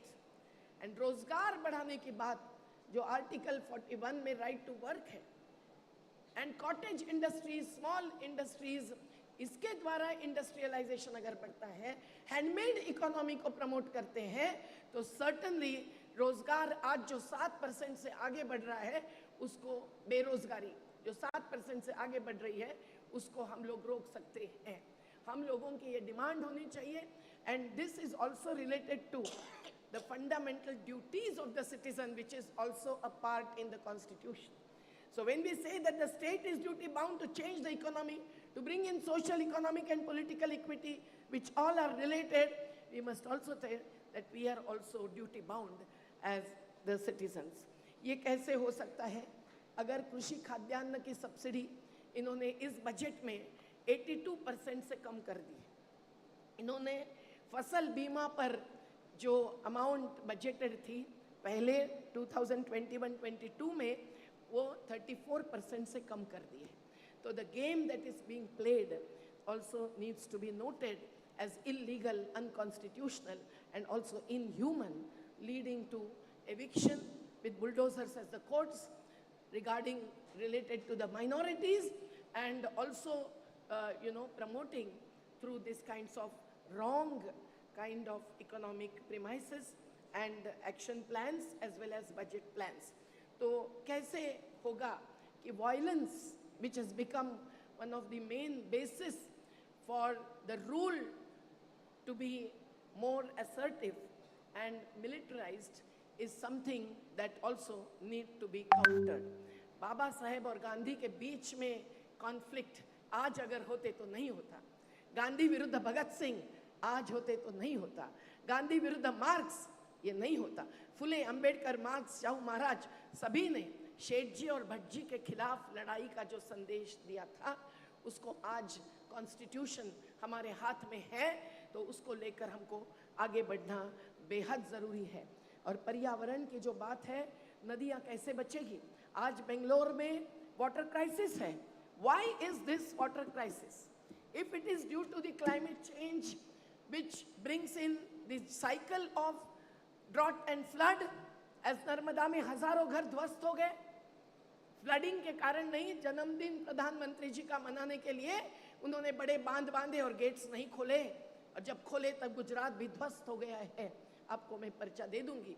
पर यहाँ दूर दूर कावेरी से पानी आना, is that the only solution? Is there no solution which can be decentralized management of land, water, forest? We need to think about it, and we must compel the governments to think about it. When the acquisition and eviction is also referred to by Advocate Hegdeji, we know that 2013 Act is not implemented. Even Bangalore Development Authority, when it acquires land around for the housing complex or for any purpose, we expect something different from the present government of Karnataka. They should not only repeal the Anti-Conversion Act, but they should also implement the 2013 Land Acquisition Act, without which the agricultural lands cannot be acquired for the beautifying the city or building the housing complexes. And the workers' issues, we are not taking more time, but we know that 29 labor laws are repealed, while the 3 anti-farmer laws had to be repealed. But these 29 laws being repealed and 4 weak codes to be imposed is something that is an anti-worker policy. 95% of the workers belonging to so-called unorganized sector are unprotected. So migrant labor, the nomadic tribes, the Adivasis who are interstate migrants, no act is implemented. So not only that the laws should be enacted based on the constitutional framework, but also laws should be implemented. But who bothers? Who bothers to really feed every child, to give free education up to 14 years of age, to take the special child care up to 6 years of age, to provide the health security by bringing in prohibition, Article 47. When the governments are earning thousands of crores through liquor business, that needs to be stopped. The women who are facing atrocities, not only in Manipur or Hathras, which are the known incidences, but everywhere are also facing violence due to the liquor business and addictions. Now, all this needs to be stopped, and for that, the constitution is in our hands. But wait, federal structure. Karnataka government is not getting the proper funds. So when the 5 kilos of grains in the PDS are to be based on the calories needed by a manual laborer, and that is increased fortunately to 10 kilos, the center is playing a game and not providing funds for the same. So the grains not provided, so some DBT, money to be deposited in the accounts, is also another way through which it will go to the liquor shops, and women will face the worst. So ye kaise hoga? And peace, Article 51, the last one in the directive principles, talks about promoting peace. Who is talking about, with courage within the system, not outside, about the, criminal violence faced by Gaza Patti and Palestine? Fortunately, one of the highest courts has given some judgment, but that is also an appeal to Israel, which is supported by the United States of America and so many countries, which is something which we should feel ashamed of, while our government is also not making any proper intervention towards that end of the Constitution. Friends, with all this, we want to fight for right to food, right to housing, right to employment, livelihood, which is more based on the natural resources for farmers, laborers, and human resources, and not just on the monetary financial capital. We have to remember Baba Saheb Ambedkar's economic advice, which is of cooperative farming, collective farming, and maximum of public industries, in which the reservation can be attained through. And still today, in the name of reservation, the positive discrimination, it is Maratha viruddha OBC, it is Dhangar viruddha Adivasis, and so on. So where is the final goal of caste annihilation? Jati nirmulan का उद्देश्य बाबा साहब का और संविधान सभा का और constitution क्या हम भूल गए हैं? ये हमारे सामने सवाल है. मैं सॉरी थोड़ा सा समय लिया है, और मैं देख रही हूँ कि अभी हमारे पास फिर भी 10 मिनट है, तो आप में से किनको किनको सवाल पूछना है वो जरा हाथ ऊपर करें, और सब सवाल लेकर हम लोग 2-2 मिनट हर एक को सुने. Please. Yes please. Yes yes yes please. Mic किसी देने का. हेलो, मेधा पटक जी, आपको एक प्रश्न है. नर्मदा आंदोलन के जैसे आप बड़ा आंदोलन में थे, एक लीडरशिप क्वालिटी में आपके जैसे सिंपलिसिटी चाहिए क्या, और कुछ चाहिए लीडरशिप? जन आंदोलन में एक बड़ा लीडर बनना चाहिए, तो क्या क्वालिटी चाहिए लीडरशिप क्वालिटी में? ठीक है, please take the mic and speak. आप में से जो भी जवाब देना चाहते हैं वो जिस भी जवाब का जवाब दीजिए. Ma'am, you said that B.R. Ambedkar's vision for the country's economic policy was that most of the industries should have been public industries, and it's community farming, etc. Now my question is, we did follow that system of everything being concentrated in the public and a lot of controls on the private industries, and that is how we ended up in the 1991 crisis. And it is only through LPG policies that we finally got our country out of that crisis and our growth improved. And because everything was concentrated in the public sector, there was a lot of inefficiency that happened, a lot of bureaucracy, red tapeism, etc. And transferring more things to the private sector has indeed improved the efficiency and helped our country. Even recently, Air India has been privatized, like it was disinvested by the government because it was running on a loss, and a huge loss. And transferring it to the private sector has helped to get it out of that loss. So, you know, even though Baba Saheb has contributed a lot of things to our country, but don't you think that his vision for the country's economy is a kind of outdated? Got your question. We will answer. Mine is not a question.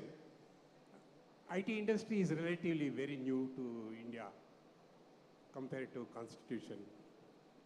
Except the just born child to the oldest man living, they use so extensively and they are used to it. So my suggestion is the Constitution of India should be made simple, friendly, so that we all get into that mood as we are to the IT industry or mobile, particularly mobile. Thank you. Please answer this question. Okay. Anyone else? I have a question. Yes. तो unofficially तो secularism word निकाल दिया गया है, तो I just wanted to know CA का आपने जो सर जी प्रोटेस्ट सजेस्ट किया, वो कहाँ तक अब वैलिड रहेगा, उसका अब जो you know the foundation on which that earlier movement was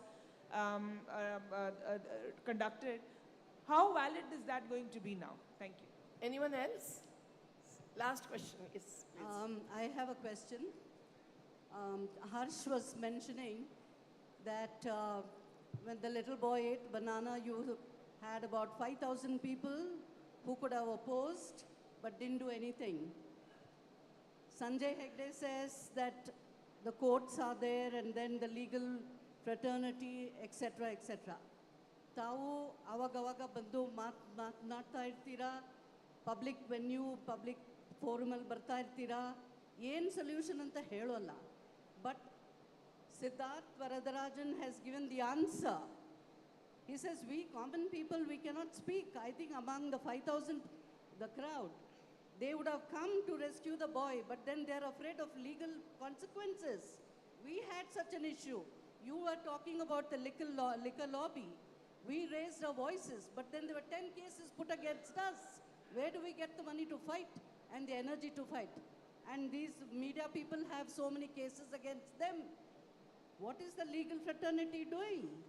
This is the fear with which people do not want to I think speak. that point is already taken, and they have also answered that it is only the courage and commitment that can take you beyond this kinds of situation. And of course, jail में जब तक चना रहेगा, आना जाना बना रहेगा. Jail है कितनी लंबी चौड़ी देख लिया है, देखेंगे. ये स्पिरिट होगा तो ही हम मूवमेंट के एक्टिविस्ट हो सकते हैं. आज अनंत तेलतुंबड़े आए हैं, बाबा साहब के वंशज, और उनको भीमा कोरेगांव के नाम पर झूठे हैकिंग के आधार पर जेल में रखा गया.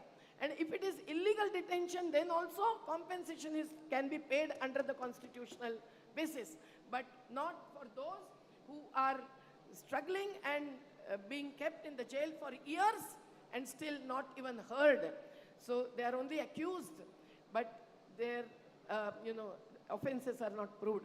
So I will just request Basavaraj जी, आपको कुछ जवाब देना है इसमें. मेरे ख्याल से एक तो privatization is bringing in efficiency. This is what is the prachar, the propaganda about globalization, liberalization policy that is all over. But what is this efficiency at the cost of? I think Basavaraju ji sitting there only, you can answer the question. Regarding the efficiency, if you go through Article 335 of the Indian Constitution, the efficiency bar is provided under the Constitution. But your efficiency border shall not come in the way of ensuring social justice. Of course, Ambedkar while inserting that particular article, he was very much bent upon the fact that your efficiency bar, which is provided under Article 335, shall not be at the cost of the achieving the social justice, which is the pillar of the Constitution of India. and regarding the under trial prisoners who have been languishing in the jail for several years, just because they are very poor and weaker sections, not able to engage a lawyer, the Supreme Court, in fact, has given a series of judgments that right against this exploitation and even right against the inordinate delay in conducting the trial is also a violation of the fundamental right under Article 21. But the problem is how best it is we are implementing in reality. There are a host number of decisions are there from the Supreme Court. But we are not finding the reality for the purpose of protecting these under trial prisoners. And Kiran Bedi has given a report. In a report, she has said that 70% of the population, prison population in India, they are under trial prisoners. Without their fault, they are languishing and they are separated from the society and they have no relation with their kith and kin. So therefore, the Supreme Court has already given a judgment. Under such circumstances, they should be immediately released. Yeah, I just want, on CAA, I wanted to say that nothing has changed. The basis on which the struggle against CAA happened, that remains. Because for the first time in India, the Modi government has tried to make religion a criterion for citizenship for anybody, in this case of refugees from Pakistan, Bangladesh and Afghanistan. This is not acceptable. The challenge is there before the Supreme Court. That challenge, I believe, must be heard quickly, and I'm sure the court will find this ultra-virus. But people should oppose this. People will oppose it. And I don't think that, of course, the government will try to disrupt and attack any protest. But the basis, the ideological, political, moral basis continues.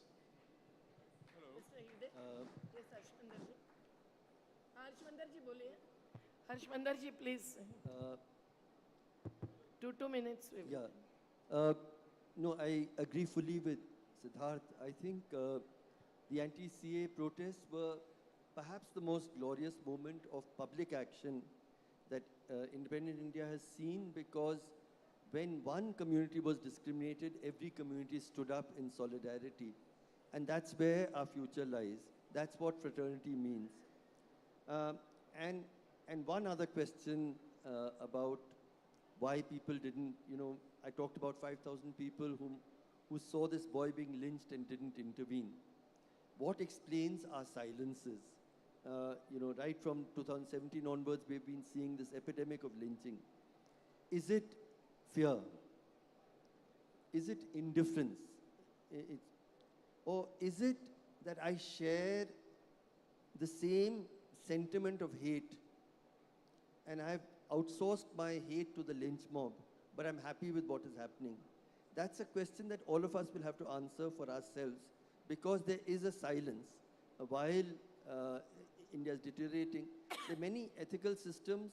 I'll just end with that. But I'll talk about something that Prophet Muhammad said. What is your duty when you see great suffering and injustice? He said, at the very least, respond from your heart, which means at least you feel badly. That doesn't require courage. Then the next higher level is to respond from your tongue, which means you speak out against it. The best among us will respond with our hands, which means we act against it. The country that I want to see is that all of us respond at least from our hearts. Then things will change. Hegde ji, aapko kuch 2 minutes mein. No, I think everybody has spoken, and a lot of people have said, what are the courts doing? I think the courts share what happens here. They speak rightly. They speak a lot. But as somebody a long time ago told me, that clients are not interested in judgments. They are interested in orders. I think that's where courts need to improve. Quick orders. The reasoning can always be come in due time. And the same thing that Harsh said.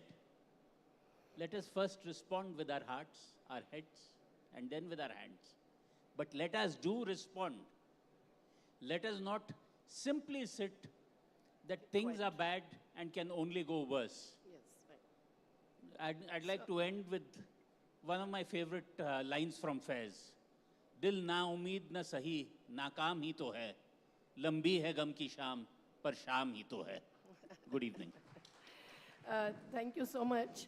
मुझे लगता है कि हम लोगों ने एक इस discussion के द्वारा संदेश दिया है कि आज की इकोनॉमी अर्थव्यवस्था बदलनी चाहिए. अभी जो भी क्वेश्चंस बाकी है वो पर्सनली डिस्कस कर सकते हैं. दूसरा संदेश दिया है कि इकोनॉमी बदलनी है तो नेचुरल रिसोर्सेज का मैनेजमेंट का डेवलपमेंट पैराडाइम बदलना चाहिए. अस्तित्व के जो मुद्दे हैं राइट टू लाइफ रिलेटेड वो सब पर हम लोग आग्रह करना चाहिए. उसके लिए हमको जो वंचित है पीड़ित है उनके साथ खड़े होना चाहिए और कम्युनलिज्म कास्टिज्म उसको आगे बढ़ाते हुए एज इंस्टिगेटिव फोर्स जो real issues are being peripheralized that we should counter and we should reach out to every place wherever violence takes place, at least as a fact-finding team, if not interveners.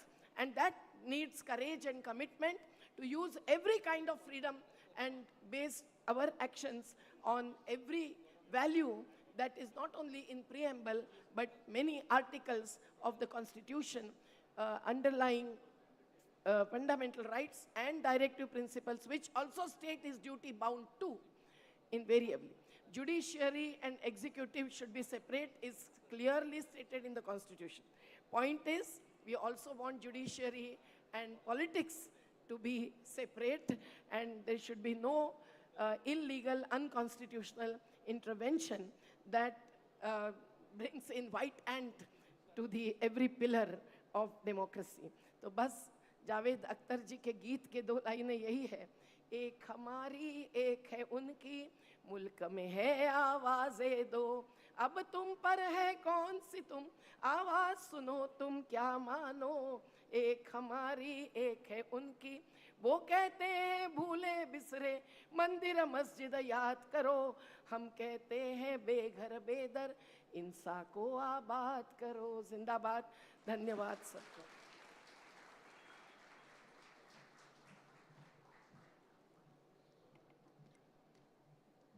We come to the end of this session.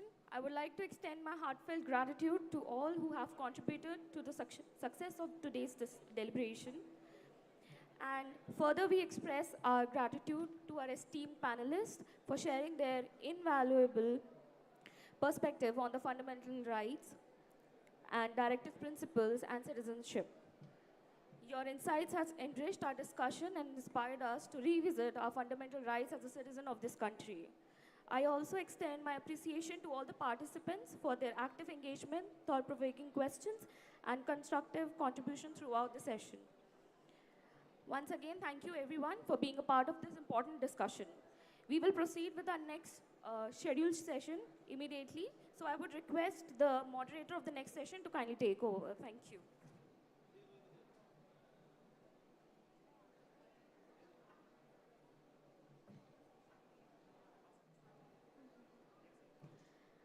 Good evening, ladies, gentlemen, esteemed guests, and distinguished speakers. I would request everyone to please settle down as we will start the session right up.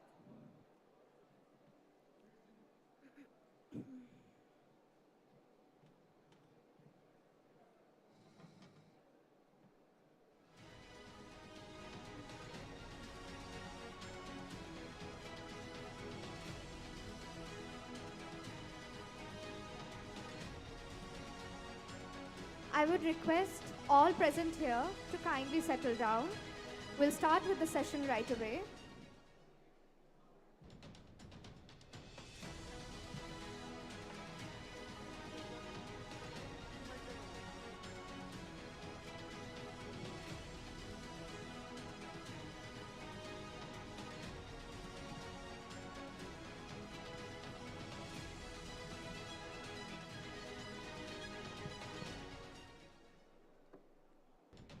Once again, I would please request kindly everyone to settle down. we would like to start the next session right away.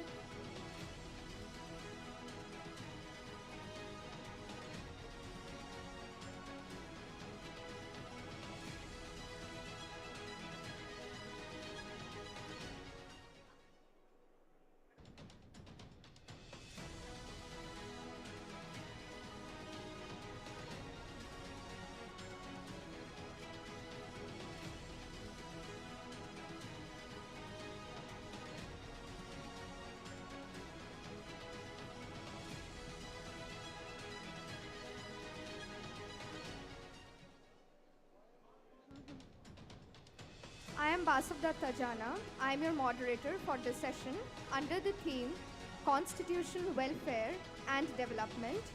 This session will focus on social and economic justice, which are fundamental principles that underscore the pursuit of fairness, equality, and inclusivity in societies. Without further ado, I would like to call upon the stage our esteemed chair, Shri Salman Khurshid, and our panelists, Professor S. Madheshwaran, Sri Nikhil De, Ms. Beena Palikal.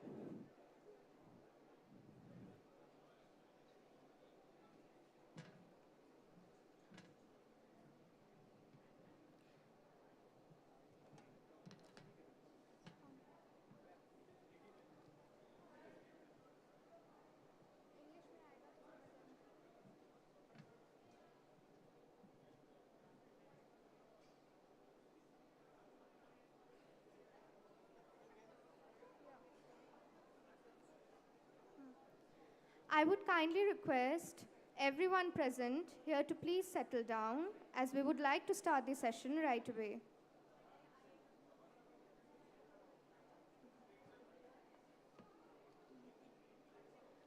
I would kindly ask everyone to please settle down, as we would like to start the session right away.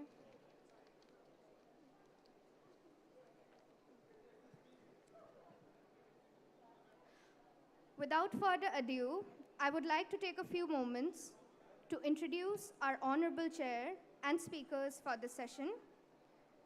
Shri Salman Khurshid, Senior Advocate, Distinguished Indian Politician, and former Cabinet Minister of the Ministry of External Affairs.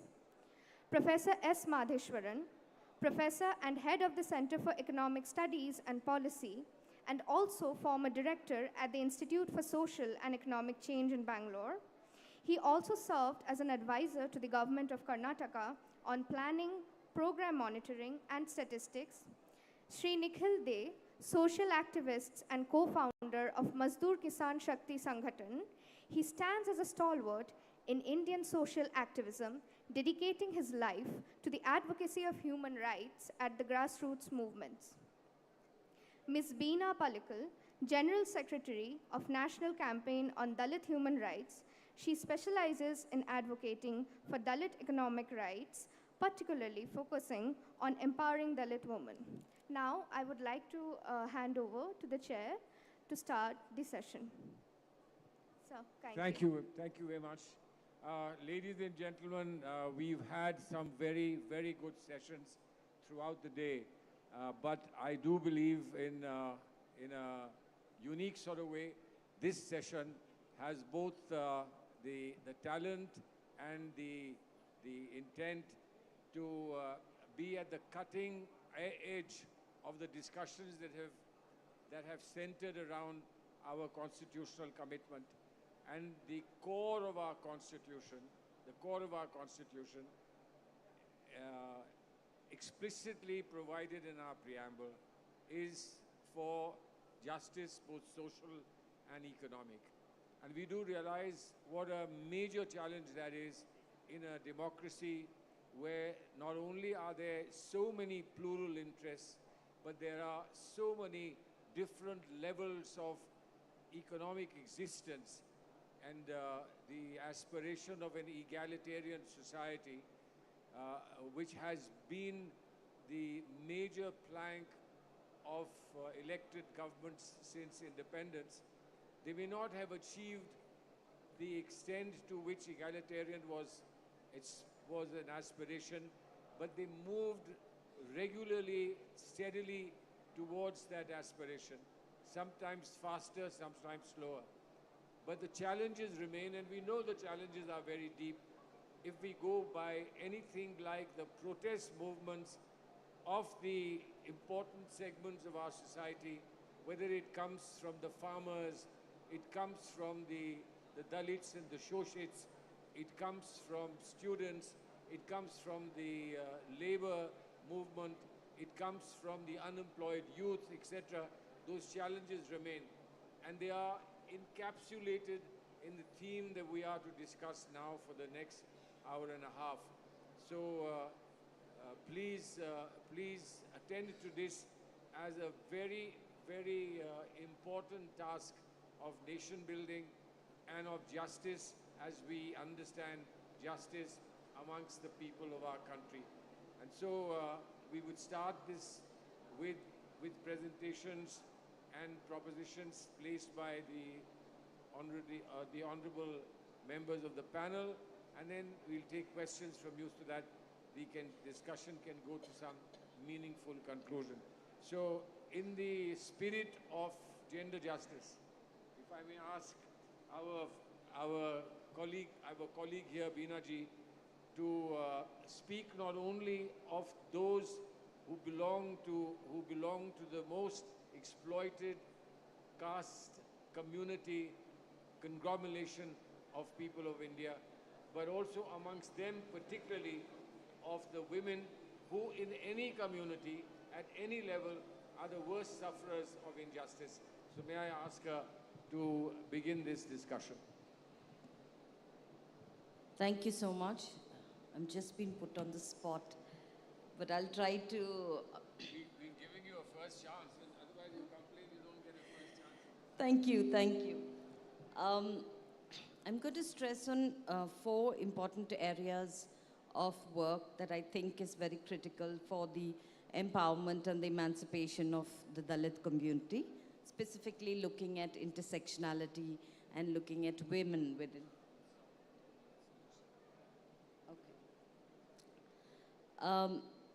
So for the longest time, I think I have heard schemes and programs. For example, when you think of women and when you're talking about, what can you support women in entrepreneurship? And the number one thing that I often hear is sewing machines, give her sewing machines or let her make baskets. And I've been hearing this since so many years that I've come to this work, and probably even before that. While I don't think that this is not a strategy that we must not use, I mean, there might be women who are interested in doing that, and so be it, and I think we should support it. But we've come to a point in the history of this country since independence where we have seen that we've even gone to the moon, and somebody said we are even going to the sun, or any other planets in the space that we are planning to conquer. But we are still stuck in this basic thing of sewing machine and basket making. Today I want to challenge all of us that can we look beyond that? Can we look a little beyond this and see what are the multi-pronged strategies that we can actually use for the emancipation and empowerment of the Dalit? Specifically, I'll stick to the Dalit community because that's where I work. And what can be the models of economic development? It was Indira Gandhi ji who started the tribal sub-plan in 1974, which was a plan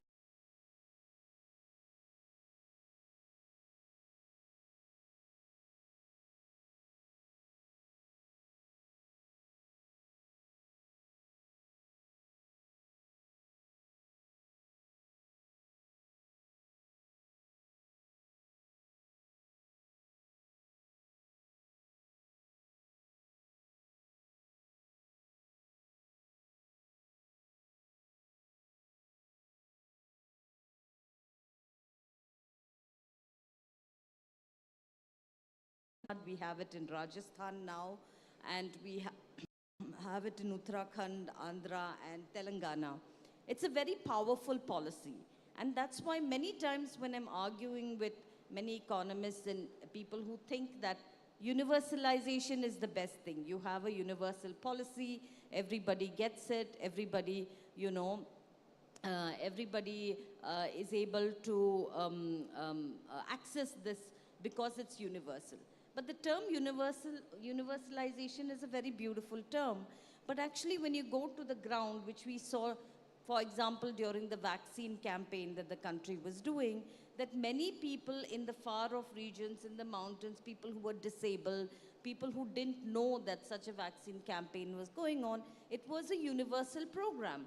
But there were many people who were not able to access vaccine because of these different intersectionalities, whether they were disabled, whether they were people, the older people who couldn't travel to the clinics. We saw many cases like that.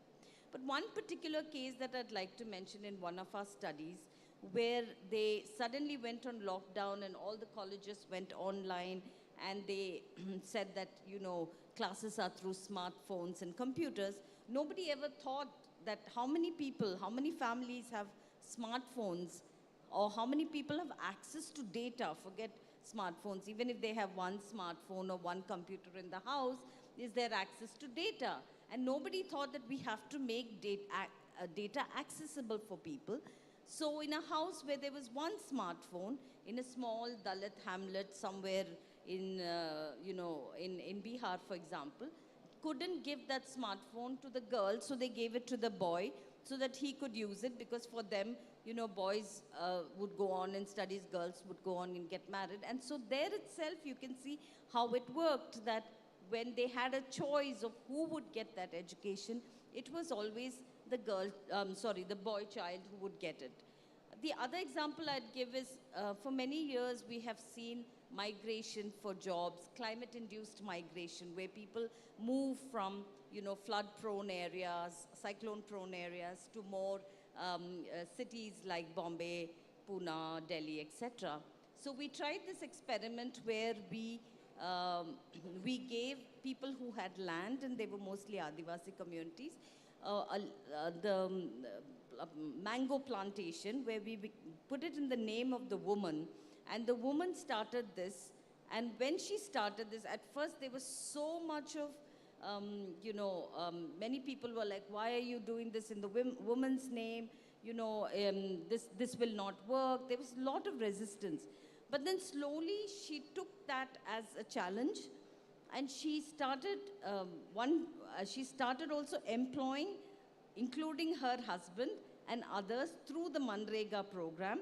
So there was a convergence of this program of, this was under the horticulture scheme and the Manrega program. She started converging this, and ultimately the men who were migrating in that particular small village stopped migrating, because they also got jobs, and they also then went on to have their own business of selling mangoes to the free market. So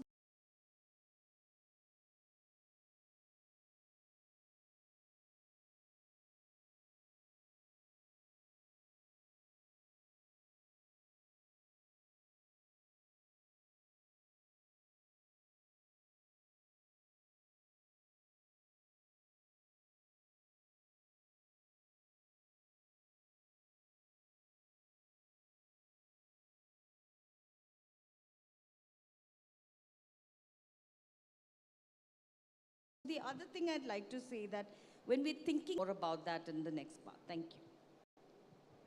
Thank you very much. So you saw the beginning of a vast subject. I hope that in the time that's left, we'll be able to come back to some of the important issues that are flagged. Nikhil Deji, as an activist and a person with great experience on the ground, I think if we could have a few words from you. Yeah. So about 10 minutes.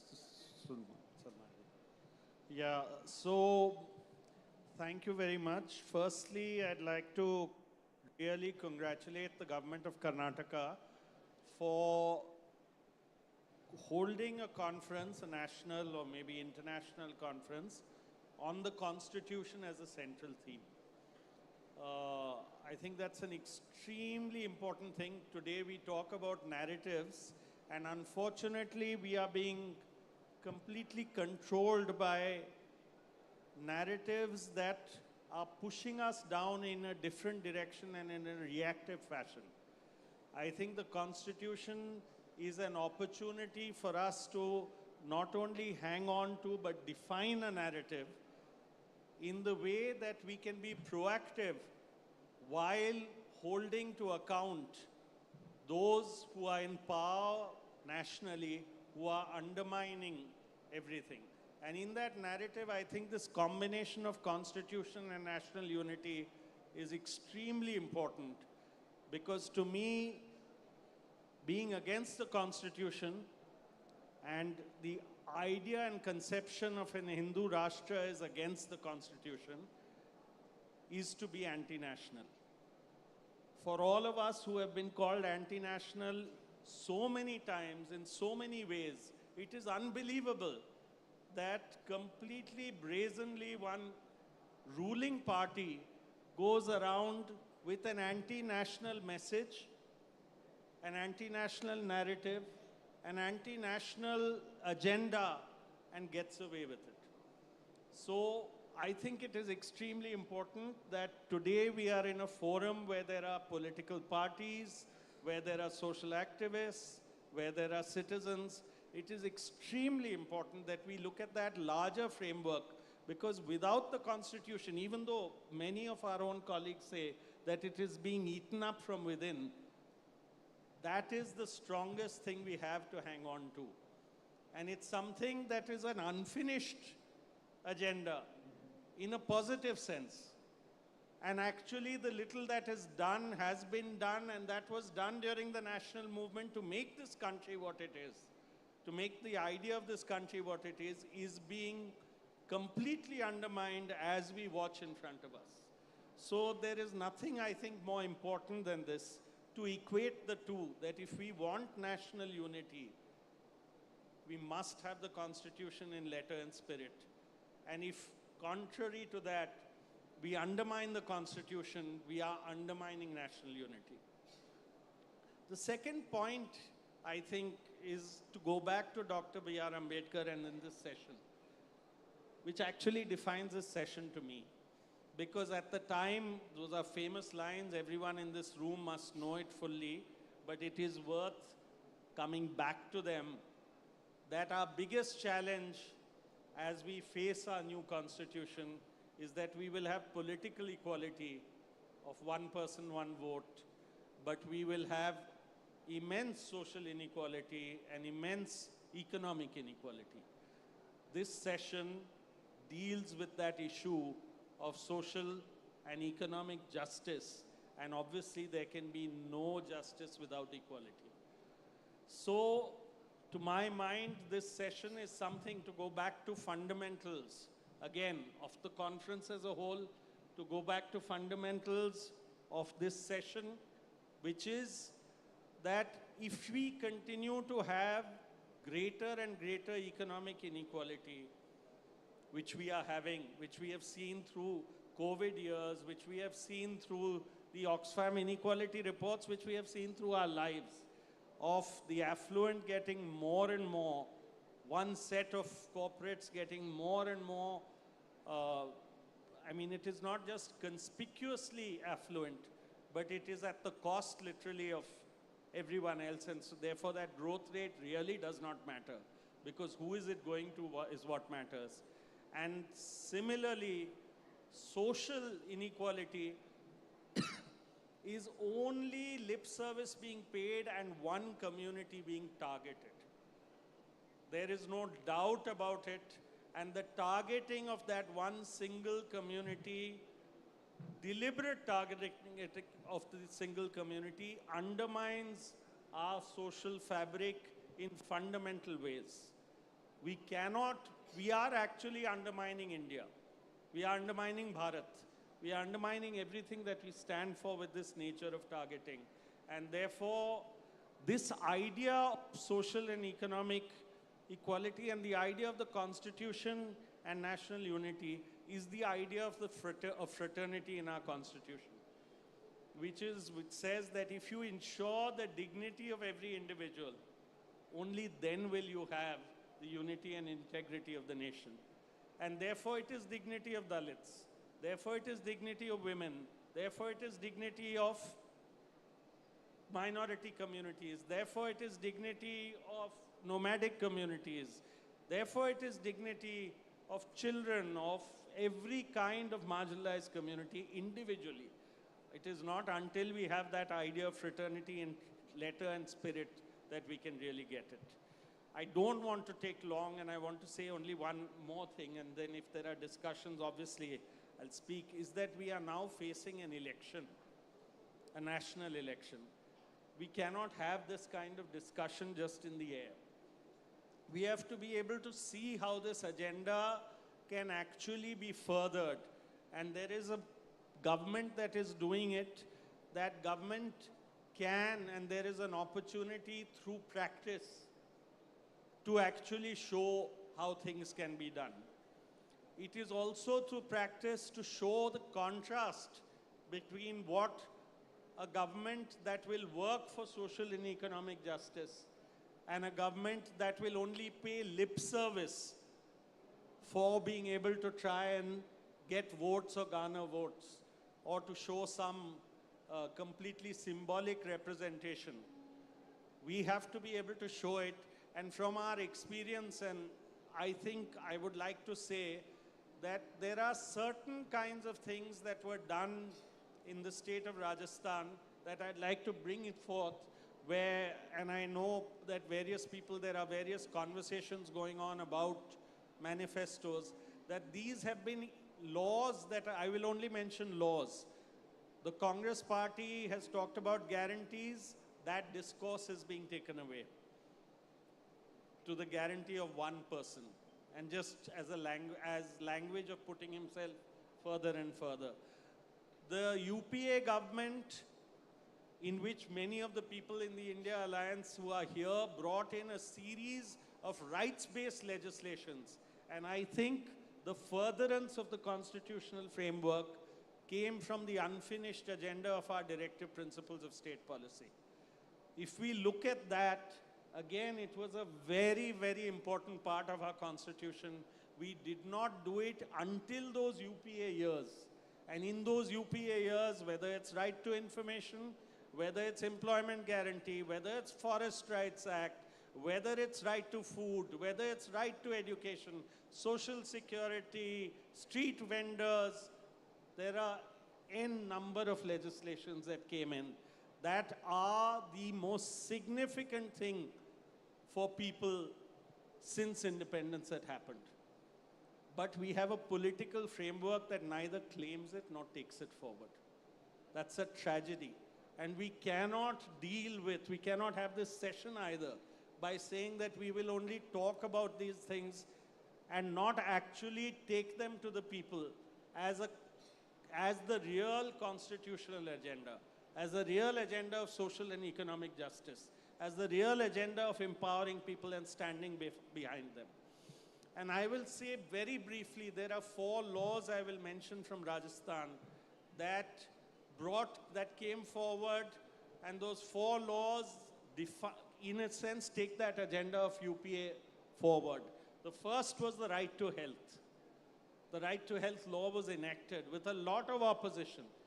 But again, whether we talk of what Beena talked about, that the most marginalized, it is only when you give equal access to health to all that you will find that Dalits and Adivasis will also get access to health, free and equal access to health, and nothing could have shown us more than COVID.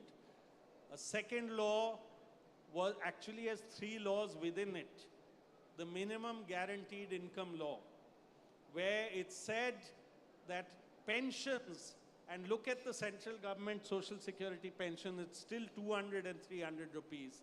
That made a minimum pension of 1,000 rupees, legislated into law for the first time, with a 15% increment per year. And the BJP government has been forced to implement that 15% increment this year. That's the advantage of a rights-based law, that is my right, and to take it forward. In that law was for those who can work in Narega 25 days extra as a legal guarantee.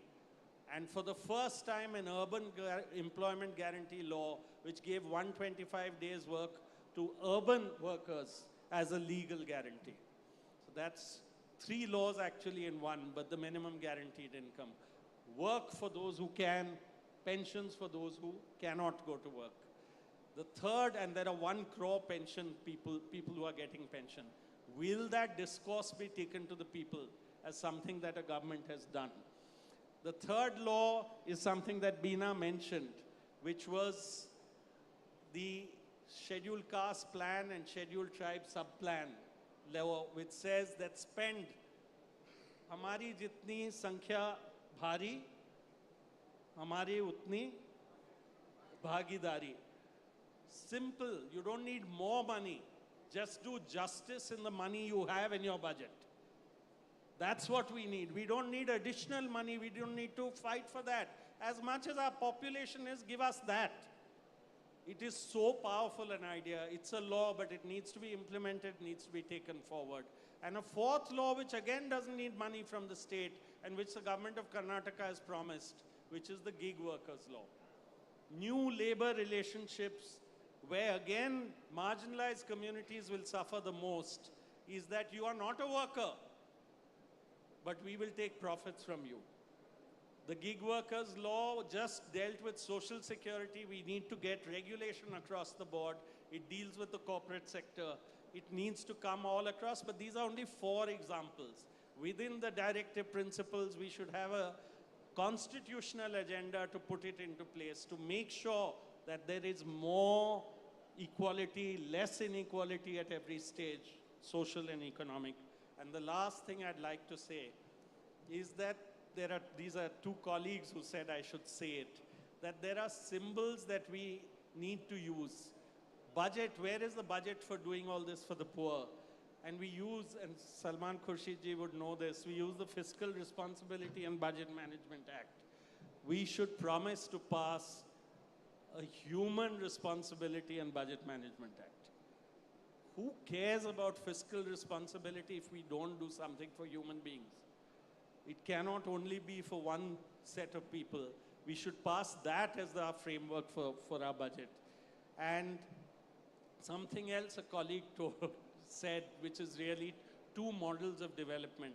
One is when those tunnels in Uttarakhand collapsed. That is modern India, we see it. They collapsed because we want from one dham to the other dham, these fancy highways to go. And we are doing it through places and people where we are causing immense environmental damage, and that's a symbol. And finally, who came to rescue them? The rat hole miners of Meghalaya, who are considered illegal, who do that for a living, and who did it out of humanity without any fancy equipment. And that's where we need to understand who our real future is. Thank you.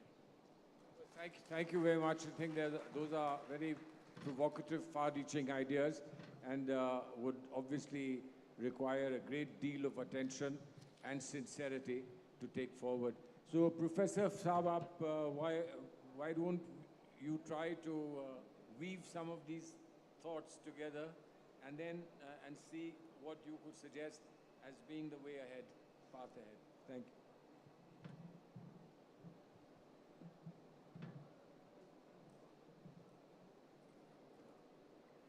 Good evening, everybody. Respected Chairman and other dignitaries on the dais and off the dais. At the outset, I thank the Government of Karnataka and my ISAC team, Professor Thorat, and my colleague, Professor Krishnaraj, for the opportunity to say some few words about in this convention, Constitution and National Unity Convention. Of course, my presentation basically based on the recent book written by me and Professor Thorat on scheduled caste in the Indian labor market, employment discrimination, and its impact on poverty. Of course, I would like to connect to this constitution, whatever the book which we have written. Of course, all of you know that's Article 14, Article 15, Article 16, what it extends the right of equality of opportunity of employment or appointment under the state.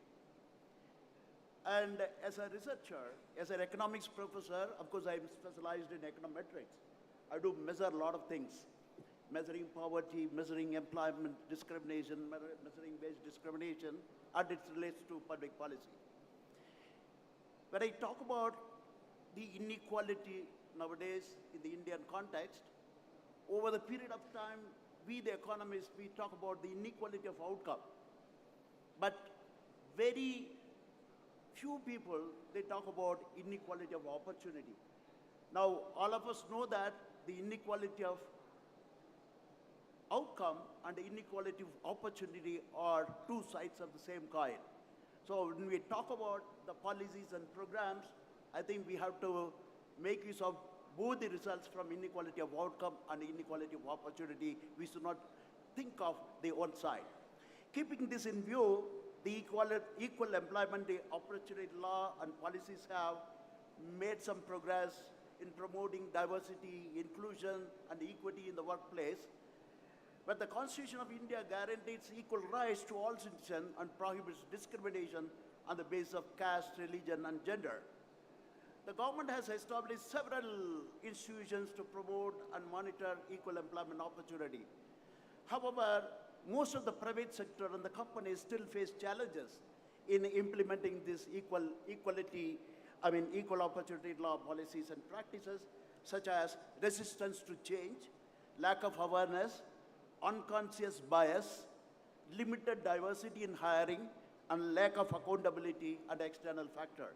Because every topic is a broad topic, which I don't want to take much time because of paucity of time. I just wanted to say a few words about the results of the book, what we have written, and connect to the Constitution and the national unity. Of course, Madam was chairing last session. What I could make out from the session, last session, is that the two policy directions have emerged in India. One is economic empowerment, another is equal opportunity. But providing equal opportunity through instruments like reservation, there is a considerable disagreement among the private sector leaders. And reservation policy is confined to the tiny government sector, and as Madam was saying, that the vast private sector remained outside the purview of the reservation policy. Whereas if you look at the other country, Netherlands, USA, even our neighboring country, Malaysia, there are several examples. The other countries, the affirmative action policy has been put into practice both for public and private sector. Of course, our chairman must be knowing in 2004, sir, there was views have been expressed both in favor and against the reservation in the private sector. The Employers Association have particularly opposed this view. I think you know that, and you are the minister at that time. And keeping this as a background, as an economic student, I just wanted to give a kind of a highlight from economics, whatever the discipline which I have learned. And there are some dozens of Nobel Prize winners. I can name Becker, Yarrow, Phelps, Akerlof, and Xenatos, the dozens of Nobel Prize winners, they have written theory of discrimination. And most of this theory of discrimination, what they have written, and the insights, I don't want to talk many things. There are 4 insights I want to derive out of from these dozens of Nobel Prize winners. They have written the theory of discrimination. The first point is economic discrimination, particularly market discrimination, do hamper economic growth. It's all based on empirical exercise. And second is it brings unequal income distribution and deprivation for the discriminated group. And the third evidence what they had given is that it will create potential situation for intergroup conflict. And the fourth, they said very clearly, we talk about investment in human capital. So discrimination also affects productivity by reducing the magnitude of investment in human capital by the discriminated group and return on this investment. So while drawing the insights from this theoretical insights from the Western theory, these are all Western writers and the Nobel Prize winners. They have written the theory of discrimination. Of course, the first Nobel Prize winner is Darius Becker. He was stating that taste for discrimination, T-A-S-T, taste for discrimination. This is a word, still it prevails in India, which he has written long back in 1970. There is a taste for discrimination. And by looking at that, several questions in our society, it comes even to our government. What are the three questions which I want to put forward, and I want to give some empirical evidence? I will take some another 2, 3, 5, 4 minutes, and I will complete, sir. The three question is important. Why the government in developed and developing countries concerned about economic discrimination? Second question is discrimination only an equity issue, or it also involves economic cost to the society? And third, are the costs it imposes on the society more social and political than economic? So, given this question, of course, we should not forget about our Dr. Ambedkar. We have seen as an economist the close look at the Western theories and theory of discrimination. When I come to our Indian context, we should not forget about Dr. Ambedkar's thought on discrimination. Of course, I don't want to say many things because most of the audience, you know Dr. Ambedkar's writing. If we close look at the Dr. Ambedkar's memorandum, South Borough Committee, revision of Indian Act 1919, and the second attempt was made to revise Government of India Act during 1930-31 and Simon Commission in May 1928. And final statement came in 1947, the state and minority. What are their rights and how to secure them in the Constitution of Free India? At the time of framing Indian Constitution, that has come into the mind of Dr. Ambedkar. And he has suggested many remedies. Of course, I don't want to go to all the remedies, what he has suggested, all of you know that. Which the kind of a remedy when you talk about the legal safeguard against the practice of caste discrimination. That are also suggested both for private and public sector.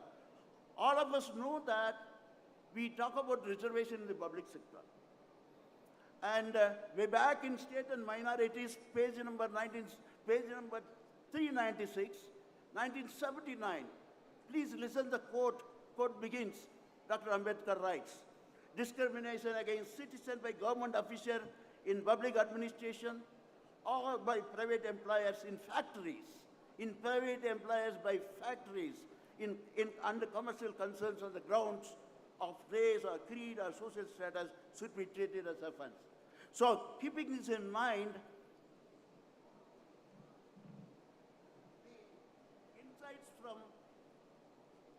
the insights from the economic theory, both from Western theory and from Dr. Ambedkar's theory of caste system, indicates that market discrimination is a typical case of market failure and bring huge economic inefficiency and adversely affect the prospect of economic growth.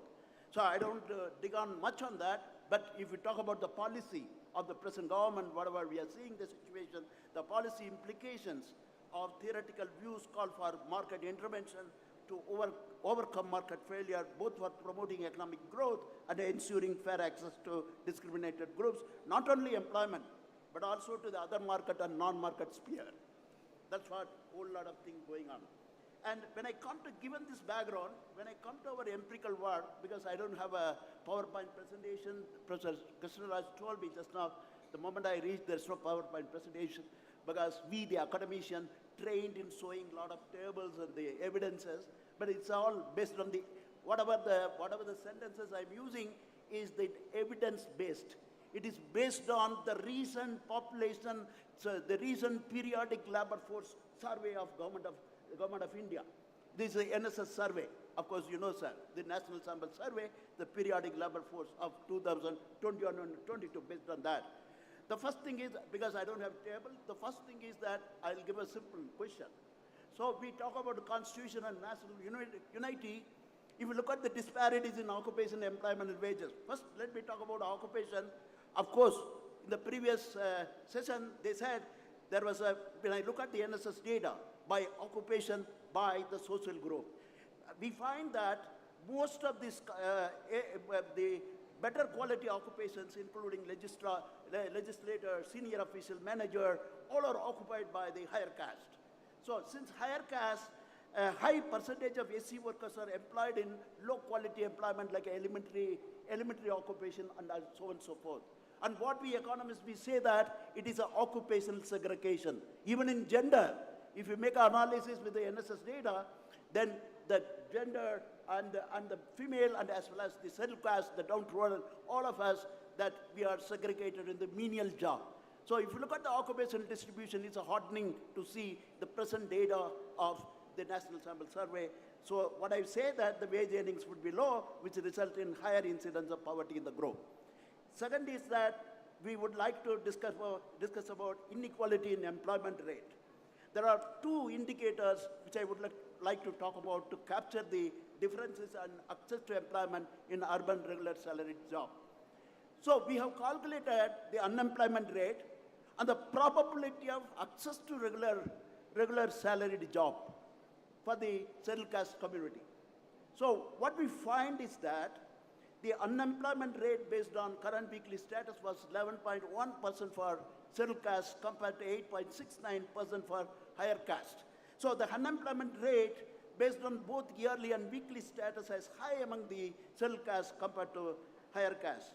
Now, when you look at the probability of employment, the access to employment, regular salary employment, if you look at the regular salary job, our overall level is 0.476 probability, but it was very low to the SC worker. It is 0.277 for the SC compared to 0.547 for the HC. It's a probability. So when you come to daily wage, now I talked about the occupation, I talked about employment, unemployment, and the probability of access to employment by the scheduled caste. And now let me come to the wage rate. There's a huge wage disparity between the SC and the higher caste. For example, if you want to tell the figure, the wage rate of the SC workers in the regular salaried combine both public and private. I'm not talking about only public sector. The wage of SC workers was much lower at 148 compared to 216. For the higher caste worker, there is a difference of 67. So whatever may be that, I don't want to read much statistics about it. And there is overall, at an overall level, as well as for SC and HC, the daily wages are much higher in the public sector than in the private sector. So if you look at the public sector and private sector wage differential, there is a huge difference. The public sector wage differential is not that much pronouncing, whereas private sector wage differential is pronouncing very high. That's what the private sector leaders, when they were talking about affirmative action policy, neither they talked about based on the theoretical interpretation or theoretical insights or the empirical insights. That's what today in the book, what we have written and published in Oxford University Press, that we have given the solid evidence based on the recent NSS data for the affirmative action for the private sector. And finally, sir, this is very important. The labor market outcome for SC are quite unfavorable compared to the higher caste that I told. The question is, now, when we talk about occupation, employment, wages, unemployment, and so on and so forth, we know that they are quite unfavorable compared to the SCs are quite, the SC are quite unfavorable compared to the higher caste. Now, the question is, what factor causes inequality in the employment and wages between the scheduled caste and high caste worker? So we have the reason to believe that there is an intercaste difference in employment and wages between SC and the HC, maybe due to difference both in endowments. Suppose most of the people, the economics professor or any researcher sitting here, on an average, the higher caste people are earning 1,000 rupees on an earning, the scheduled caste people are earning 800 rupees, 200 rupees is a wage differential, and you say this is a labor market discrimination. But what we have done here that the 200 rupees is the gross wage differential. Again, we have decomposed into endowment difference and the discrimination. So I'll just complete it with that. And three evidences, that's all, not more than that. So the book is very big, so 2-3 evidence. It's a chance for me to even market my book. That's what Professor Thorat told me. And the second thing is that when you say that decomposing the wage differential, what we have seen that 44% of the, 56% is endowment difference. And rest of the 44 is a discrimination, the wage discrimination. 56 endowment difference, what we call it as, there is a pre-labor market discrimination in the areas like, the non-market areas like education, health, nutrition, and everything. In the Western society, they interpret differently, but what we have interpreted in India, it shows the pre-market discrimination. It shows the inequality of opportunity. So that's what we have a higher endowment difference in the regular salaried employment. But when we calculate, decompose the the probability of employment between the scheduled caste and the higher caste, you know, the opposite is true. The 74% of the employment discrimination estimated is 74%, and rest is 26% is an what I call is an endowment difference. But again, what we have done is that again we have decomposed the discrimination. It's a very beautiful way we have put. Again, we have decomposed the discrimination into the benefit of being a forward caste in the labor market, the benefit of being a settled caste in the labor market. That's what we call it as overpayment, underpayment, or nepotism in that case. It is a prejudice in the other case. So I don't want to go in depth. This is a lot of econometric exercise we have done. And also we have done occupational discrimination. And occupational discrimination says that the job discrimination pronounces more than wage discrimination, sir. And I'm completing, sir. And finally, just final message, I want to say the important point which no one has attempted in India. The impact of employment discrimination, on impact of employment discrimination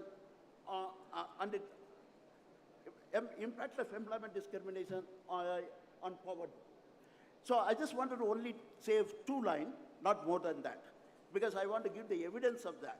See, I want to say discrimination-induced poverty. What we have done is that we have estimated wage discrimination, we estimated employment discrimination, and we calculated the total income loss. And then we have found with the discrimination and without discrimination scenario. And what we found is that the figures imply that in terms of 1.9 million scheduled caste workers would have been out of poverty if they were not discriminated in employment and wage rate. So what I justify here is that, in one word, I don't want to talk too much of policy implication, we need the Equal Employment Opportunity Commission, like what we are seeing in South Africa, and also what kind of affirmative action we are seeing in Malaysia, our neighboring country, why not we? So we can incentivize the private sector to implement affirmative action. So there is no, so this kind of a debate is keeping on going. Of course, it's a high time for the Karnataka government to talk about the reservation for the private sector.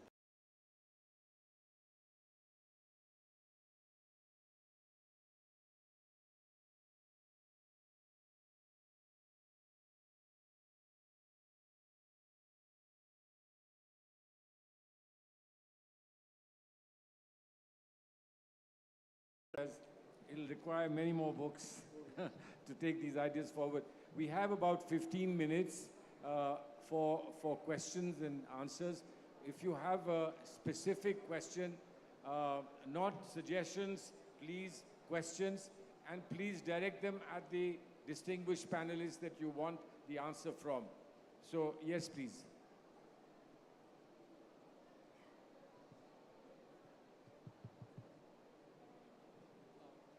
Good evening, sir.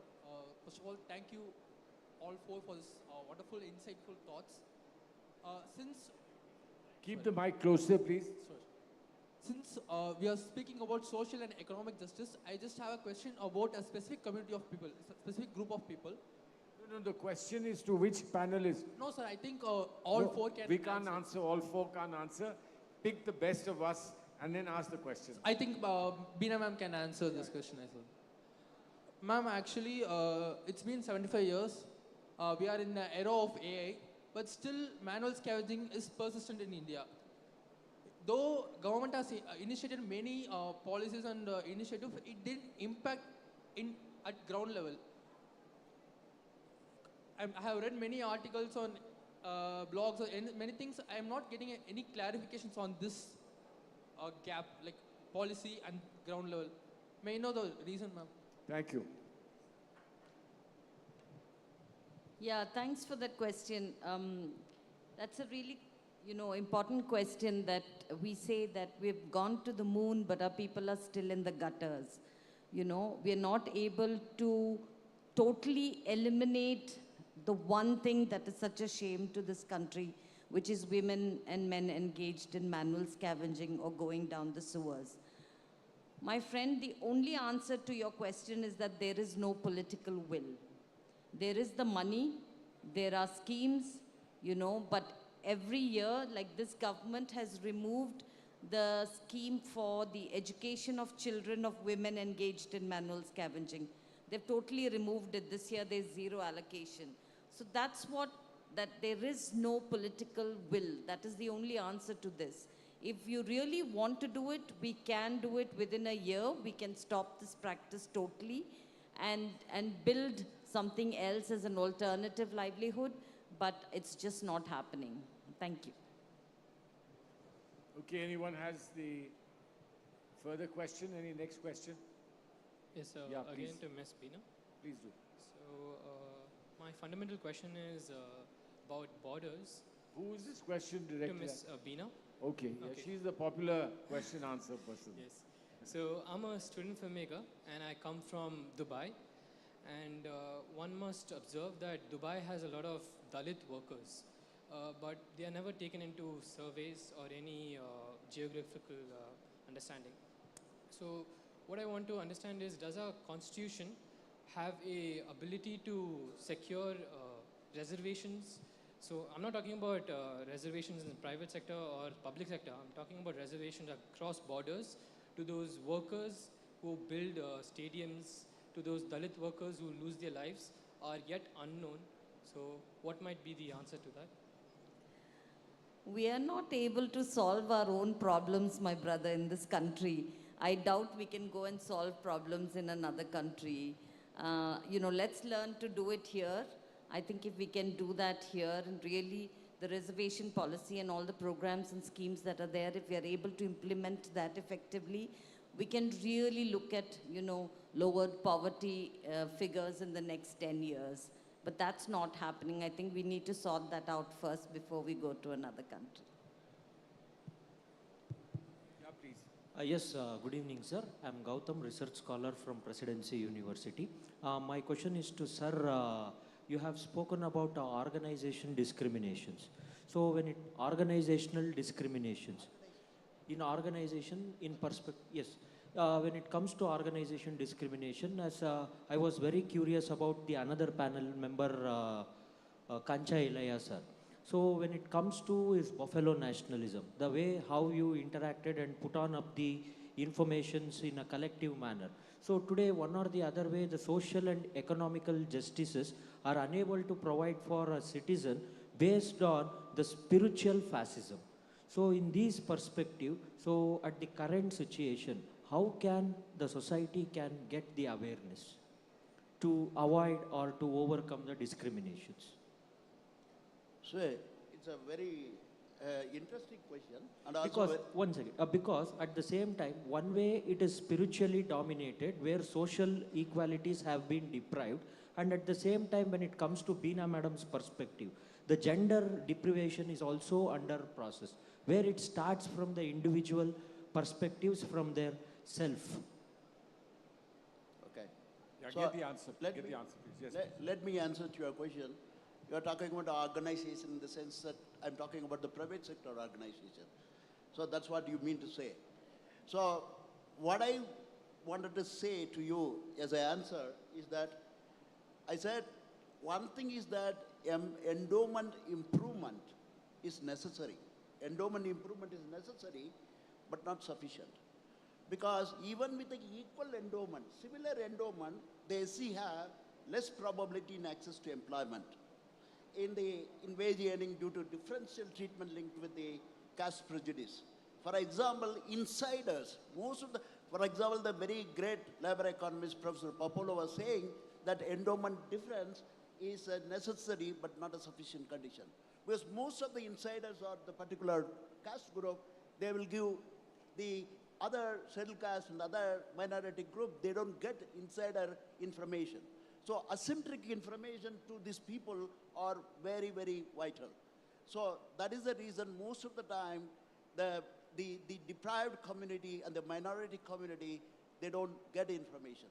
And recently, Professor Thorat and myself, we have conducted, that is a study called correspondence study. 400 advertisement, we have sent an application, duplicate application. We have created with a Muslim name and with the SC surname and Brahmin surname applying to the same advertisement. Whatever the probability of calling for the interview itself is an outcome in the research. So we found that 16% out of 4,000 applications, 16% probability from the MNCs and the private sector with the SC surname. For the Muslim surname, we found that only 12% call rate. So this itself says that there is a caste prejudice. If you ask private sector organization discrimination, they will say that we are not, in the application, we are not asking the caste and religion. But the thing is that when you ask Bajaj company, you will say that 35% of my workers are OBC. How come you're not asking the caste? How come you know that 35? If you look at the recent CAI data, Confederation of Indian Industry data, that shows that 35% of the people are in my Bajaj company, OBC people. How come they know? So the thing is that there is a taste for discrimination. What Professor Becker said, that is still prevailing, which is consonant with Dr. Ambedkar's ideology. Thank you. Do you have any more questions, please? I'll just say Meera ji. that what Nikhil bhai said is true, that during the UPA regime, a number of laws were passed. As a result of the people's struggle outside, संसद बाह्य राजनीति से संसद के अंदर भी कुछ होता है. लेकिन implementation of those acts is also not 100%. Now when the alternative economics, alternative development paradigm and alternative politics also is thought about through alternative alliance, does that alliance have evolved? Have they evolved a concrete agenda, time-bound plan, which will give hope and confidence in them by this thing to implement those acts, if not bringing in new acts? Because we see that even in the situation of casteism and communalism, which is really, working as a white ant into the society, reaching out immediately, bringing out the truthful fact-finding report is rarely done even by the opposition parties. So we have to play always the role of an opposition. So how can we expect, and many people are now working with the upcoming elections in mind, with not us, but you more directly into the political, awareness building and various ways and means. So can we not insist on that, and will there be? I think Salman Khurshid ji can respond to this much better, because you are a part of them. I've taken off the hat, so my job is only to pass it on to someone. So Nikhil, you have the right to conclude. Will respond. The problem, frankly, is that there was a sensitivity in government, in the UPA government. I don't want to praise it as a political thing, but the facts were there was a sensitivity to what you people were demanding on behalf of the people on the ground, who perhaps were not able to voice their own concerns, but they communicated with you, and we accepted that this communication was a genuine one, and what you were representing was the voice of those people, and we responded. I think the problem was that we created the laws, but we didn't create the ideology, and we didn't create the structures that would implement those laws. And partly the trouble was explained to us whenever we asked. It was explained in terms of India's federal structure. We would budget the money, we would put the money down for a scheme, but the manner in which that scheme was to be implemented by state governments, including state governments of the Congress party, was something which left a lot to be desired, And then we kept hoping that this would improve year after year, it would improve. A lot of the economists said to us, in the first year, there isn't an absorbing capacity of the states of more than 5%.